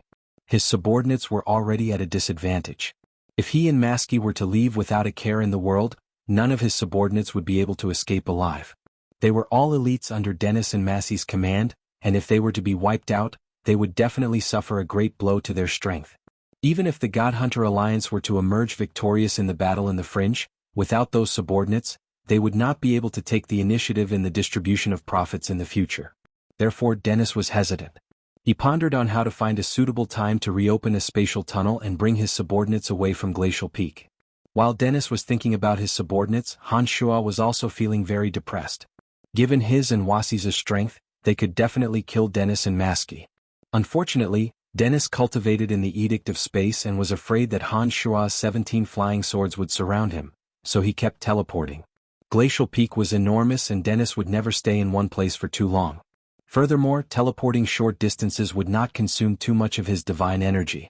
As a result, Although Han Shuo and Wasis were full of enthusiasm, they could not capture Dennis, let alone fight him head-on. If the battle were to take place in Pandemonium, Han Shuo would have at least 7 ways to use the formations there to alter the spatial energy in the area. That way, Dennis would not be able to teleport to another location and Han Shuo would be able to kill him easily. Unfortunately, they were on Glacial Peak and there were no formations on it that could be used. The cold air that lingered around the Glacial Peak all year round was not strong enough to freeze the entire space. Therefore, he could only watch as Dennis kept teleporting like a slippery snake. He could do nothing about it. Han Shuo knew what Dennis was thinking when he saw that Dennis was constantly paying attention to the God Hunter's movements. It was precisely for this reason that even though Han Shuo knew that he couldn't use the 17 flying swords to trap Dennis while he was on guard, he had no choice but to continuously exert pressure on Dennis to prevent Dennis from having the time to tear open the space-time rift and allow Han Shuo and his subordinates to escape. Han Shuo and Wasis were in hot pursuit while Dennis kept teleporting away with Maski. One moment he was in the sky, the next moment he was in the wilderness, and the next moment he was in the middle of a battle. Han Shuo and Maski were unable to catch up. For a time, the battle between the four fell into a stalemate. Many thoughts flashed through Han Shuo's mind. If someone could enter Han Shuo's mind, they would discover that Han Shuo's consciousness was like a deep cosmic vortex that was rapidly spinning in a mesmerizing trajectory. Han Shuo vetoed all the ideas in his mind. In order to get rid of Dennis and Maski, Han Shuo searched for one solution after another. He tried to come up with a plan that would prevent Dennis and his men from escaping from Glacial Peak. Perhaps Han Shuo was thinking too much about how to deal with Dennis, but the speed of the 17 flying swords that were chasing after Dennis slowed down, gradually giving the two some time to catch their breaths. As a cultivator of the Edict of Space and Time, Dennis was able to accurately grasp this change. He was delighted and began teleporting faster and faster. Every time he teleported, the 17 flying swords would slow down by a second or two. Gradually, after teleporting a few dozen times, the 17 flying swords seemed to have slowed down and could no longer catch up to Han Shuo. Dennis was overjoyed. He immediately deployed the Edict of Space and created circles of spatial ripples around him. He forcibly tore open a space-time rift behind him. Retreat. All of you retreat. Dennis, who was standing among his God Hunter subordinates that were constantly retreating, suddenly shouted in a stern voice. By teleporting, Dennis appeared right where his subordinates were most concentrated. The space-time rift was also cleverly positioned right behind them. Dennis had calculated all of this with great precision. When Dennis' God Hunter subordinates, who had been utterly defeated by the demon generals and Wasi's subordinates, saw that Dennis and Maski had appeared behind them and had created a space-time rift, they hastily flew into it. This is bad.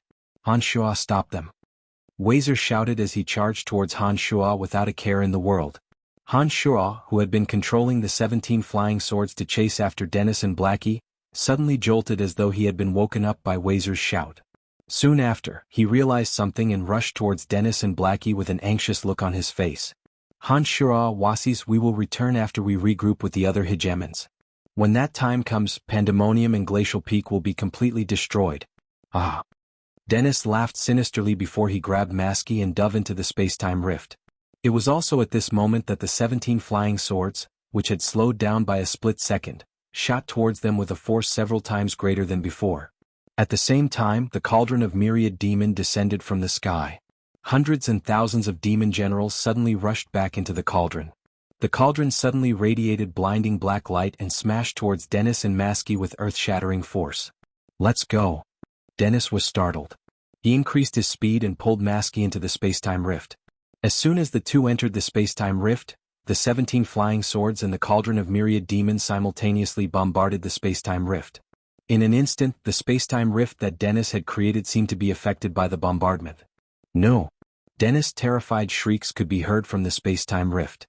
One of his hands even reached the opening of the space-time rift as though he was trying to climb out. However, he was suddenly dragged in by a powerful force. Ah! Dennis and Maski's shrill screams were heard from the space-time rift. After a bright flash, the space-time rift above Glacial Peak disappeared along with Dennis, Maski, and hundreds of God Hunters.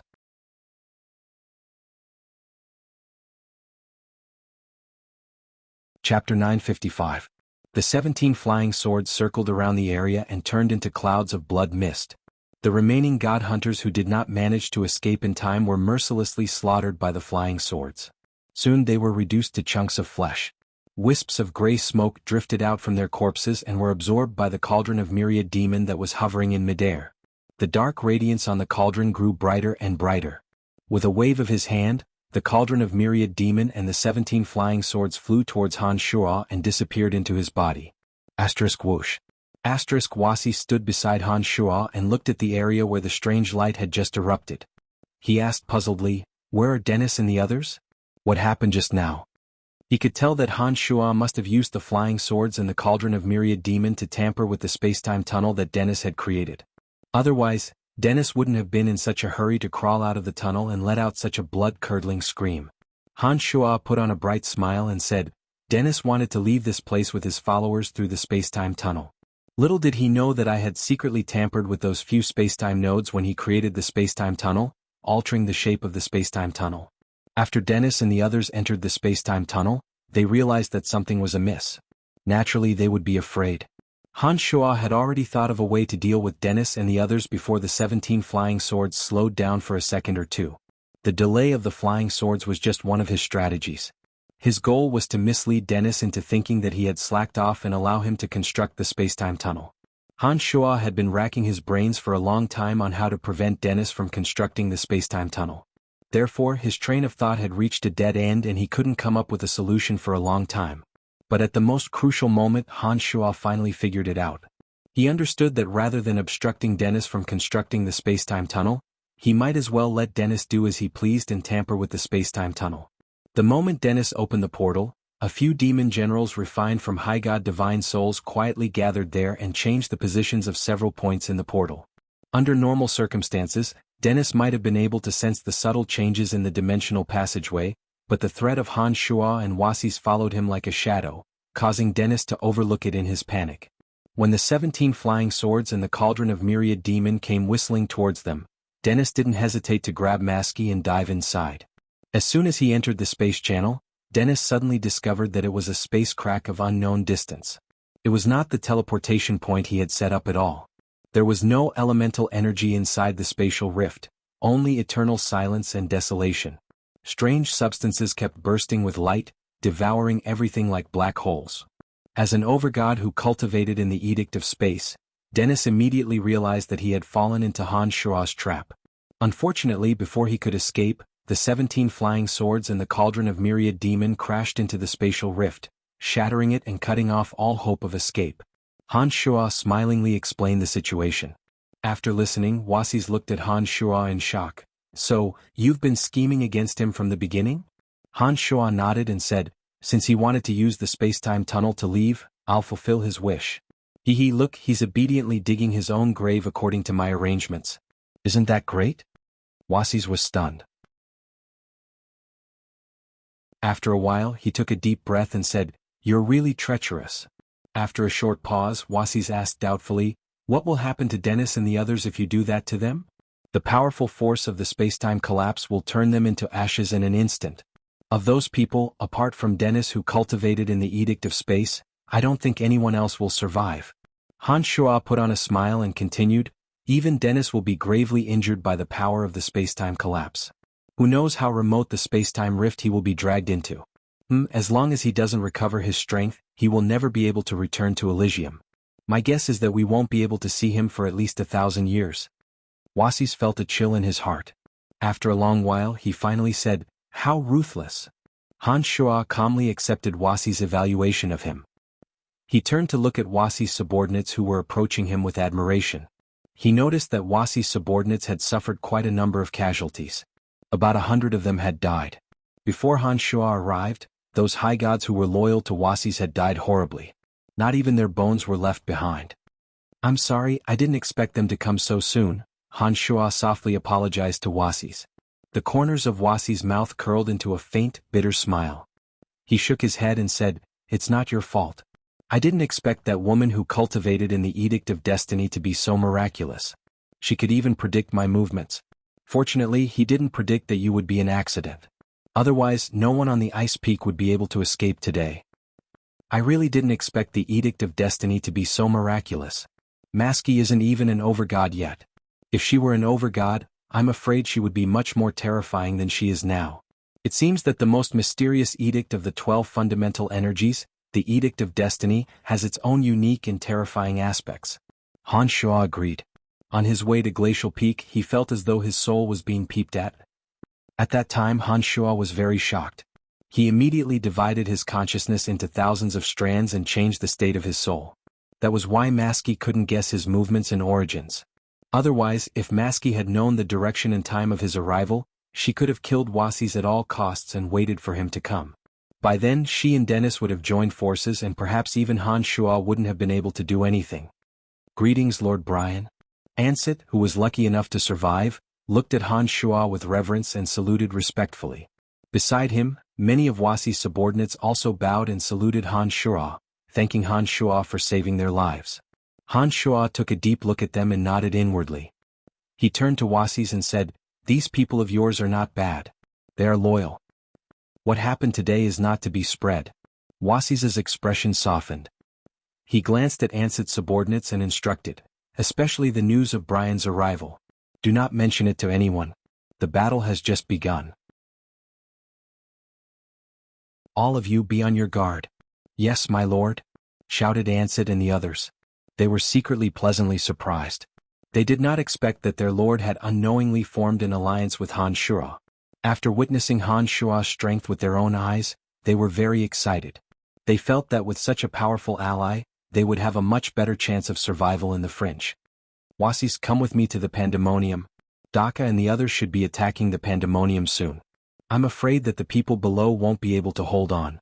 However, as long as the two of us can get there in time, not only will Daka and the others' efforts be in vain, but they will also be wiped out just like Dennis and the others," Han Shuo said after seeing that Wazer had made all the necessary arrangements. "All right." Wasis agreed. He paused for a moment and said, "I'll give the others another order to head to the Pandemonium as well. Daka and the others have too many subordinates. I'm afraid that you won't have enough manpower." Han Shuo shook his head smilingly and said, "There's no need for that. Just the two of us will be enough. Haha, before Daka and the others entered the Pandemonium, I already killed half of their subordinates. Now they don't even have as many subordinates as the Han family guards in the Pandemonium. Hehe, my Han family guards are much stronger than them. If it wasn't for Daka, Dagmar, and Acer, I wouldn't even need to return to the Pandemonium. My Han family guards alone would be enough to wipe them out." When he said that, Wasis was shocked. He shouted, "What? Half of their men died before they even entered the Pandemonium?" Han Shuo had sealed the news and Daka and the others naturally wouldn't spread the news of their defeat. So no one knew about it yet. That's unbelievable. Wasis was extremely shocked. He then asked, "How much did you pay?" "Just 3 mountains. Not a single one of my men died." "It's a long story. Come, let's talk about it on the way." Han Shuo smiled and threw an even bigger surprise at Wasis. While Wasis was still in a daze, Han Shuo left first. "My lord, he left first." Ansett hurriedly reminded when she saw her lord standing there in a daze while Han Shuo left first. It was only then that Wazer recovered from his shock. When he saw that Han Shuo had disappeared into the distance, he hastily instructed Ansett and the others to follow Han Shuo. He was eager to find out the truth behind Han Shuo's disappearance. He didn't lose a single man, yet he killed all of Daka's men. Such a result of the battle was too shocking. Even someone as powerful as Wazer was intimidated by the power of the attack. While Han Shuo was slaughtering his way through Glacial Peak, Daka, Dagmar, and Acer finally arrived at the Pandemonium. Through the gigantic spatial mirror, Little Skull, Han Hao, Statholm, and Andrina could clearly see the god hunters outside the Pandemonium. After the tragic incident, Daka and the others were much more cautious. When they arrived outside the Pandemonium, none of them dared to act rashly. Instead, they silently observed the situation outside the Pandemonium, not sparing a single blade of grass, tree, or rock. The lesson they learned last time was too profound. Half of their men were killed in an ambush. Daka and the others no longer dared to look down on the Han family. In their hearts, the Pandemonium was the most dangerous place they had ever encountered. Every step they took them an hour to complete a journey that should have taken them a few minutes. Daka and the others were truly terrified.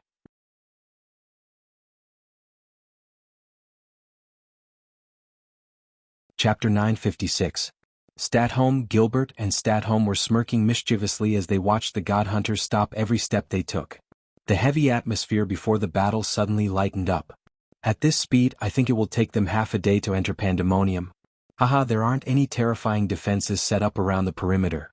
These god hunters are really interesting to be this afraid. Statholm couldn't help but chuckle. They're afraid of death. Mike pointed at the god hunters in the spatial mirror and said, "Look, the injuries on their bodies haven't healed yet. Their footsteps are a little messy and their limbs aren't moving at a natural frequency. This proves that their injuries were very serious." They had more or less learned from Han Shua what happened to Daka and the others at Little Skull's 3 mountains. They couldn't help but turn their gazes to Han Hao of Little Skull. They felt a little sad at the thought of half of their people dying on his side. This body was Han Hao's main body. The strand of soul that resided in his avatar had returned to Han Hao's main body. Han Hao was currently at his peak state.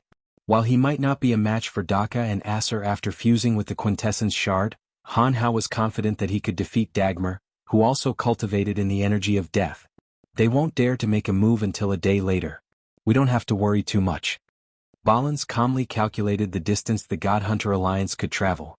His eyes scanned the God Hunters as if he was looking for a target to attack.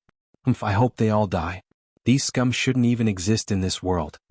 Andrina's face was cold as she roared hatefully. For some unknown reason, Andrina displayed an intense hatred towards God Hunters. It was as though she wanted nothing more than to slaughter every God Hunter in existence. In Pandemonium Tanai, whenever someone mentioned God Hunters, Andrina would immediately take notice and clamor about killing every last one of them. Han Hao of Little Skull shot a glance at Andrina and made a mental note to keep his subordinates away from that strange little girl. He knew better than anyone how terrifying Andrina was. There was no way his God Hunter subordinates would be a match for Andrina. In addition, Angelina had a close relationship with the House of Han. In addition, she was clearly in cahoots with Metal Elite Zombie. Even if Andrina were to kill 1 or 2 of his subordinates in a fit of rage, Han Hao wouldn't be able to do anything to Andrina. Therefore he had to be on guard. He planned to talk to Han Jin and have Han Jin restrain Andrina in that aspect. Let's get ready. It's time to activate all the formations in Pandemonium, Balin suddenly said after a moment of silent calculation. All right, the 5 elite zombies agreed. Soon after, they glanced at Han Hao and left the place. There were dozens of formations in Pandemonium, big and small. Some of them, once activated, would constantly consume the spiritual energy of heaven and earth. Although the Pandemonium had accumulated a lot of spiritual energy over the years, it wouldn't last long. The demonic formations that were terrifyingly powerful were especially taxing on the spiritual energy of heaven and earth. Usually, those demonic formations would be turned off at a critical moment to avoid wasting the energy. Now that the God Hunter Alliance was outside the Pandemonium, they would surely launch an attack in no time. Since Han Shua wasn't around, it was time to activate all the demonic formations just in case. After the 5 elite zombies left, Little Skull and Han Hao left as well. When Andrina saw Han Jin leaving, she thought for a moment before silently following him. During this period of time, Andrina and Han Jin had been inseparable. Not only were they attracted to each other when they were together, but they also seemed to be able to help each other improve faster. It was such a wonderful state that the 2 of them were always together and didn't want to be apart. Everyone get ready. Have the Han clan's guards spread out in all directions. Apart from using the demonic formations, we also have to use our group attacks. Daka, Dagmar, and Acer are all over God experts. They are many times more terrifying than Shati O and Hill from Witherbone City. We must not let our guard down. After the 5 elite zombies and Little Skull, Han Hao, and the others left, Balin solemnly instructed the Han family members. Only after hearing Balin's words did Phoebe, Fanny, and the other women realize the gravity of the situation. Their faces turned grave and they stopped laughing and went back to work. Outside the Pandemonium, Daka, Dagmar, and Acer were discussing how to attack the Pandemonium. The 3 of them had a huge disagreement on how to attack the Pandemonium. Dagmar was in favor of attacking the Pandemonium as fast as possible and destroying all the barriers and defenses within. Daka, on the other hand, wanted to take things one step at a time. He would first get a clear picture of the situation before launching a probing attack. If it didn't work out, he would immediately send a message to the other God Hunters to gather more forces to deal with the Pandemonium. Acer had another opinion. He wanted to leave his subordinates outside the Pandemonium and let the 3 of them explore it first. In Acer's opinion, given their over-God strength, even if they couldn't figure out what was going on, they could at least leave with ease. Just Han Shua and Han Hao alone wouldn't be a threat to the 3 of them. The three of them had their own opinions and couldn't come to a consensus in a short period of time. A day later they finally stood in front of the pandemonium. Looking at the valley that was shrouded in thick smoke, they finally decided on a plan of action. They would gather all the forces in the outer perimeter and storm the pandemonium to test its defenses. After coming to a decision, Daka, Han Shua, and Acer immediately issued orders to their subordinates. The three of them split into three directions and gathered all their forces to attack the pandemonium. Earth-shattering explosions rang out amidst the colorful lights. Rays of strange energy converged together and shot towards the pandemonium that was shrouded in fog. There were no screams like the three of them had expected, nor were there any members of the Han family fleeing from the depths of the fog. Instead, a series of violent explosions could be heard from the depths of the fog. Unfortunately, they had no way of knowing what had happened inside, nor could they know if anyone had died. Dagmar, even you can't sense the soul ripples in there? Daka felt that something was amiss and looked at Dagmar with a strange expression. The intense hatred in Dagmar's eyes was fleeting. He temporarily suppressed his desire for revenge against the House of Han. Then he said in a low voice, "In the depths of that thick fog, there is a power that can resist my spiritual power. It's as if there's a black canvas covering the area. My soul can't sense if anyone has died or not. I can't even sense if Tanai Mountain is inhabited." Acer's expression changed when he heard that. He immediately recalled the encounter at the 3 peaks of the Little Skull Mountain and said, "The situation is strange. I'm afraid that we've fallen into another trap. We have to be extremely vigilant against unknown situations. Let's go in and take a look." Daka hesitated for a moment before finally agreeing to Acer's suggestion. As Daka had communicated with Tyre beforehand, he planned to make use of the war in the Fringe to gain full control of the God Hunter Alliance. He thought that the three of them would be able to easily destroy the pandemonium with their combined strength. Little did he know that they would lose half of their men before even entering the pandemonium. That was why Daka didn't dare to risk his men's lives. After all, they would be his trump card in the God Hunter Alliance in the future. Daka originally didn't want to take the risk himself, but seeing that it would be a waste of energy if he didn't go in himself, he had no choice but to go in. Acer immediately agreed to Daka's decision. He looked at Dagmar and said, "The three of us will definitely be fine." At that moment, Daka suddenly felt a faint undulation from the space ring on his arm. Daka didn't say anything but secretly used his divine soul to sense the message from the magical mirror. After a while, Daka's face lit up and he shouted, "Let's go. The three of us will check it out today. It would be best if we destroy all the forbidden barriers. I think that pandemonium only has one powerful external aspect. It shouldn't be hard to deal with." "Daka, why do you say that all of a sudden?" Dagmar was obviously surprised by Daka's sudden change. "I've received reliable information that Brian isn't in the pandemonium for the time being. He went to Glacial Peak and there's no way he'll be back in pandemonium in such a short time. We can use this opportunity to destroy all of pandemonium's foundations and wait for him to return. Then we'll get rid of him as well." Daka sneered. Dagmar and Acer looked at each other in disbelief and asked in unison, "Are you sure?" "There's no doubt about it," Daka said confidently, but he didn't explain where he got the information from. Instead he chuckled and said, "Let's go in." With that, Daka took the lead and charged towards the mist-shrouded pandemonium without hesitation. He looked extremely confident. Dagmar and Acer hesitated for a moment, but in the end they decided to trust Daka and followed him. The moment they entered the mist-shrouded pandemonium, the three immediately felt their senses being greatly affected. Not only was their vision obstructed, even their divine souls couldn't sense what was going on too far away. "Everyone be careful. This place is creepy," Daka shouted. After the two entered, he immediately said, "Let's stick together. As long as the three of us are together, there won't be any problems." There was no response for a long while. "Daka, Acer, where are you? Why aren't you saying anything?" Daka was shocked and immediately shouted. Then he realized that all he could hear was his own voice. His voice was getting louder and louder, as though it was carrying some sort of power towards him.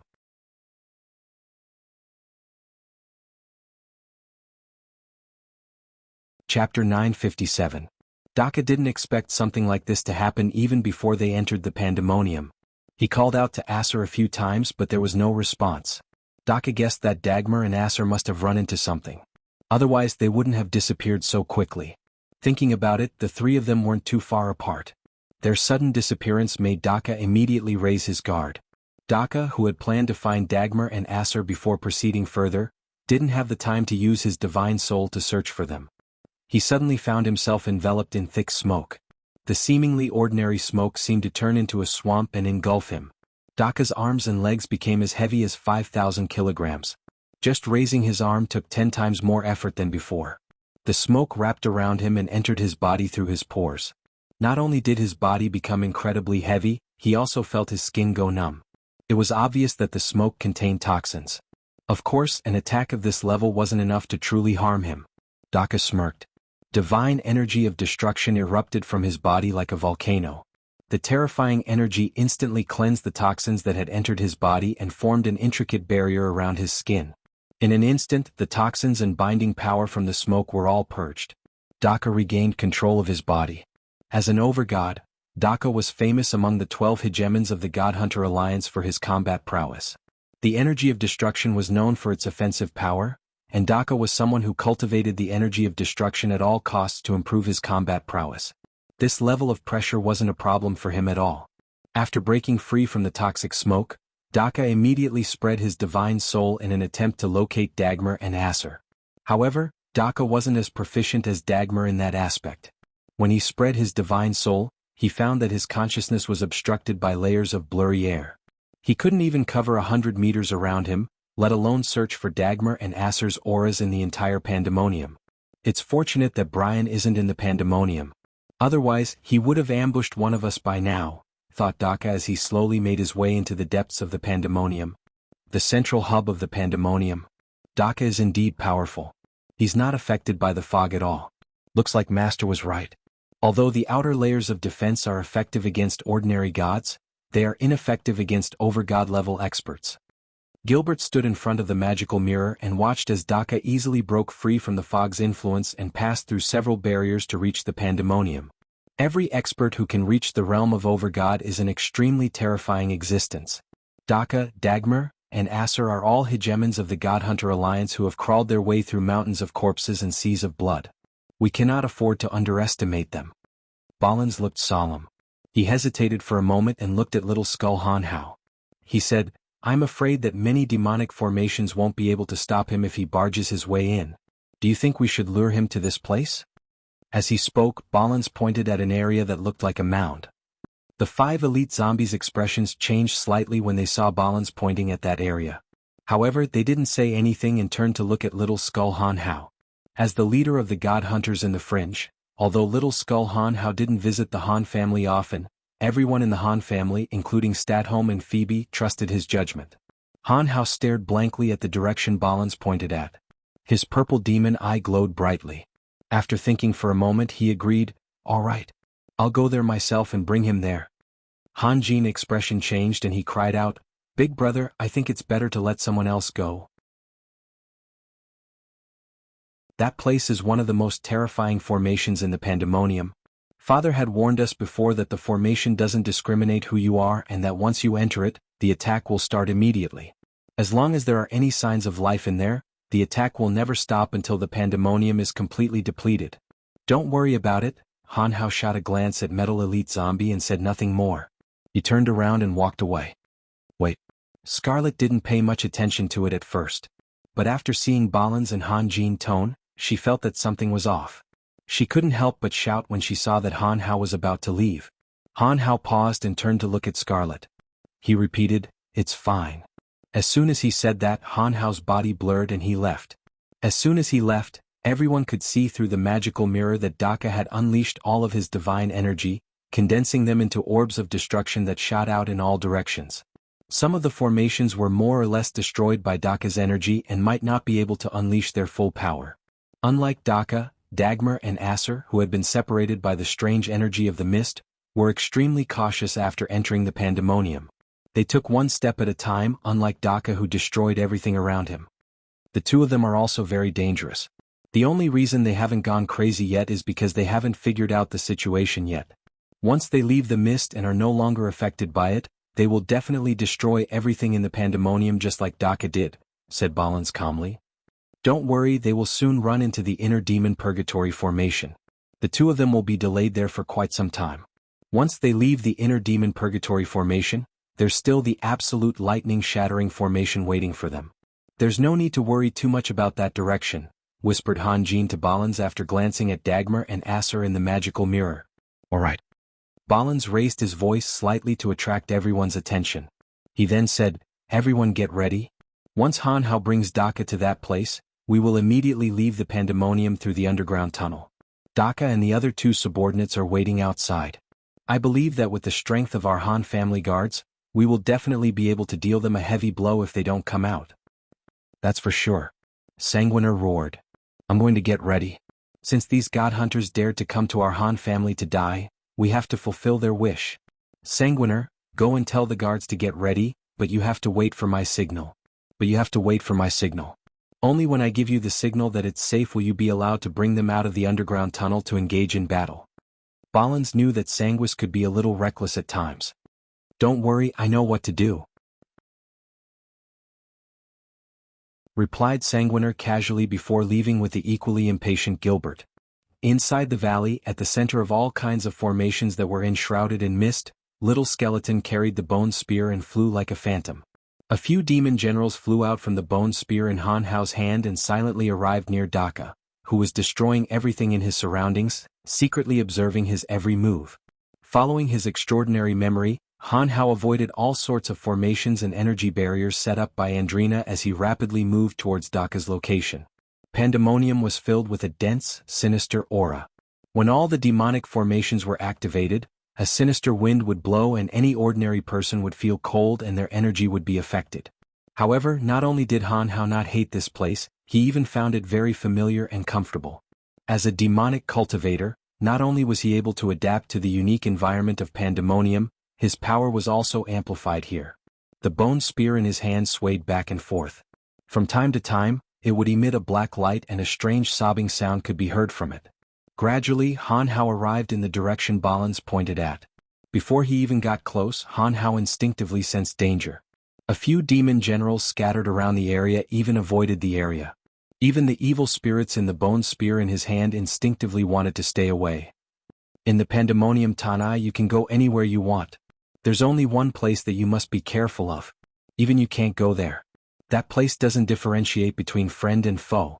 Any living thing that enters will be completely destroyed.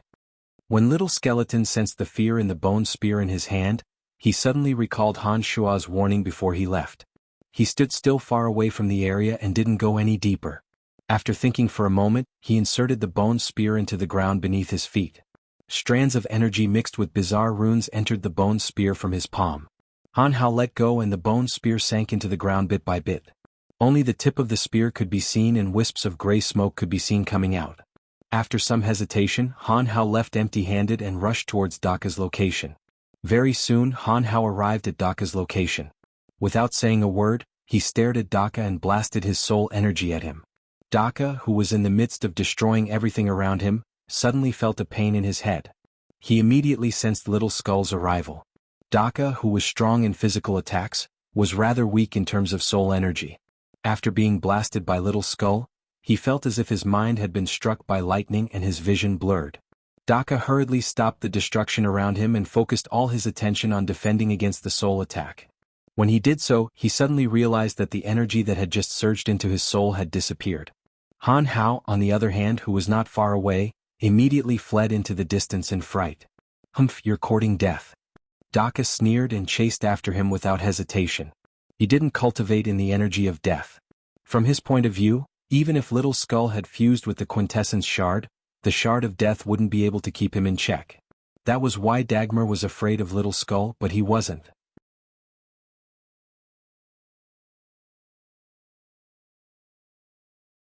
Chapter 958.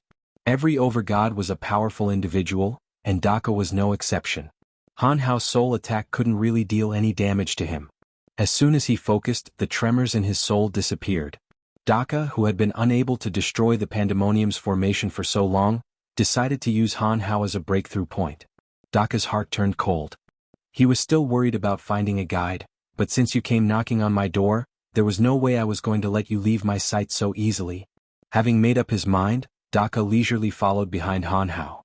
Along the way he stopped attacking the stone pillars and focused on Han Hao. He'll be fine, right? Statholm the old monster furrowed his brow and felt a little uneasy. Ballins was still as calm as ever, as though he wouldn't panic even if the sky were to collapse. His eyes were fixed on the little skull, Han Hao and Daka. Ballins said with uncertainty, "I don't know either. But I think senior brother must have explained the dangers of that place to him. Since he's confident that he can bring Daka in, he must have a way to get out. I hope he's fine. Otherwise we won't be able to explain ourselves." Statholm smiled bitterly. He knew how deep the bond between Han Shua and Little Skeleton was. If anything were to happen to Little Skeleton in Pandemonium, Han Shua would definitely be enraged. Who knew what kind of trouble he might cause? He'll be fine. Ballins was certain, but he was also a little worried. "Look!" Phoebe cried out in surprise. Her white jade-like index finger lightly tapped on the surface of the magic mirror and shouted, "He went in!" Ballins, Statholm, and the others immediately stopped talking and focused on the spot Phoebe was pointing at. Their gazes were as sharp as knives and their expressions were extremely solemn. After setting up the various formations in the Pandemonium, Han Shua informed Phoebe and Statholm of the various areas that they had to pay attention to. He told them to be careful and not to accidentally enter any powerful demonic formations. Among the many things to take note of, Han Shua repeatedly emphasized the Sky Annihilation formation that Little Skull had just entered.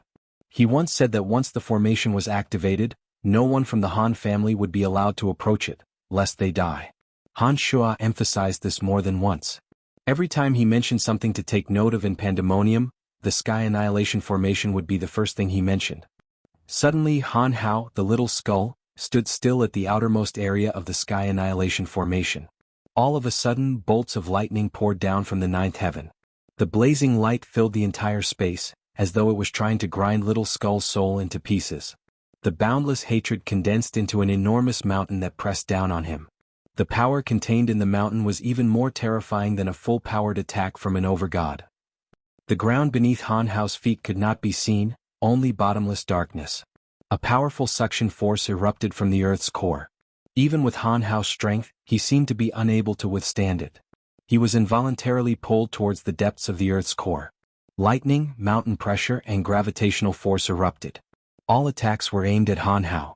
It was as though no matter how he moved, he would not be able to escape the attack. At this moment, Han Hao had only just entered the outermost area of the Sky Annihilation formation. Han Hao, who was involuntarily pulled into the boundless darkness, saw the lightning and mountain coming at him. Just as he was about to defend himself with all his might, he suddenly saw a figure darting in from the outside. Delighted, Han Hao gave up on defending himself against the three attacks. His soul immediately communicated with the bone spear that he had buried deep outside the formation. He used the energy of his soul to activate all the power of the bone spear. Outside the Sky Annihilation formation, the bone spear, which only had its tip exposed, glowed brightly. Many ferocious ghostly faces appeared on the bone spear. The sinister aura and killing intent that lingered in the Pandemonium were suddenly affected by the bone spear and frantically converged on it. The black light that was as thick as a human body formed a hollow circular pillar and shot straight into the terminus heavens. It forcibly opened up a path from the inside and reached right in front of Han Hao, who had sunk deep into the ground. His eyes gleaming with evil light, Han Hao leaped into the circle of black light like a loach. The hollow circle leading to the Sky Annihilation formation immediately shrank after Han Hao entered it, retreating at an even faster speed. The moment Daka entered the Sky Annihilation formation, he suddenly realized that the edict of destruction that he had painstakingly cultivated was greatly affected. This area seemed to have changed the natural laws of the edict of destruction. The destruction divine energy in his body became chaotic, and the orbs of destruction that he could normally form with just a thought couldn't be formed. Not only that, but he could also feel the powerful lightning and mountain pressure, as well as the terrifying suction force from the depths of the earth. This power even made Daka's heart palpitate.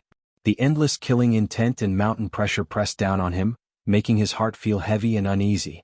Just then Han Hao, who had charged in first, used the black light formed by the bone spear to retreat. Daka immediately realized that he had fallen for Han Hao's trap. He barely managed to stabilize the destruction divine energy in his body before retreating at full speed. Boom. The area he had easily entered earlier seemed to have been blocked by an invisible boulder. Daka's head was spinning from the impact, but he wasn't able to break through the barrier. Instead, he lost his balance and fell into the endless darkness of the underground abyss. Whoosh! Han Hao came to the outside of the Heavenly Annihilation Formation and pulled out the bone spear. As soon as the bone spear was in his hand, all its brilliance faded away, and nothing special could be seen. "He's out," Balins exclaimed in joy, clearly relieved. While he was trying to comfort Statholm, he himself was just as worried. It was only when Han Hao walked out that he could finally relax. "Great." Statholm smiled and took a sip of wine. "Things will be much easier now that Daka is trapped. There are many formations ahead of Dagmar and Acer. The more careful they are, the harder it will be for them to escape. I think it will take them at least 10 days to break free." Ballins's eyes turned cold. "It's time for us to retaliate. I will inform Sanguiner, Gilbert, and the others." Without Daka, Acer, the God Hunters outside won't be our match. Everyone was overjoyed and started preparing to deal with the God Hunters outside. They all felt a little more relaxed. Han Shuo and Weiser flew all the way from Glacial Peak to Pandemonium. The two of them were as powerful as they could fly at lightning speed. Wasis learned from Han Shuo that Daka and the others had suffered great losses. Although he didn't say much, he was even more impressed by Han Shuo. The way Wasis saw it, the current Han Shuo was far stronger than Tyre, the leader of the five sovereigns, be it in terms of personal strength or the power he wielded. Along the way, Wasis couldn't help but wonder why Han Shuo seemed so calm in this battle. Where did his confidence come from? No matter how he looked at it, the five sovereigns weren't a match for the God Hunter Alliance. The five sovereigns only had 5 over-God experts, but the God Hunter Alliance had far more than that. Not only did the God Hunter Alliance have more experts than the Fringe, but they also had more subordinates than the five sovereigns. No matter how one looked at it, the Fringe didn't seem to have any chance of winning this battle. Before the battle even started, Wasis had already made preparations to evacuate the Fringe. If not for Han Shuo personally making a trip to Glacial Peak to guarantee that the battle wouldn't be a problem, he definitely wouldn't have held on. "Brian, why do you think Tyre, Logue, and Asura stayed behind to fight?" After thinking for a long while, Wasis felt that it was better to ask Han Shuo. He felt that Han Shuo already had a plan in mind. Tyre and Logue are trying to take control of the Fringe. The two of them are full of evil tricks, so they probably have some trump cards up their sleeves. As for Asura, frankly speaking, I don't really understand him. But I have a feeling that Asura has his own plans. Perhaps he will do something unexpected," said Han Shuo with his brows bunched after thinking for a moment. "Asura has been courting you ever since you came to the Fringe. Why did you choose to work with me instead of Asura?" asked Weiser. He was rather puzzled by that question. He had been puzzled by it for a long time and he couldn't figure it out. "Asura?" Han Shuo put on a thoughtful smile and said, "It's true that Asura has been trying to be friendly to me. But what have I done? I fought with Salus, became enemies with Tyre and Logue, and even got into a big fight with you. But what did Asura do for me? Not just the sovereign shop, but the fact that he helped me in the Pandemonium and outshone Salus?" Han Hao shook his head and put on a bitter smile. "He is too scheming. I dare not get too close to him or let him know too much about my plans. If he plays tricks at a critical moment, I fear that I won't be able to save him. That man is indeed a little hard to see through." Wasis thought for a moment and nodded in agreement with Han Shuo. At the same time, the person they were talking about had arrived outside the Pandemonium. He was not alone, but he was accompanied by a group of wounded soldiers. At this moment, Balins, Sanguiner, Gilbert, and a group of Han family gods were hunting down the invading God Hunters. Under the terrifying charge of the Han family, the God Hunters were utterly routed and fled in panic. Asura had obviously gone through a great battle. His subordinates were drenched in blood and many of them had to be supported. As soon as Asura arrived, he commanded, "Help the Han family deal with the God Hunters."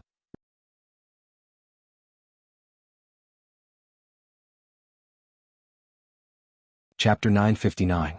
Without the support of Daka and the other two, the God Hunters were no match for the House of Han's relentless bombardment. One after another they were killed on the spot. Rose, Romont, Zovik, Sanguiner, Balins, and the rest of the Han family experts took action together. Among them were some of Han Hao's subordinates. Be it the Han family guards or Han Hao's subordinates, they were all well versed in the art of demonic formations. They were like fish in water in this kind of battle. The God Hunters were no match for them to begin with. As soon as Asura arrived and ordered his subordinates to attack, the God Hunters were routed even faster. Before Daka and the other two could come to their aid, they had no choice but to scatter and flee. They had already suffered heavy injuries at the 3 mountains of Little Skull and Han Hao. Many of them had yet to fully recover from their injuries and were no match for the Han family guards.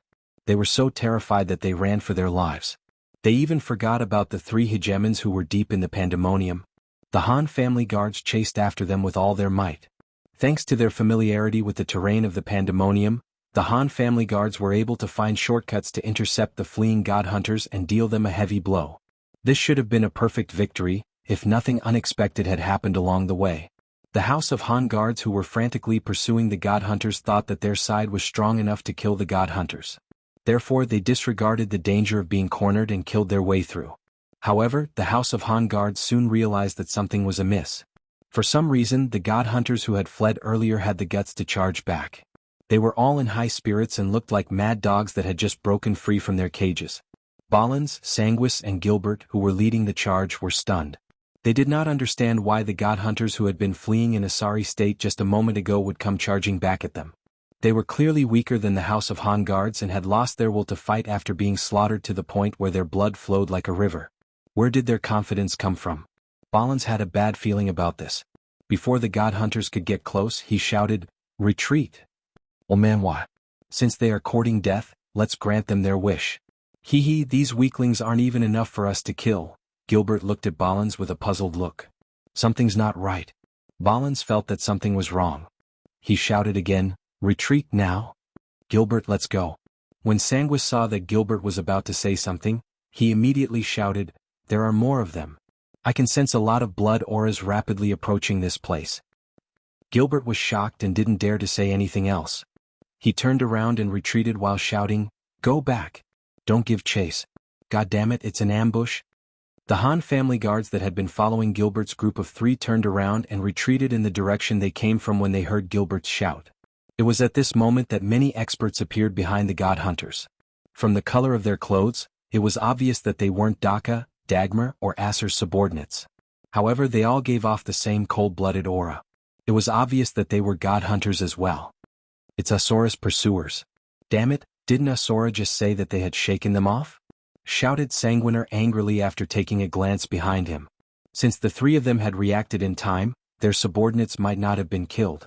However, they weren't the only group of Han family guards chasing after Daka's subordinates. If those people didn't realize the danger, wouldn't they be killed by the new experts? The thought of that possibility made Sanguiner want to curse. Why didn't Asora stay in his domain? Why did he come to Pandemonium? Even if he wanted to come, he had to understand the situation first. Don't bring trouble to Pandemonium. Let's go. Ballins was startled and his voice grew even louder.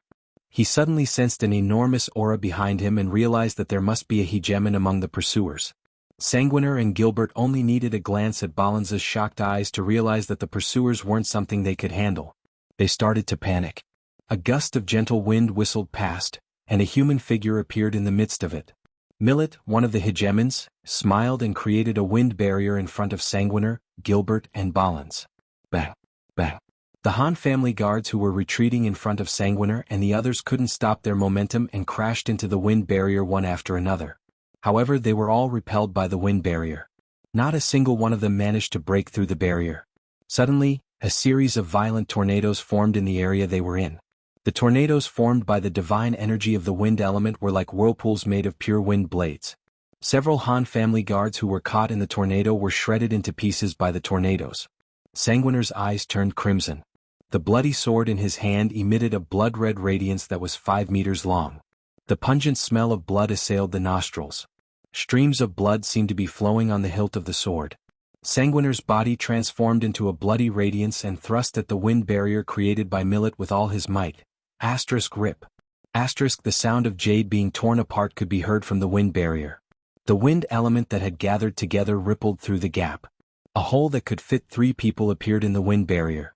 Sanguiner, as one with his sword, was the first to pass through. Gilbert and Ballins followed closely behind. Some of the Han family guards were quick to react and passed through the hole after Ballins. They managed to escape from the wind barrier. However, a dozen or so Han family guards weren't so lucky. Before they could pass through the wind barrier, they discovered that the hole that Sanguiner had torn open had healed. Moreover, even denser wind element was gathering on the wind barrier, completely blocking their way out. Millet's expression changed. He didn't expect Sanguiner to be able to tear through the wind barrier he had created. Although the wind barrier was something he had created in a hurry, it wasn't something that could be easily pierced through. Sanguiner's ability to gather all of his power into a single point in an instant and unleash a terrifying destructive force that was far beyond his actual strength impressed Millet. Even denser wind element gathered on the wind barrier. Millet attacked calmly. One wind blade after another accurately pierced the bodies of the Han family guards that had been left behind. They were badly mutilated and died on the spot. As soon as the wind blade left his hand, Millet turned into a gust of wind and passed through the wind barrier he had created without any obstruction. He continued to chase after Sanguiner and the other two. "Where are the others?" roared Gilbert immediately after he passed through the wind barrier. He turned around and looked behind him. Ballins didn't say a word. His face was as cold as ice. He knew that the Han family guards who couldn't pass through the wind barrier wouldn't survive more than a few seconds in the hands of an expert of Millet's level. They were probably dead by the time Gilbert spoke. Seeing that Ballins didn't say a word, Gilbert immediately knew the fate of the Han family guards. Gilbert's eyes reddened. He decided to turn back and fight with his life on the line. However, his fast-moving body suddenly trembled and stopped moving. It seemed that he wasn't going to continue retreating. "Capture him," roared Ballins and glanced at Sanguiner. As soon as he said that, Ballins and Sanguiner moved together. Each of them grabbed onto one of Gilbert's arms and dragged him towards the pandemonium. They didn't care about Gilbert's shouts at all. "Kid, the energy you use is very peculiar. Stay here and we'll discuss it." Suddenly Millet's chuckle came from behind, and a gentle breeze quietly blew over. Another wind barrier formed in front of the three, and the elemental density of this new wind barrier was simply incomparable to the previous one. Sanguiner only took a glance at the newly formed wind barrier before he turned around and glared at Millet. He knew very well that the newly formed wind barrier wasn't something he could break. Rather than wasting his energy on it, he might as well turn back and fight Millet to the death. Even if he couldn't kill Millet, he should be able to inflict some damage on him if he went all out. Seeing that even Sanguiner had given up on trying to break out of the encirclement, Ballins and Gilbert immediately understood that the situation had reached its most critical juncture. The two suddenly put aside their panic and fixed their hateful gazes on Millet. The Han family guards stood silently behind the three of them. Not a single one of them showed any fear in their eyes. Instead, they all wore calm expressions as if death was not something too difficult to accept. It was as if they had long since prepared themselves for this. Millet wasn't in a hurry to attack. He took in the expressions of the Han family guards and nodded in praise. What a powerful army indeed. No wonder even Daka's men fell. Hey, you only have two choices in front of you. Either you release your souls and swear your loyalty to me, or I'll kill you right now. Who do you think you can kill? A cold shout came from the depths of the earth. The earth beneath Ballin's feet suddenly split open, and Han Hao walked out with a grim expression, his bone spear in hand. Glancing at the surprised Millet, Han Hao said to Ballins and the others, "There's nothing else for you to do here. Return to Pandemonium from below." I've long heard of Han Hao's name. Now that I've seen it for myself, you really do live up to your reputation. Millet clapped his hands and laughed heartily. But do you think you can protect them? You can try. Han Hao no longer looked at Ballins and focused all his attention on Millet. He pointed his bone spear at Millet as though he was facing a formidable enemy. The other 7 bone spears on his back trembled violently.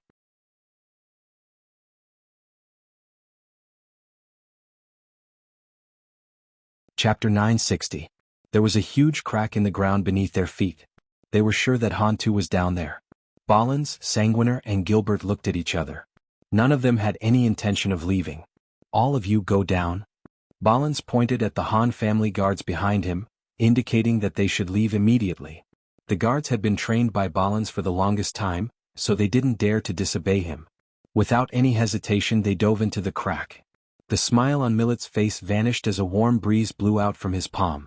In an instant, another wind barrier formed at the crack in the ground beneath the trio's feet, and the guards who went down were fiercely bounced back. "If I say you can't leave, then no one can." Miller's face was solemn as he walked toward Han Hao step by step. With every step he took, a small whirlwind formed beside him and spread out in all directions. Han Hao's pupils shrank as he looked at Miller as if he was facing a formidable enemy.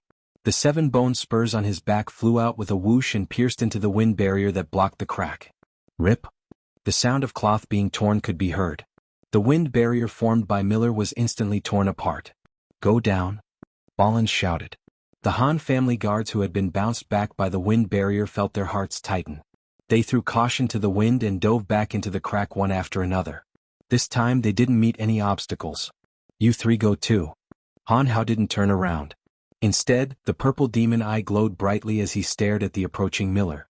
The bone spear in his hand was covered in ghostly and frightening images. A strong killing intent gathered on the bone spear in his body. "Han Hao, we're not leaving," Gilbert shouted and said stubbornly. "We can't watch you throw away your life for us without doing anything. If we die together." "Ah, very good, very good. We die together." Miller laughed coldly and suddenly attacked. A hurricane howled and formed in an instant. It was like a gigantic whirlpool, enveloping Ballins, Gilbert, and Sanguiner. He stretched out his hand, and the cold wind formed a huge sawtooth blade in the void. Holding the sawtooth blade in his hand, he slashed at Han Hao, and the sharp wind power rotated at high speed, covering Han Hao entirely. Miller's sudden attack instantly enveloped Ballins, Sanguiner, Gilbert, and even Han Hao. Once the power of a wind over god was unleashed, anyone who wasn't at the same level as him would be unable to resist it at all. They were immediately trapped by the power of the wind. "You small fries have the right to clamor at me?" Miller sneered. He didn't take Ballins and the others seriously at all. Even Sanguiner, who had just broken through his wind barrier, only surprised him a little. In his heart, he didn't see Sanguiner as a worthy opponent. Even as he sneered, Miller's eyes were vigilantly focused on Han Hao, who had been enveloped by the sawtooth blade formed from the wind element. In his eyes, only Han Hao was a bit troublesome, but it wasn't to the point where he had to go all out. Suddenly, the sneering Miller's expression changed and he cried out involuntarily, "What?"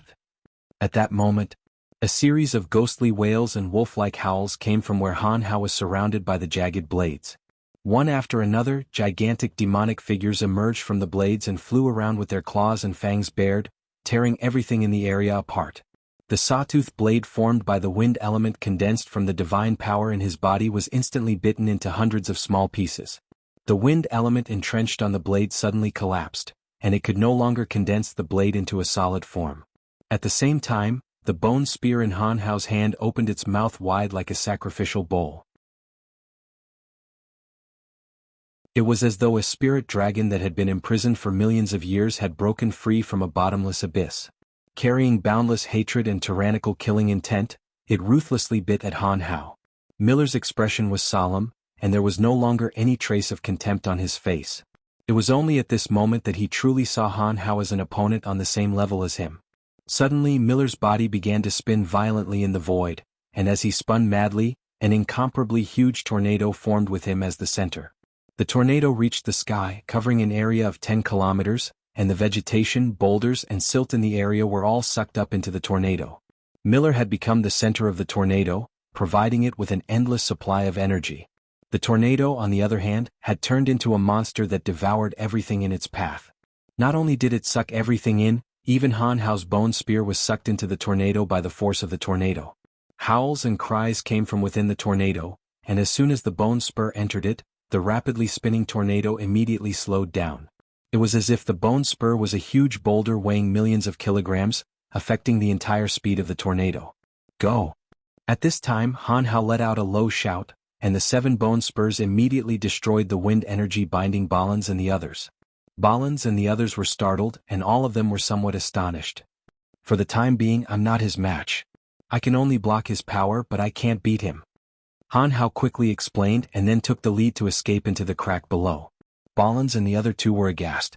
Without hesitation they followed closely behind Han Hao and dove into the ground. Even Han Hao admitted that he was no match for Miller, so the 3 of them together wouldn't be enough to kill him. If they didn't leave now, then when?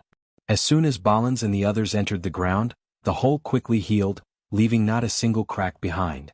At the same time Han Hao's bone spur that had flown into the tornado suddenly exploded with incomparable power, and suddenly fell to the ground below. Huge mounds emerged one after another, each of them the size of a small mountain. In an instant they filled the middle of the tornado. With so many obstacles appearing all at once, the tornado's spinning power was forcibly disrupted, and it could not continue to exert power. The bone spur fell onto one of the mounds, and like a drop of water falling into the sea, it disappeared into the mound. In an instant, the terrifying aura that filled the tornado disappeared without a trace. As soon as the bone spur disappeared, it seemed to have stirred up the power of the mounds.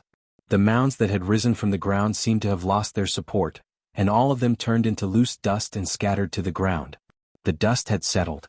Miller's figure reappeared, and he looked thoughtfully at the ground beneath his feet. He praised, "Looks like it's the doing of that guy called Han Tuesday. The Han family cultivates in some kind of unique power. It's fortunate that we had such a precise plan, or else all our efforts would have been in vain." Underground. "Han Hao, where's your weapon? Don't you want it anymore?" Gilbert immediately shouted at Han Hao the moment he entered the ground.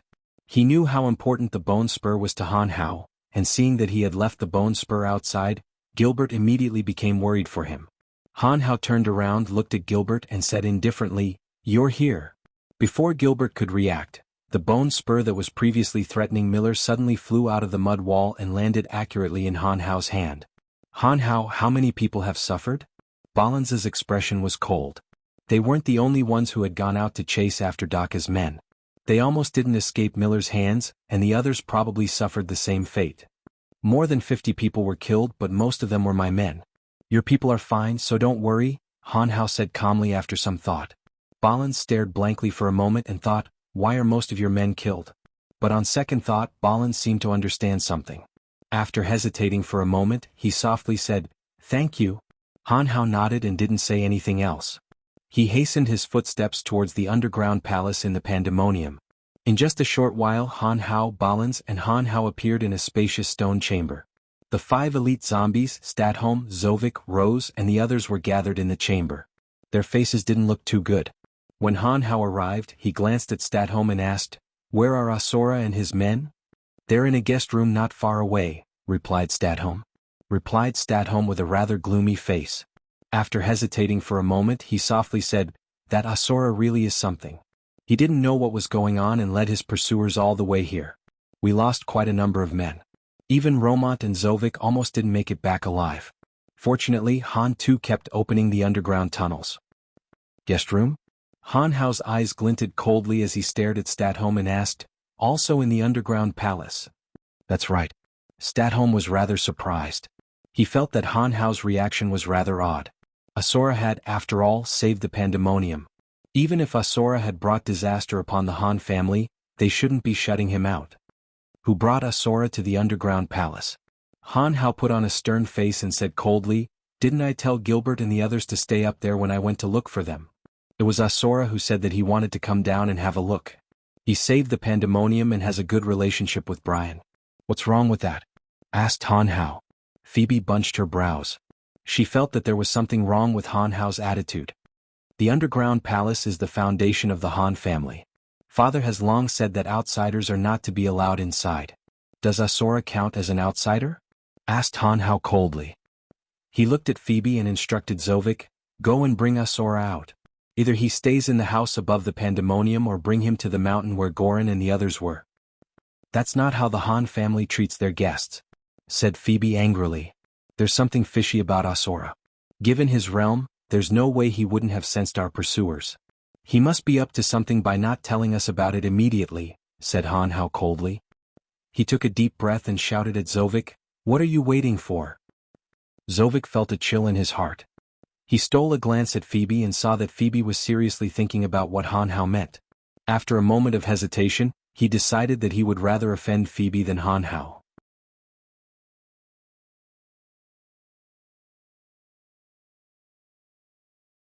Chapter 961.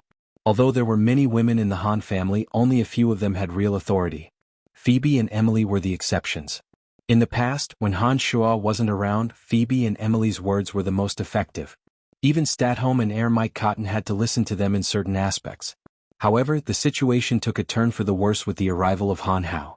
Due to Han Hao's formidable strength and the admiration of Ballins, Sanguiner, and Gilbert, Han Hao had become the second leader of the Han family under Han Shua. Phoebe felt somewhat uncomfortable that her position had been taken away from her. After Zovik left, Statholm, Ballins, and Gilbert did not voice their opinions. It appeared that they had tacitly accepted Han Hao's position in the Han family. Feeling a little angry, Phoebe shot a sideways glance at Little Skull Han Hao and shouted, Asura might have been distracted by his subordinate's injuries, or he might have exhausted his energy in the battle. I don't think he's trying to bring disaster to the Han family, is he? Emily and Fanny agreed with her words. As the few women were close to each other, it was only natural that they would stand on the same side. You have yet to reach that realm of strength. You will never understand how powerful the divine soul of an overgod is. Even if Asura is gravely injured, his divine soul should be able to detect dangers lurking in the dark. There's no way he would be ignorant, Han Hao said indifferently, as though he did not notice the anger of Phoebe and the other women. After pondering for a moment, Han Hao turned to Balins, Sanguiner, and Gilbert and said, "Gather the core members of the family. We must stay together at a time like this." "All right." Balins immediately nodded and immediately set off to work. "Han too, the 5 of you should get ready as well. If anything happens, send them to the central control center of the Pandemonium as quickly as possible. The defenses there are the strongest. You can use the Yuan Qi of the entire Pandemonium to defend against attacks from the outside. Even if an overgod attacks you, as long as the Yuan Qi of the Pandemonium isn't depleted, you'll be fine," instructed Han Hao without even looking at Phoebe. The 5 elite zombies did not waste any words and nodded to carry out his orders. At this moment, it was as if everyone had taken the initiative to filter out the anger on Phoebe's face and treated Han Hao as their leader. Everyone followed his orders and ignored the opinions of women like Phoebe. "I'm afraid Zovik can't handle it well. I'll go and have a look as well."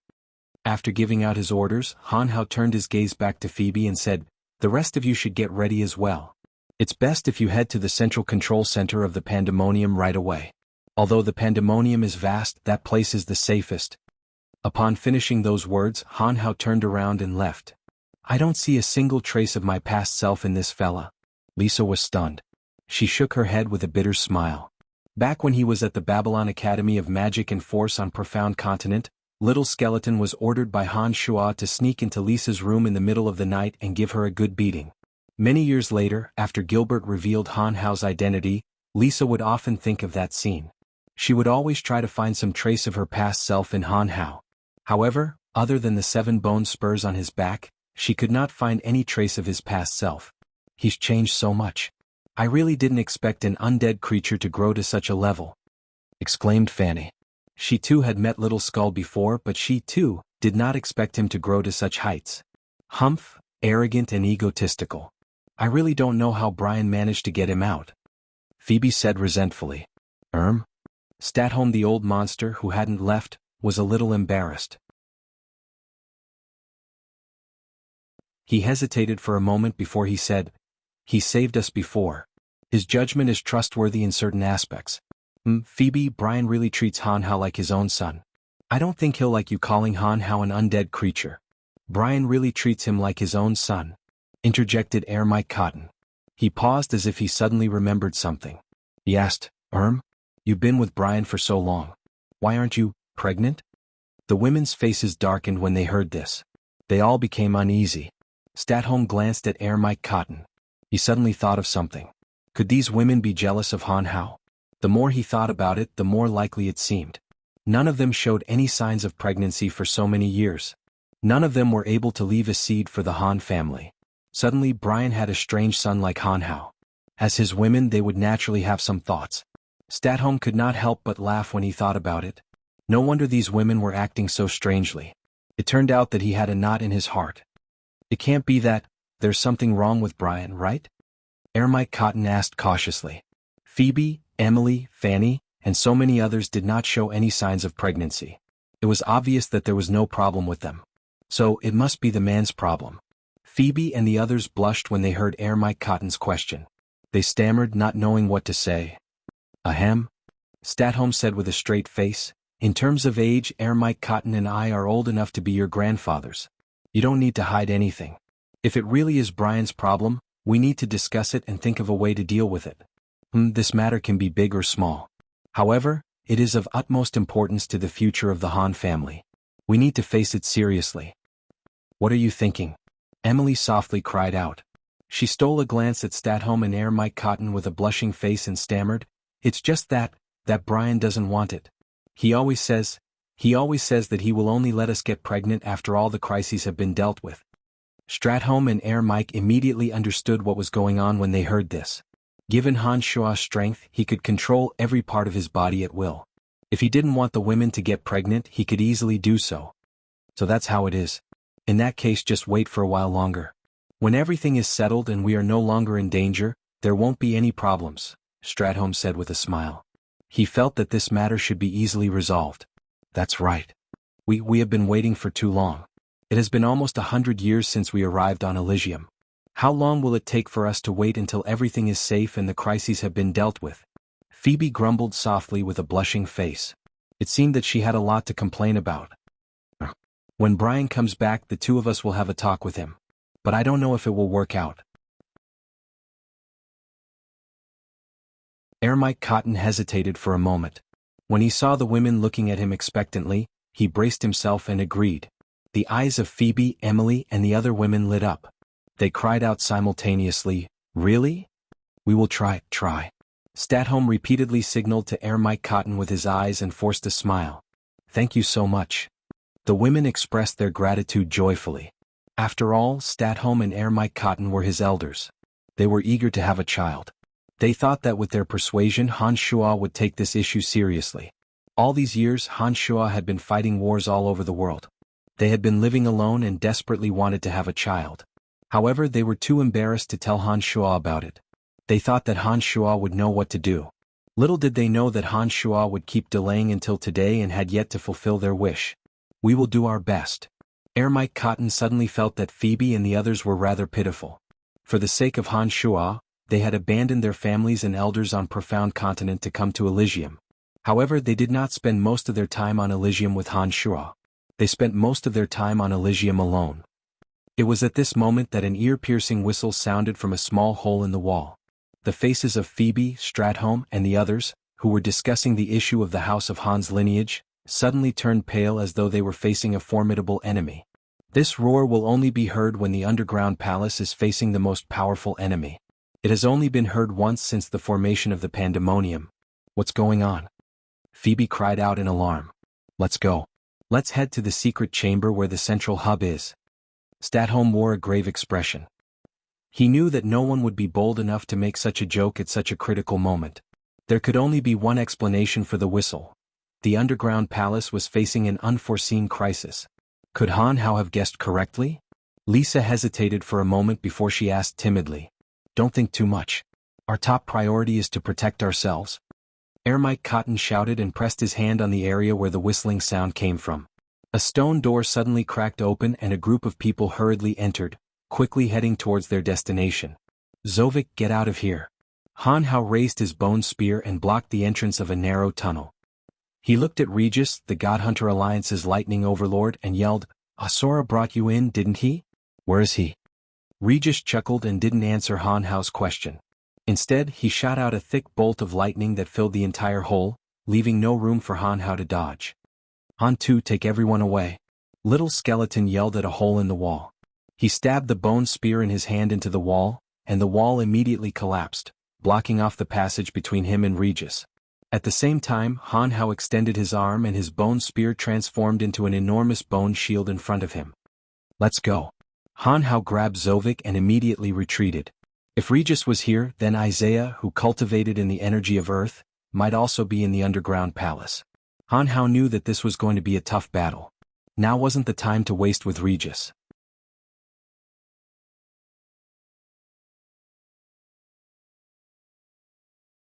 Chapter 962. Regis wasn't surprised by Han Hao's actions. Given the current situation, it wasn't shameful to retreat despite knowing that he couldn't win. He just didn't expect Han Hao to be so decisive. He didn't waste any words and left with Zovik. The lightning rushed out, and the tightly blocked passage was forcibly penetrated by the lightning, directly bombarding the white bone shield. Dazzling white light blossomed on the bone shield. In an instant, the bone shield shattered into pieces and turned into dust. Regis's eyes glowed with electricity as he locked onto Han Hao's figure. He chuckled. Good reflexes. Extraordinary aptitude. Let's see where you can run to. Regis shot towards Han Hao like a bolt of lightning in the dark passageway, so fast that it was dazzling to behold. Han Hao, who was dragging Zovik away, immediately sensed Regis chasing after him. The uncomfortable aura on his body made him realize that Regis' divine soul had locked onto him. Zovik, you go first. Han Hao let go of Zovik and turned around, stabbing the bone spear in his hand into the ground. Strands of light visible to the naked eye shot into the passage. Suddenly, the hard earth in the passage was lifted up like a carpet and rolled back from Han Hao to Regis. The elemental energy of death surged out, forming a dense horde of bone spears that filled the narrow passageway. They shot towards the direction Regis had come from. Careful. Zovik looked back and said softly before leaving without looking back. Not bad, Han Hao. Regis praised. He suddenly spread out his domain of divinity in the narrow passage. The power of lightning crackled and spread out with Regis as the center. The bone spears shot toward Regis exploded one by one. His eyes narrowed and 2 bolts of lightning shot out from his pupils. Like an electric dragon, they smashed the soil carpet that was rolling toward him, turning it into dust and falling to the ground. After the dust settled, Regis suddenly realized that he had lost track of Han Hao in his soul, and he was no longer in front of him. That's fast. Regis was stunned for a moment. His lips curled into an enigmatic smile as he muttered, "That's good too. It's easier to catch them all in one go." As long as Earth Elite Zombie Han 2 was present in the underground palace, he could open up a new tunnel from anywhere. As the favored child of the Earth, Earth Elite Zombie was using the energy of the Earth to his heart's content for the benefit of the Han family.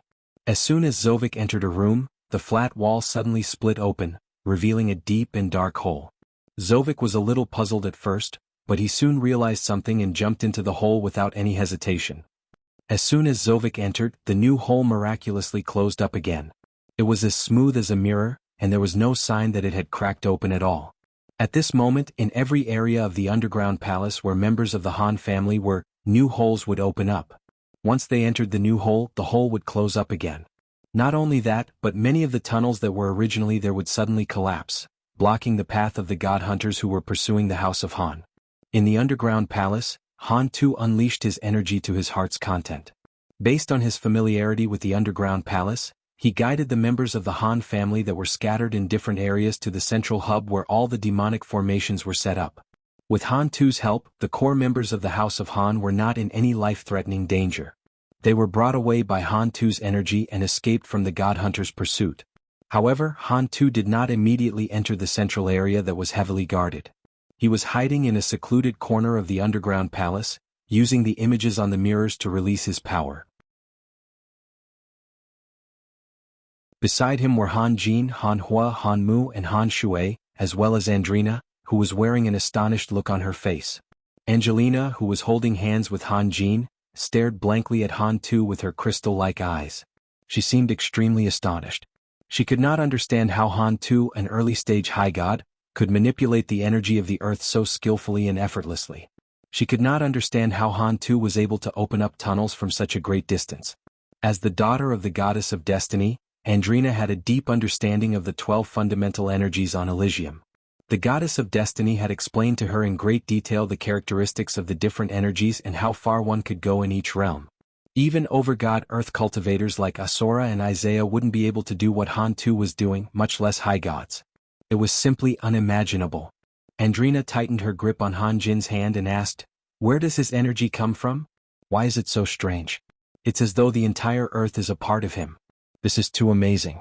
If I hadn't seen it with my own eyes, I wouldn't have believed that an earth cultivator could manipulate the energy of the earth to such an extent." Han Jin smiled. He hesitated for a moment before pointing at Han Mu, Han Shui, and Han Hua, who were paying close attention to their surroundings. He whispered, "It's not just Han Tuesday. The 3 of them, including me, are all blessed with the ability to manipulate the energy of the earth. All of this was bestowed upon us by Father. Brian, he's really..." Angelina was stunned, and then she shook her head with a bitter smile. "Someone's coming." Right at this moment, Han Mu let out a low growl and pointed at one of the earthen walls as if he was facing a formidable enemy. With a solemn expression he said, "He also cultivates the power of earth." He must have sensed that the change in the power of earth in the entire underground palace is coming from here. If it's not Asura, then it's Isaiah. Han Tu, who had been focused on leading the Han family to safety, suddenly opened his eyes. "How's it going?" Han Jin asked. "It's almost done. I've sent away those who needed to be sent away. There are also some Han family guards. But there are too many of them, so I could only lead them to Big Brother's palace." Han Tu naturally knew what Han Jin was asking.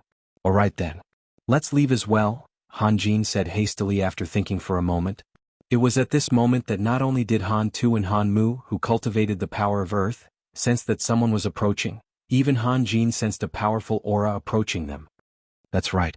That's right. Needless to say, it was either Isaiah or Asura who was approaching at full speed. As earth cultivators, even if they couldn't manipulate the energy of the earth as miraculously as Han Tu's earth restraints weren't a problem for them. And because Han Tu was constantly using the energy of the earth, they could accurately pinpoint Han Tu's location. They're fast. Let's go. Han Mu exclaimed and took a step back. Han Tu stood up and took the lead. The flat wall in front of him suddenly split open to reveal a tunnel. He quickly dove into it. Without hesitation, Han Jin and Han Hua rushed into the tunnel.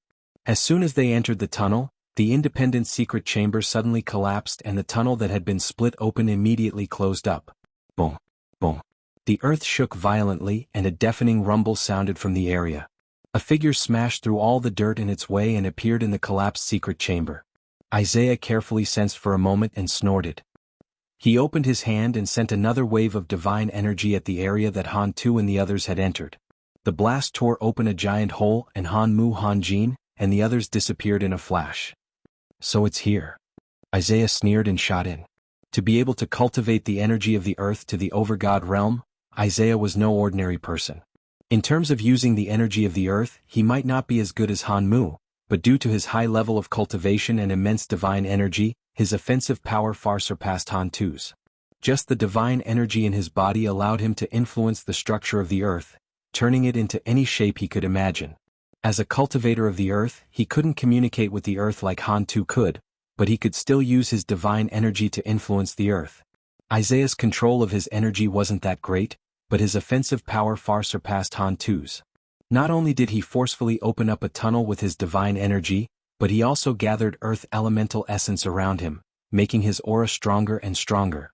With each step he took, the entire underground palace seemed to tremble. Not good. Han Tu cried out in alarm.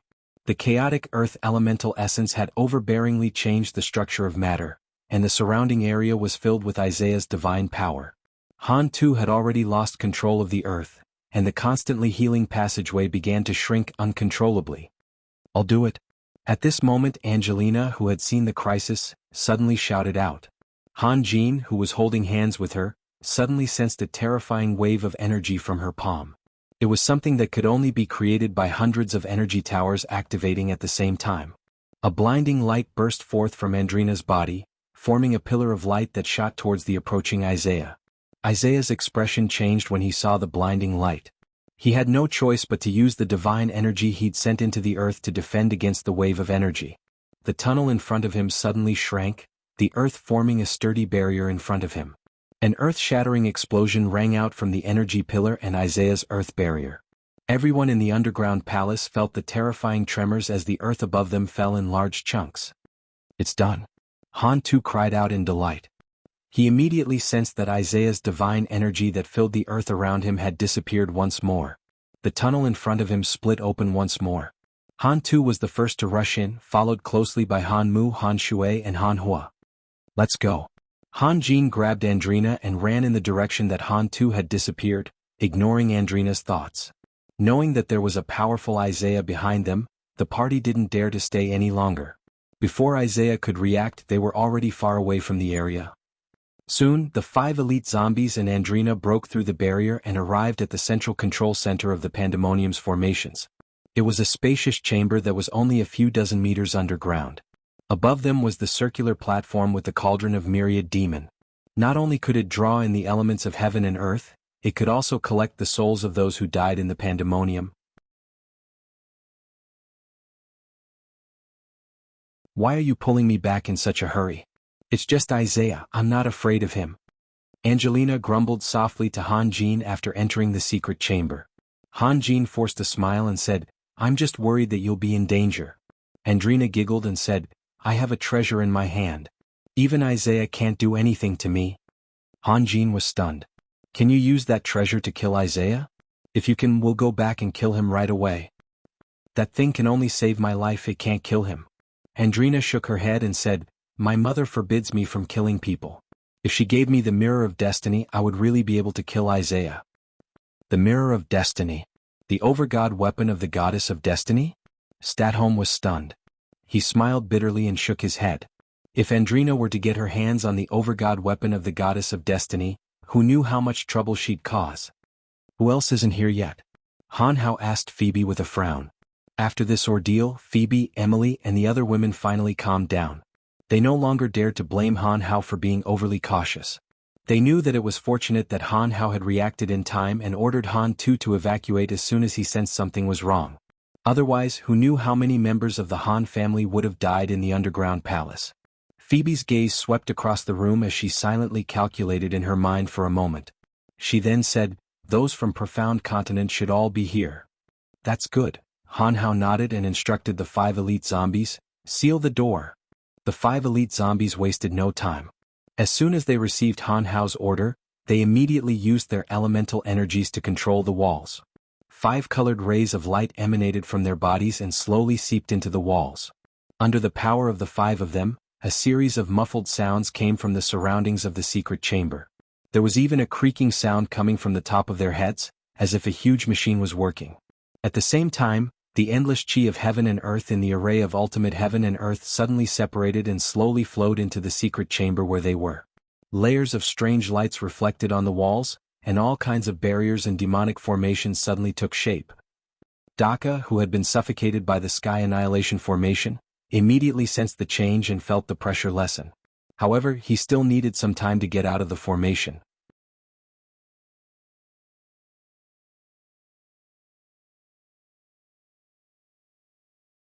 Chapter 963. At the central hub, all members of the Han family had gathered together to deal with Regis and Isaiah's pursuit. The 5 elite zombies unleashed their energies and gathered the yuan chi of heaven and earth surrounding the Sky Annihilation formation, to form the strongest defense possible, turning the secret chamber into an impenetrable fortress, leaving not the slightest opening. Everyone knew that Regis and Isaiah would find this place sooner or later. Even though they knew that hiding here wasn't the way to go, they had no choice but to do so. At the very least, even if Regis and Isaiah were to arrive, they wouldn't be able to break through the layers of barriers that Han Shua had painstakingly set up. Before Han Shua left, he had told them that he would return as soon as he was done with his business. That was why they thought that all they had to do was wait for Han Shua to come out before the secret chamber was destroyed. Han Shua had told them that in the Pandemonium Tanai, his power would be greatly enhanced. No overgod who cultivated in any kind of esoteric energy would be a match for him as long as they didn't possess a true quintessence. Brian will definitely return before they break through the wall. Emily said confidently. Don't worry. Even if Father can't come back in time, the 5 of us will be able to hold on for a while if we try our best to operate the penta-elemental undead formation. Han Jin smiled and comforted the nervous Han family members. If I use my treasure, I can stop at least one overgod. I can guarantee that he won't have the time to deal with you all. Andrina said with a giggle as she held onto Han Jin's hand. She didn't seem too concerned about the crisis. After hearing these words, the originally gloomy faces of the crowd relaxed a bit. Their words were no longer as solemn as before, and they began to discuss when Han Shua would return, as well as the dangerous situation just now. Although Han Hao didn't say anything, everyone naturally treated him as their pillar of support. His accurate judgment had played a crucial role in informing Han Tu of the rescue operation as soon as possible. That was why they were able to bring the key figures to this place. Don't be too optimistic. Prepare for the worst. Han Hao said calmly. He glanced at Han Jin and Andrina and said, there are currently 7 overgod experts in Pandemonium. Daka, Dagmar, and Asser are temporarily trapped, but once Miller and the others figure out the situation in Pandemonium and get the 3 of them out, I believe that the 7 overgods, including Asura, will be able to break this secret chamber defenses for long. Everyone's expression changed when they heard that. It was as if they had just realized just how many terrifying enemies the Pandemonium had. However, other than Miller, Isaiah, and Regis, there was also Daka, Dagmar, Asser, and even Asura who had yet to be seen. Every single one of them was an overgod. If they did not work together, the secret room might have been able to hold on for a while longer. However, once the 7 of them struck out together, the terrifying power would be unimaginable. No matter how much confidence they had in Han Shua, they didn't think that the secret chamber would be able to withstand the combined attacks of all 7 overgods. Brother, what do we do? Han Jing cried out. I'm thinking. Han Hao slowly sat cross-legged on the ground and closed his eyes in silence, his brows furrowed. Regis and Isaiah led their men to clear out any Han family guards that hadn't escaped. They then headed straight for the secret chamber where Han Hao and the others were. Only the core members of the Han family were allowed to stay in the underground palace. Apart from them, there were only a small number of guards in charge of communications. As such, apart from the core members of the Han family who had come from the profound continent, there weren't many guards in the underground palace. Regis and Isaiah had only killed a few dozen guards after searching the place. They were very curious as to why the Han family only had so many guards at their disposal. What he didn't know was that most of the House of Han's guards were in the mountains outside the Pandemonium. As soon as the underground palace was in danger, Han Hao and the others hid in the secret chamber and sent word to their guards. The Han family guards in the mountains immediately followed the path Metal Elite Zombie had opened up and hid in the mountains further away. Even Regis and Isaiah couldn't penetrate the boundaries on the mountains with their souls, so they didn't notice anything out of the ordinary. After Regis and Isaiah roamed the underground palace for a while, Miller quietly appeared. When the three gathered, Regis smiled and asked, "Did he bring you in?" Miller smiled and nodded. "Yes. How's the situation?" "The important figures should be gathered together." "Ah, that's good. We don't have to search one by one anymore," Isaiah said as he pointed in a direction above his head. Isaiah pointed in a direction above his head. "They're all over there. The stronger the defenses, the easier it is to see. Daka, Dagmar, and Asur are all in Tanai. When Asura brought me here, he said he got the news from them," Miller said with admiration. Miller's face was full of admiration. "If I hadn't seen it with my own eyes, I wouldn't have believed that this place had so many tricks up its sleeves. It was actually able to trap Daka, Dagmar, and Asur at the same time. Unbelievable. Yeah, it's a good thing we pretended to be Asura's men and snuck in. Otherwise we might have been trapped like Daka and the others. That Brian really is an amazing person." Regis also sighed with deep emotion.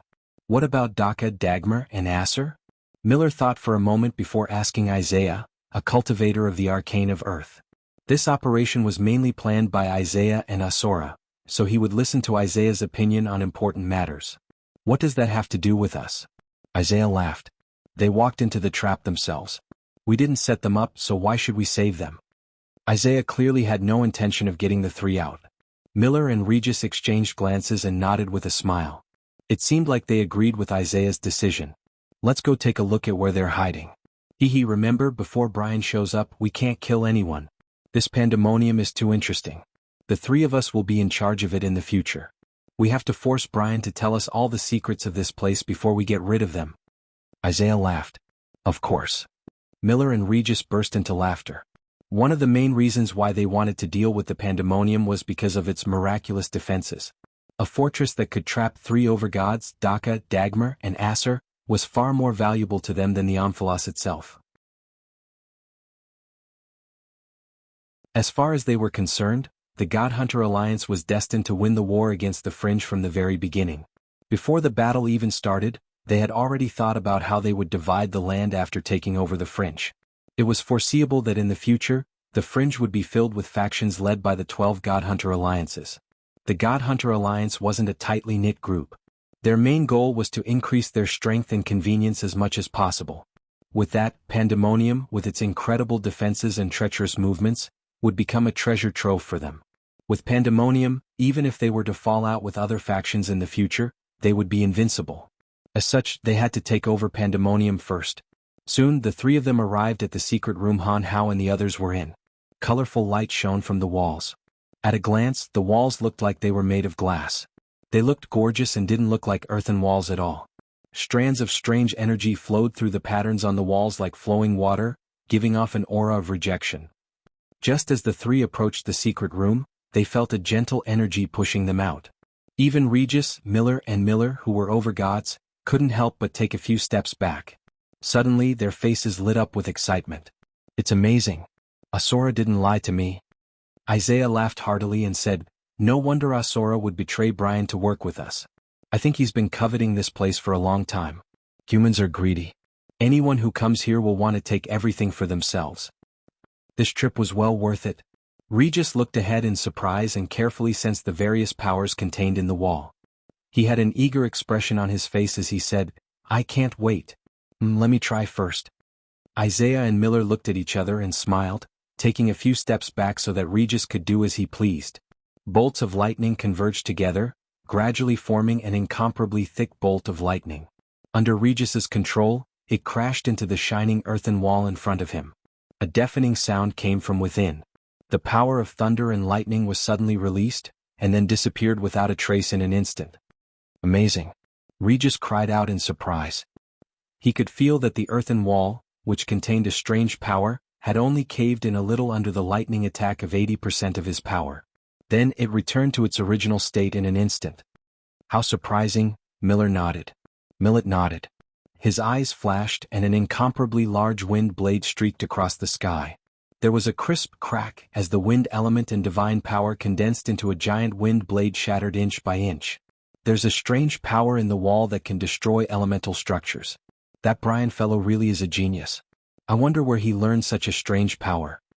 Isaiah explained after a moment of testing, closing his eyes in thought. "Haha, according to the information we received, he'll be back soon. Yes, with Asura as our chess piece in the House of Han, we can take our time to play him. When we get all the secrets of Pandemonium out of him, not even Daka and the others will be able to break free." Isaiah was overjoyed. The more mysterious and unexpected the Pandemonium was, the happier he was. In his heart, the Pandemonium was already his. "Come, let's give it a try. No matter what kind of defense it is, it needs the support of energy. I don't think there's any defense that can last forever under our repeated attacks." Miller thought for a moment before saying with a serious expression. This was an unchanging truth since time immemorial. All defensive barriers and seals required the support of energy. This energy could be provided by the energy crystals in the energy towers or by the divine energy or elemental energy left behind by the caster. But no matter how strong the defense was, every attack would deplete the energy source. Once the energy source was depleted, the defense would be broken no matter how strong it was. Miller, Regis, and Isaiah clearly knew that. After some preparation, they attacked one after another, combining lightning, earth, and wind elemental attacks on the wall that Han Hao and the others were hiding in. Under the power of the trio, Phoebe, Emily, Stratholme, and the others in the secret chamber all felt the intense tremors. Deafening booms landed on the walls, causing them to tremble along with it. However, the secret chamber was powered by the natural energy that had been gathered in Pandemonium over the years. Thanks to Han Shua's meticulous setup, its defenses were shockingly strong. Miller, Isaiah, and Regis attacked the wall no less than 30 times, but they still weren't able to break through. The three of them stared at the wall in disbelief. They didn't expect that even with their over-god strength, they wouldn't be able to break through the layers of barriers on the wall even after 10 attacks each. "Stop attacking." Just as the three of them were about to persevere and continue, they heard a voice at the same time. After a while, Asura walked over with a solemn expression and explained, "The more you attack, the more strange energy surges from where Daka is imprisoned. At this rate, Daka will be able to escape very soon. Once the three of them escape, we won't be able to control Pandemonium anymore." "There's such a thing?" Isaiah stared in shock. "I can clearly feel the flow of gaseous energy from above. It's coming from where Daka is imprisoned. As you continue attacking, Daka's restraints seem to be weakening." "I'm sure of it," Asura said. Isaiah, Regis, and Regis immediately stopped attacking. They were even more surprised by the layout of Pandemonium. "We can put on a show now. Brian should be able to return to the Pandemonium soon," said Asura with a confident smile when he saw that Isaiah and the other two had stopped fighting.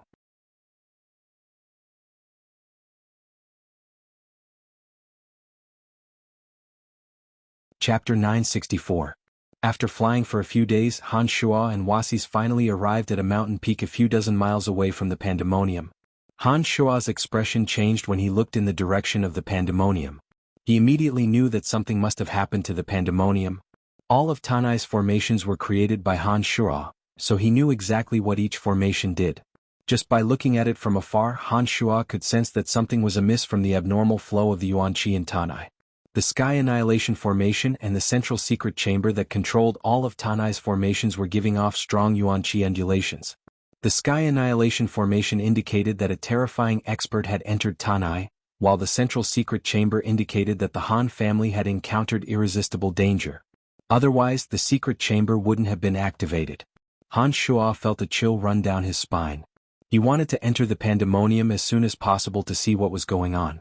Brian, is there a problem? Wasis noticed that something was wrong with Han Shuo and quickly caught up to him. Wazer's question caused Han Hao to slow down for a moment. He took a deep breath and calmed himself down. He calmed himself down and calmed his mind. He calmed himself down and calmed his mind. After a series of thoughts, he calmed himself down and calmed himself down. Something must have happened to the pandemonium. However, the most powerful secret chamber I set up still has Yuan Qi undulations. That means that the final layer of defense hasn't been destroyed yet. Han Shuo didn't rush into the pandemonium. Instead, he calmly explained to Wasis, I'm certain that Daka and the others have entered the pandemonium.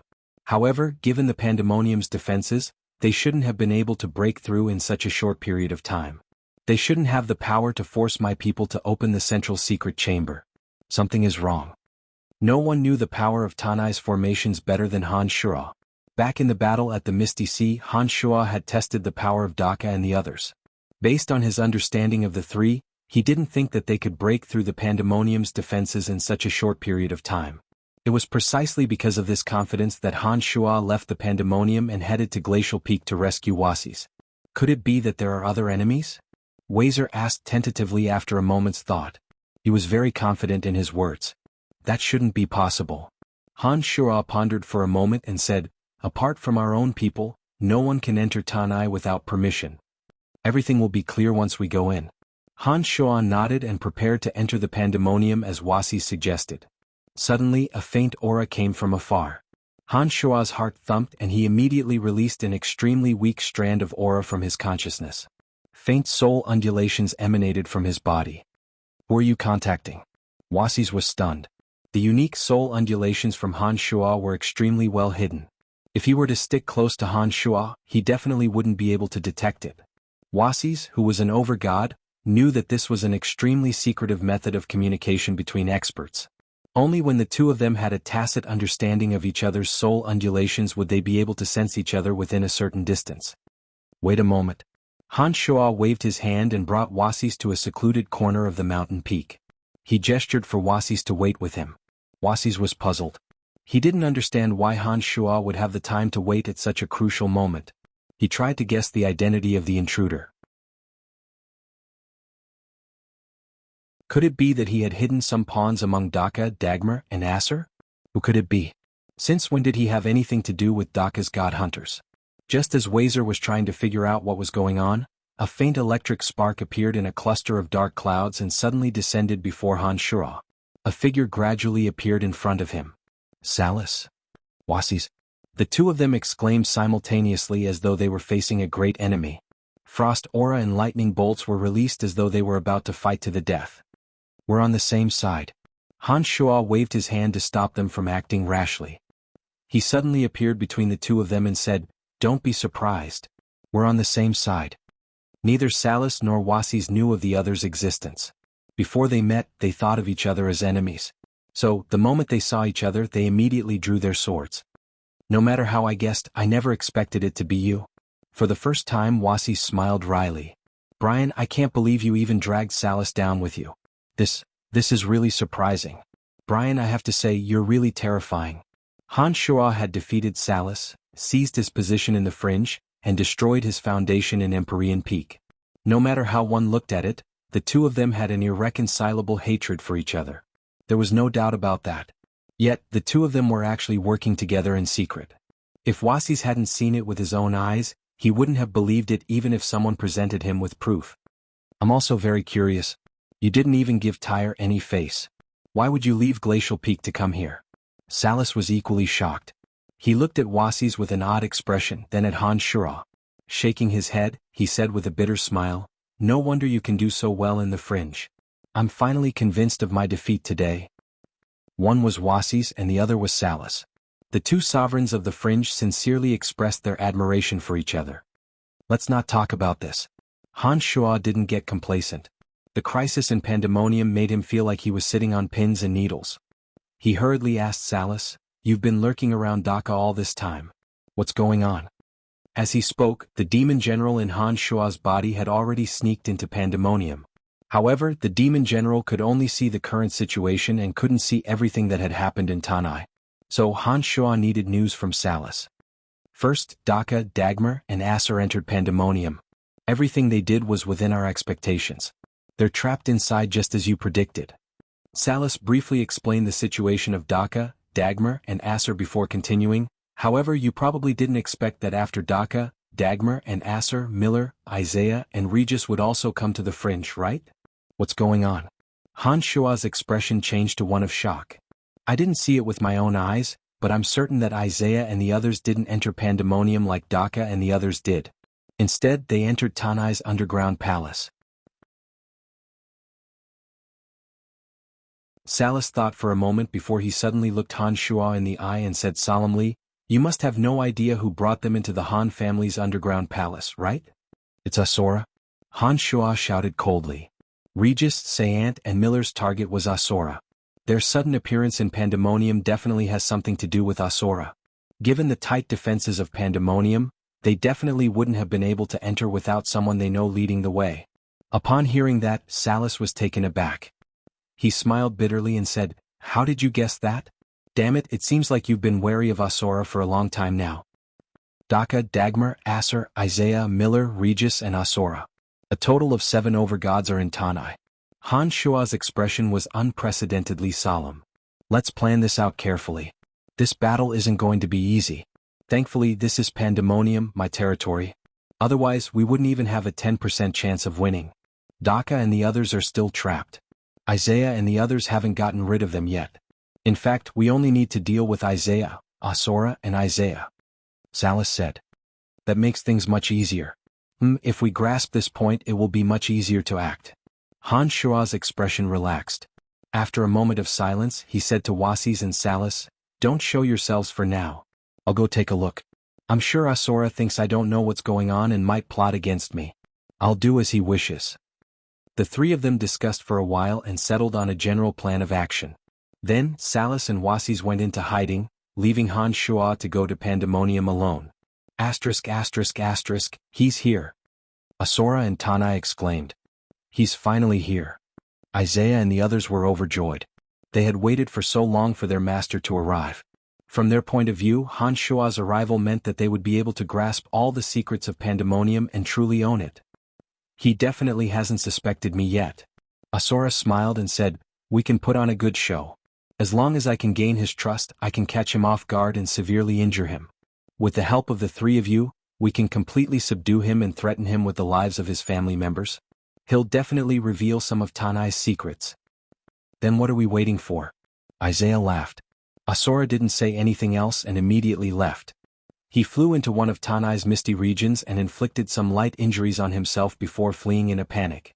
Isaiah and the others were hot on his heels, as though they were determined to take Asura down. "That's quite a good show." Han Shua, who had just entered the Pandemonium, smirked. With one thought, a large formation in the Pandemonium shifted from a few miles away to Isaiah Road. The demonic formation appeared so abruptly that it enveloped Asura in an instant. "Oh, Asura!" Acer, the overgod of darkness who had been trapped in the demonic formation for a whole day, suddenly noticed that there was an extra person inside. When he looked closely, he realized that it was Asura, one of the 5 sovereigns. Cried Asura. His face was filled with astonishment and bewilderment. He yelled, "Why are you here?" "That's what I wanted to ask you." Acer smirked and immediately attacked the confused Asura. In his opinion, Asura was helping Han Shua deal with him, so he had to make the first move.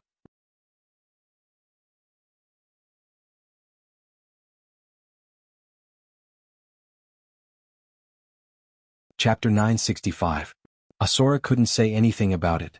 Even if he did say that he was working with Isaiah and the others, he wouldn't be able to stop Acer. The God Hunter Alliance wasn't united, and Isaiah and Daka weren't on the same side. He was extremely frustrated. He didn't know if he'd made a mistake. He just couldn't figure out how he'd ended up trapped in Acer's seal. The scene he'd been planning for a long time didn't play out. Acer had him pinned down, making it impossible for him to escape.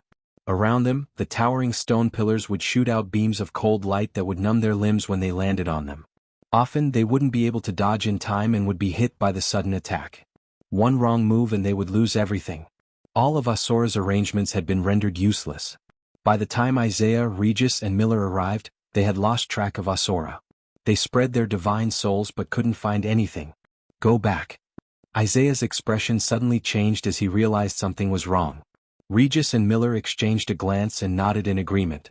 Without another word, the three hegemons who'd planned on working with Asura to ambush Han Shuo turned around and flew back to the secret chamber with the colorful walls. Regis and the others understood that as long as they could hold the place, no matter how many tricks Han Shuo had up his sleeves, he would have to return to the secret chamber to help the Han family escape. As long as they could make use of that, they wouldn't have to worry about Han Shuo not giving in. Given their strength, they were confident that they could keep Han Shuo here even without Asura's sneak attack. Soon the three returned to the secret chamber. We don't have to worry about him not coming. Isaiah smirked confidently. We don't have to run around outside. If even Asura met with misfortune, he must have a trump card up his sleeve. Let's conserve our energy and wait for his arrival. Regis and Miller smiled without the slightest nervousness. The way they saw it, the battle was still under their control. Father is here. In the spacious secret chamber, Little Skull Han Hao's expression suddenly changed. This secret room was sealed by layers of power. The power attached to the walls was very strange. Not only could it isolate most divine power attacks, but it could also effectively prevent souls from peeping. It was precisely because of this that the 5 elite zombies, whose soul realm was inferior to Han Hao's, were unable to sense Han Shuo's arrival. Even at this moment, the 5 were still nervously preparing to activate the penta-elemental undead formation at all costs once the secret chamber's defenses were destroyed. They would continue to strive for the safety of the Han family. Hearing Han Hao, who had been silent for a long time, suddenly say such a thing, the gloomy people in the secret room suddenly became spirited, and joy immediately rippled from the corners of everyone's mouth. Everything will be fine. Han Hao stood up from his cross-legged position and tightened his grip on the bone spear in his hand. He turned to Andrina, who was leisurely munching on energy crystal fragments, and asked, "You can trap an overgod and prevent him from attacking anyone for a short period of time?" A fist-sized energy crystal had its corner bitten off by Angelina, and she was chewing on it vigorously. Hearing this, Angelina giggled and nodded vigorously. "Of course. Get ready. We will leave together in a moment." Han Hao went to Han Jin and the others and said, "Only the 5 of you can send the 2 of us out together. Listen for my signal and send me and Andrina out as soon as possible. I have contacted Father." "All right." Han Jin nodded. He then looked at Andrina, who was still chewing on the energy crystal, and said softly, "Be careful. I know I'll be fine."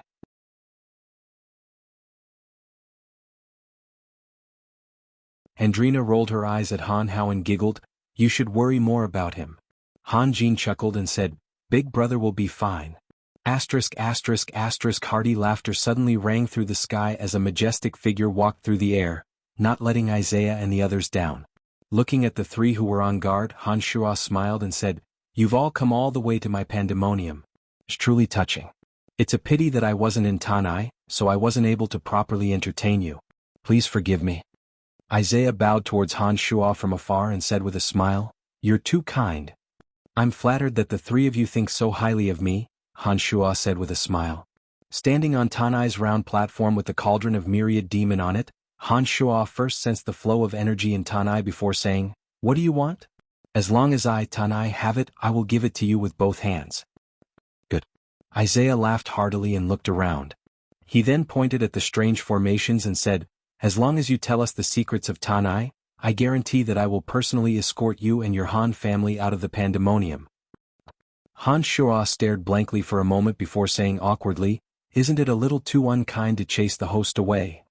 Brian, you're no longer in charge of the pandemonium. The Fringe will be the God Hunter Alliance's territory sooner or later. With your intelligence, you should be able to tell that this is the way things are. If you leave now, no one will say that you're a coward. They'll only praise you for seeing the bigger picture." Miller's voice was erratic as his body swayed a little, putting some distance between him and Isaiah. Lightning flashed in Regis's eyes as he casually took a few steps to the left and stopped at a distance that he felt was appropriate. Isaiah, Miller, and Regis surrounded Han Shuo in a triangular formation. They didn't attack immediately, but their auras were locked onto Han Shuo. Judging from the current situation, as long as Han Shuo said the word, "no," a thunderous bombardment would descend upon him like an avalanche. Miller and Regis' subtle changes in position naturally didn't escape Han Shuo's eyes. Contrary to their expectations, Han Shuo merely smiled faintly at the encirclement of Miller and Regis. He didn't immediately change his position to avoid the encirclement. Miller and Regis felt that something was amiss, but after thinking about it carefully, they realized that Han Shuo's actions were a sign of compromise. It meant that he had chosen to surrender for the sake of his wife and child. Isaiah looked at Han Shuo in silence. Seeing that Han Shuo hadn't resisted and had even exposed himself to the three of them, he felt relieved. It was only natural that he thought that Han Shuo had made the right choice. But right at that moment Han Shuo suddenly turned hostile. Before the smile on Isaiah's face could fade, a gigantic palm appeared above them. It was the size of a mountain and was filled with flesh and blood, so much so that even the veins on its palm could be seen clearly. However, the terrifying killing intent it exuded was enough to make one kneel down involuntarily. Crack crack crack. Crack crack crack. The sound of the sky being torn apart came from above as the gigantic palm pressed down, covering the entire area and descending upon the three like a mountain. Damn! Regis cursed and immediately retreated. Isaiah and Miller's expressions changed as well. They suddenly realized that the smiling Han Shuo wasn't someone to be trifled with.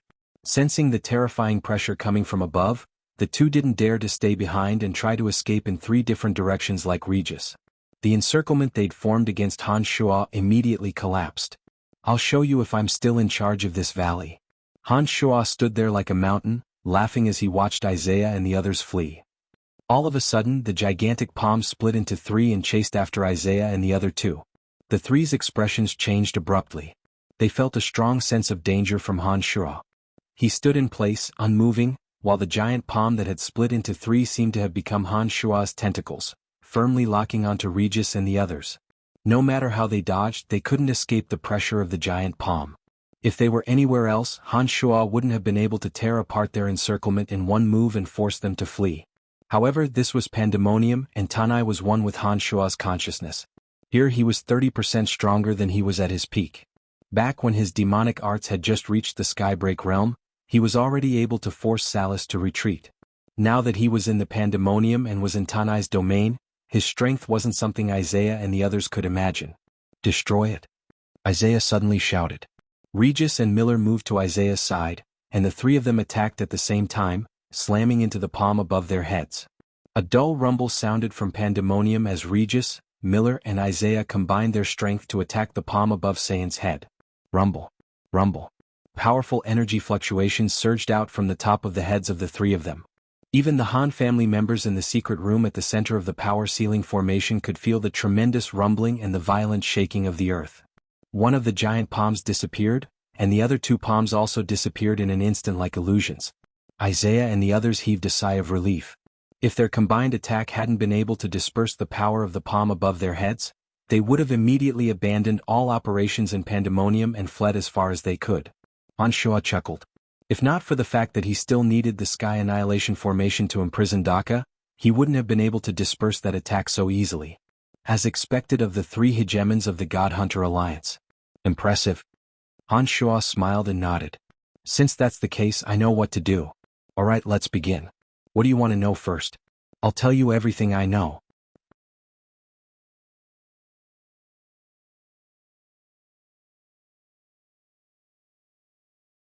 Chapter 966. Isaiah and the other two were stunned. They had planned to take down Han Shuo in one fell swoop, but when they saw his sudden change in attitude, they couldn't help but be stunned. I was just testing the three of you to see if I could protect my wife and children without losing pandemonium. After trying it out, I realized that the three of you were indeed extraordinary. Therefore, I had no choice but to dispel my wild hopes and cooperate with you. Han Shuo explained with a wry smile. Isaiah and the other two looked at each other. Even though they didn't attack Han Shuo right away, they didn't dare to trust Han Shuo anymore. After exchanging glances, Isaiah and the other two didn't surround Han Shuo from three different directions. Instead, they stood face to face with Han Shuo. Since Han Shuo was able to break through their encirclement in an instant, they realized that Tanai wouldn't be able to surround Han Shuo in pandemonium, so they decided not to waste their energy. Brian, you're much stronger than we expected. However, I believe that you were able to break through our encirclement in an instant because of the unique geography of pandemonium, Isaiah said solemnly. Isaiah's expression was solemn, but even if you can escape from the three of us, you won't be able to take the House of Han with you. You'd better tell us what we need or we'll kill everyone in the secret room at all costs. I can tell that the defensive power of the secret room is connected to the seal that imprisoned Daka. If not for the fact that we wanted to talk to you, we would have broken through the secret room long ago. If the three of them were to come out of the seal, there'd be no way for us to negotiate. Your Han family would be doomed. Regis was caught off guard by Han Shua's sudden attack. He broke out in a cold sweat and was naturally displeased. Don't force us to do that. Miller interjected. Understood. Han Shua smiled bitterly and raised his hand to show that he understood. I'll let you get what you want. Tell me, what exactly do you want to know? What do you want? Seeing Han Shua so cooperative, Isaiah smiled and nodded. It's simple. We just need information about this valley. All the seals, barriers and energy towers, as well as the details of the seals imprisoning Daka, Dagmar, and Acer. Oh, is that so? Han Shua pondered for a moment before he readily agreed. No problem. We will be leaving the fringe anyway. There's no harm in leaving this place to you. That's right. Isaiah was very happy. He shot a look at Regis and Miller, telling them to be careful of Han Shua in case he turned hostile again. With their previous experience, the three of them no longer dared to easily trust Han Shua. From their point of view, Han Shua, who had turned his back on them, was too dangerous and he had enough strength. If they were not careful, one of them could be seriously injured, and all of their plans would be for naught. Come with me. I'll take you to a place. You will find everything you desire in that place. Han Shua suddenly said after thinking for a moment. He then started walking towards the exit as he spoke. Wait. Isaiah called out. When Han Shua turned to look at him in surprise, Isaiah laughed dryly. This valley of yours is a little strange. Even Daka was imprisoned here. We wouldn't dare go anywhere with you. It's here. We can only do it here. We have something we can use to obtain your memories. Regis and Miller didn't move a muscle, but their eyes were fixed on Han Shua. They were on their guard, afraid that Han Shua would suddenly attack in the next moment. Han Shua was taken aback, but he quickly smiled and nodded. All right. What do you have that can obtain my memories? This is it, the soul sphere. Isaiah slowly took out a light purple sphere the size of a fist. Its surface was as smooth as purple jade, and the center of it was shrouded in mist. The soul sphere was a special divine item that could only be created by gods who had cultivated the power of death to an extremely high level. Within the sphere was a mysterious soul vortex that could generate powerful energy. It only had one use, and that was to obtain the memories of those who approached it. While it could obtain memories, it wasn't safe. A single mistake could damage the target's soul or even turn them into an idiot. Han Shua's expression changed as he shook his head with a bitter smile. That won't do. The side effects of the soul sphere are too obvious. It's too dangerous. Also, if you're the one using it, I won't be able to guarantee my safety. I won't do it. Isaiah, enough with the nonsense. Regis harumphed and looked down at the secret chamber beneath them. The three of us will give it our all and ignore Daka. Destroy the secret chamber and kill all the members of the House of Han. When Daka, Dagmar and Acer come out, there won't be anyone left alive in Tanai. Miller smiled and shot a sideways glance at Han Shua, whose expression had changed drastically. What's the point? Once the three of them come out, you won't be able to protect your wife and children no matter how powerful you are. Even you might not be able to walk out of the valley alive. Isn't it better for us to work together and be happy? Miller and Regis seemed to be playing the role of the bad guy and the good guy. The two's words seemed to have an effect. Han Shua's face darkened, and the veins on his forehead throbbed for a while. Finally, he seemed to have hardened his heart and gnashed his teeth. All right, I'll do as you say. That's good. Isaiah laughed heartily and gave Regis and Miller some instructions. He walked over to Han Shua with the soul orb, carefully guarding against Han Shua as he passed it to Han Shua. After receiving the soul orb, Han Shua's face was apprehensive. He seemed to be having an intense struggle in his heart. He was hesitant. After a while, Han Shua sighed as if he had let go of all his stubbornness. Forget it, forget it. Han Shua shook his head and let out a bitter sigh. He then placed the soul orb in front of him. Two extremely faint beams of soul light shot from his eyes onto the soul orb. Suddenly, the misty soul sphere abruptly blossomed with a strange soul light. Isaiah and the other two looked at each other and burst into laughter. No matter how strong you are, you'll still have to submit obediently. Regis laughed sinisterly as he suddenly appeared in front of Han Shua. Bolts of lightning appeared in his palm, interweaving into a large net that trapped Han Shuo. Isaiah and Miller didn't just stand there. Laughing strangely, they came to Han Shuo's side and worked together to set up a restrictive barrier around him, sealing the power in Han Shuo's body. The moment the soul orb absorbs all his memories will be the moment of his death. Isaiah heaved a sigh of relief and said smugly, "We've already done something to this soul sphere. Once it's connected to the soul, no one other than a god will be able to break free of the soul's power. Sigh, what a poor young genius. He's been ruined by the three of us. Put away your fake compassion." Miller felt funny. He looked at the strange curve in the soul ball, which had the energy fluctuation of the memory. He said contentedly, "This trip is worth it. Haha, with this ravine and the memory in his head, not only can we know the power Upanishad he cultivated, but we can also build a similar ravine in another place." Isaiah and Miller laughed heartily, immensely pleased with themselves. A cry of surprise came from the distance, and a cold expression appeared on Wasis's face. Looking at Han Shuo, who had been affected by the soul orb's power and bound by the layers of barriers, Wasis's expression changed drastically. "What did you do to Brian?" "Wasis, was it?" Isaiah chuckled at him. "This has nothing to do with you. If you leave the valley immediately, run as far as you can, we won't care. Oh, and remember to bring your subordinates from Glacial Peak with you, because it won't be long before we take over this place." Miller and Regis snickered, not taking Wasis seriously at all. From their point of view, Wasis was far from their match. If not for the fact that they had to keep an eye on Han Shuo, they wouldn't mind spending a bit more effort to keep Wasis in the valley forever. "Wasis, where do you think you're going?" Suddenly, another loud shout rang out from the fog in the distance, and a majestic figure gradually appeared. "Wasakas." Wasis's expression turned cold. "Salas, you're also a sovereign of the Fringe. Why are you helping the God Hunter Alliance against us?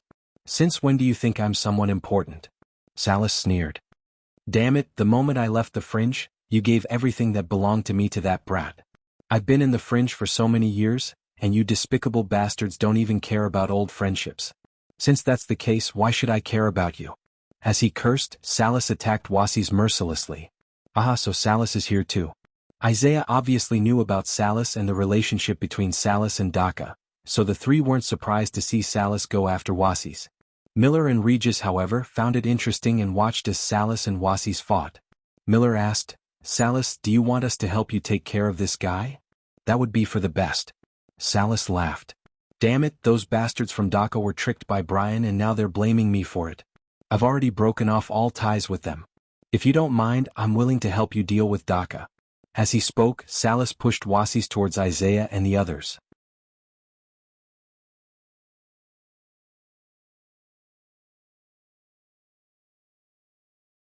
Chapter 967.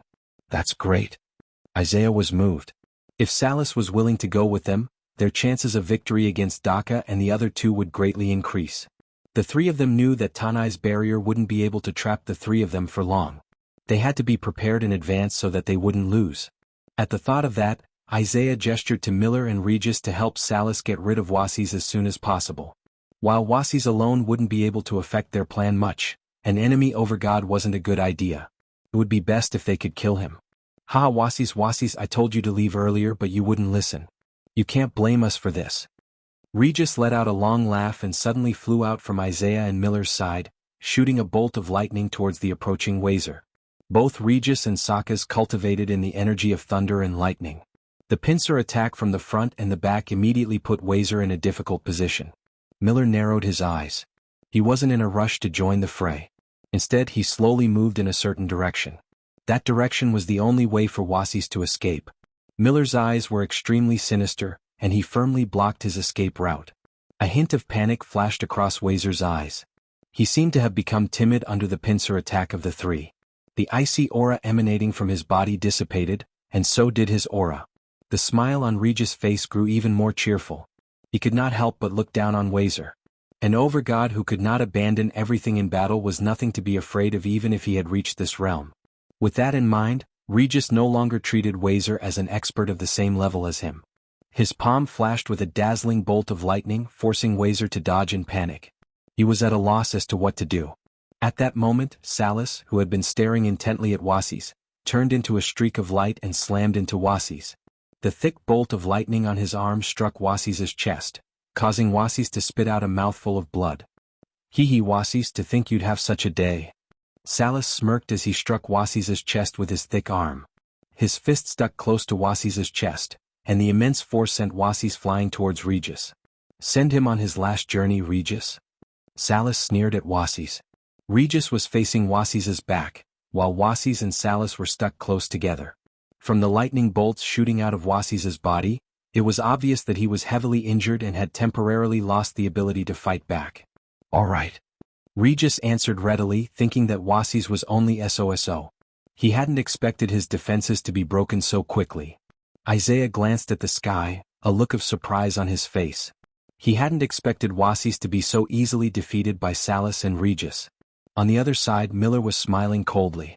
He was no longer on guard. It was obvious that Wasis was on the verge of collapse, and there was no need for him to guard Wasis's only escape route. Right at this moment, a sudden change occurred. A bone-chilling mist suddenly flew out from Wazer's back and enveloped the defenseless Regis in the blink of an eye. Just as Regis was about to deal Wazer a fatal blow, his body was suddenly covered in a layer of ice. It was as though he had turned into a giant ice statue. Wisps of cold air emanated from his body. Not good. Isaiah was shocked. He could no longer care about Han Shuo, who was being absorbed by the soul sphere, and hurriedly flew into the sky. Miller's expression changed as well. Knowing that something was wrong, he charged at Regis, shouting, "Salas, you're courting death." Hee. Sokka's strange laughter rang out. It was a sinister and proud laugh. Suddenly, Wasis, who had been coughing up blood, turned around and tilted his body slightly, revealing Salas. A giant icicle appeared out of nowhere, stabbing into the frozen Regis. At the same time, Salas attacked, and a huge bolt of lightning descended from the sky, striking Regis's head. Crack, crack. Crisp cracking sounds came from Regis's bones, and blood spurted out from the joints of his hands and feet. When the ice on his body shattered, Regis's eyes had lost their color, and 2 streams of blood flowed down his neck and into his chest. Regis had lost all ability to fight with that one strike. "Salas, you're tired of living?" Isaiah howled as the power of the earth poured into his arm. In an instant, his arm became 5,000 kilograms heavier, giving off the feeling of a mountain. "Who's tired of living? You'll know soon enough." Salas sneered. He glanced at Wasis, who was wiping away the blood at the corner of his mouth. "Who should I do first?" "Miller," Wasis said coldly. Without hesitation, Salas and Wasis flew out at the same time, heading straight for Miller. Miller trained in the wind element, and was more agile than the other two when it came to dodging and attacking. While he was a second slower than Isaiah, he was actually closer to Salas. "Despicable bastards, how could you win without sneak attacks?" Miller's expression was dark, and he slowed down after saying that. He didn't rashly clash with Wasis and Isaiah first. Evidently, Regis's injury was the result of Wasis and Isaiah's sinister plan. Without their sneak attack, Regis wouldn't have lost his ability to fight so easily. As far as Miller was concerned, now that he understood the two sinister intentions, he wouldn't let them take advantage of him again. However, there were times when accidents would happen. Miller would never have guessed that the plan against the 3 of them was actually one after another, interlocking with each other. Crack, crack. Below Millet, a corner of the secret chamber that was filled with multicolored light and was as hard as iron and stone was suddenly torn. A compass sparkling with starlight and a mysterious power as vast as the Milky Way suddenly enveloped him. In that instant, Miller's soul seemed to sink into the depths of the mysterious compass, and he immediately lost control of his limbs. Not good. Miller subconsciously sensed that something was wrong. He could feel his soul sinking as well as the threat from Wasis and Salas. The wind element he'd painstakingly cultivated for so many years condensed at an extraordinary speed, forming layers of gray wind barriers that covered his body. A bone spear was thrown out from the secret chamber below. As soon as the bone spear was thrown out, all the elements of death in the valley trembled. It was as if the weakest elements of death in the world had been given life, dancing happily along with the trajectory of the bone spear. Asterisk splat. Asterisk the bone spear pierced through Miller's wind barriers, and in the blink of an eye, it was gone. Miller was completely exposed in front of Salas and Wasis. Dodge. Isaiah screamed, charging towards Miller as fast as he could. Suddenly, an evil, sinister, and ruthless energy was released from behind Isaiah. Shocked, Isaiah didn't have time to save Miller and hurriedly turned around. A blood-red palm filled with murderous intent pressed down, the power of a mountain flood bursting out. The evil power sent Isaiah flying, and fresh blood rained down from his body. How is this possible? Isaiah couldn't help but fly into the distance, his face filled with shock and disbelief. In front of him was Han Shuo, a sinister smile on his face. On the other hand, the other Han Shuo was still imprisoned by the soul sphere on the ground beneath his feet. Ah! A scream that tore through the heavens came from Miller's mouth. At the same time, Miller's blood splattered across the sky, and he fell powerlessly to the ground. Suddenly, a slightly smaller hole suddenly split open in the secret room that contained the five-colored divine light. 3 blood-red claws appeared out of thin air, grabbing at Regis, Isaiah, and Miller at the same time, grabbing them tightly and stuffing them into the hole. As soon as the 3 entered, the hole closed up and became as smooth as a mirror, not leaving a single crack behind. Done. Han Shuo grinned as he launched a sneak attack on Sayant. A ray of black light shot out from his hand towards the glowing soul sphere. Boom. The soul sphere exploded into pieces. Wisps of mysterious light dispersed from the sphere. Green light flashed in the eyes of the other Han Shuo. He opened his mouth and sucked in the wisps of mysterious light. The memories that he had devoured from his soul were all regained by him, not a single bit less.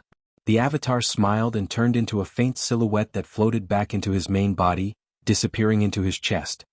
Isaiah, Regis, and Miller. The 3 of you are now heroes of the God Hunter Alliance. He lowered his head to look at Little Skeleton, who walked out of the central chamber, and said, "Since you want to take over the God Hunter Alliance, I will spare the lives of the 3 for now. When this war is over, we will have plenty of ways to make them submit." "Thank you, Father." Little Skull was delighted. With a wave of his hand, he retrieved the bone spear that had pierced through Miller's defenses. The crimson hand that had stuffed Isaiah, Regis, and Miller into the secret room suddenly transformed into strands of ki that flowed towards the sky annihilation formation that imprisoned Daka. Most of the ki in the spacious secret room flowed back into the various regions of Pandemonium, leaving only a small portion in the small stone room where the 3 were imprisoned. "Thank you for your hard work. I didn't expect that you 2 would be so talented in this field. Even I almost believed you," Han Shuo said to Wazer and Salis after he was done with most of the business. Wasis had a strange look on his face, as if he was embarrassed by Han Shuo's praise. He pointed at Asura, who was still fighting Acer, and asked, "What about him? He deserves to die more than anyone." Han Shuo's face turned cold. "You're tuning in to the Han Li's Wuxia Adventures YouTube channel. We're so grateful for your support, and don't forget to subscribe to join us on this incredible journey through captivating stories. Your generosity through donations truly makes a world of difference, as it's the primary source of revenue that allows me to expand and enhance this channel for you. Thank you from the bottom of my heart for being a part of this adventure."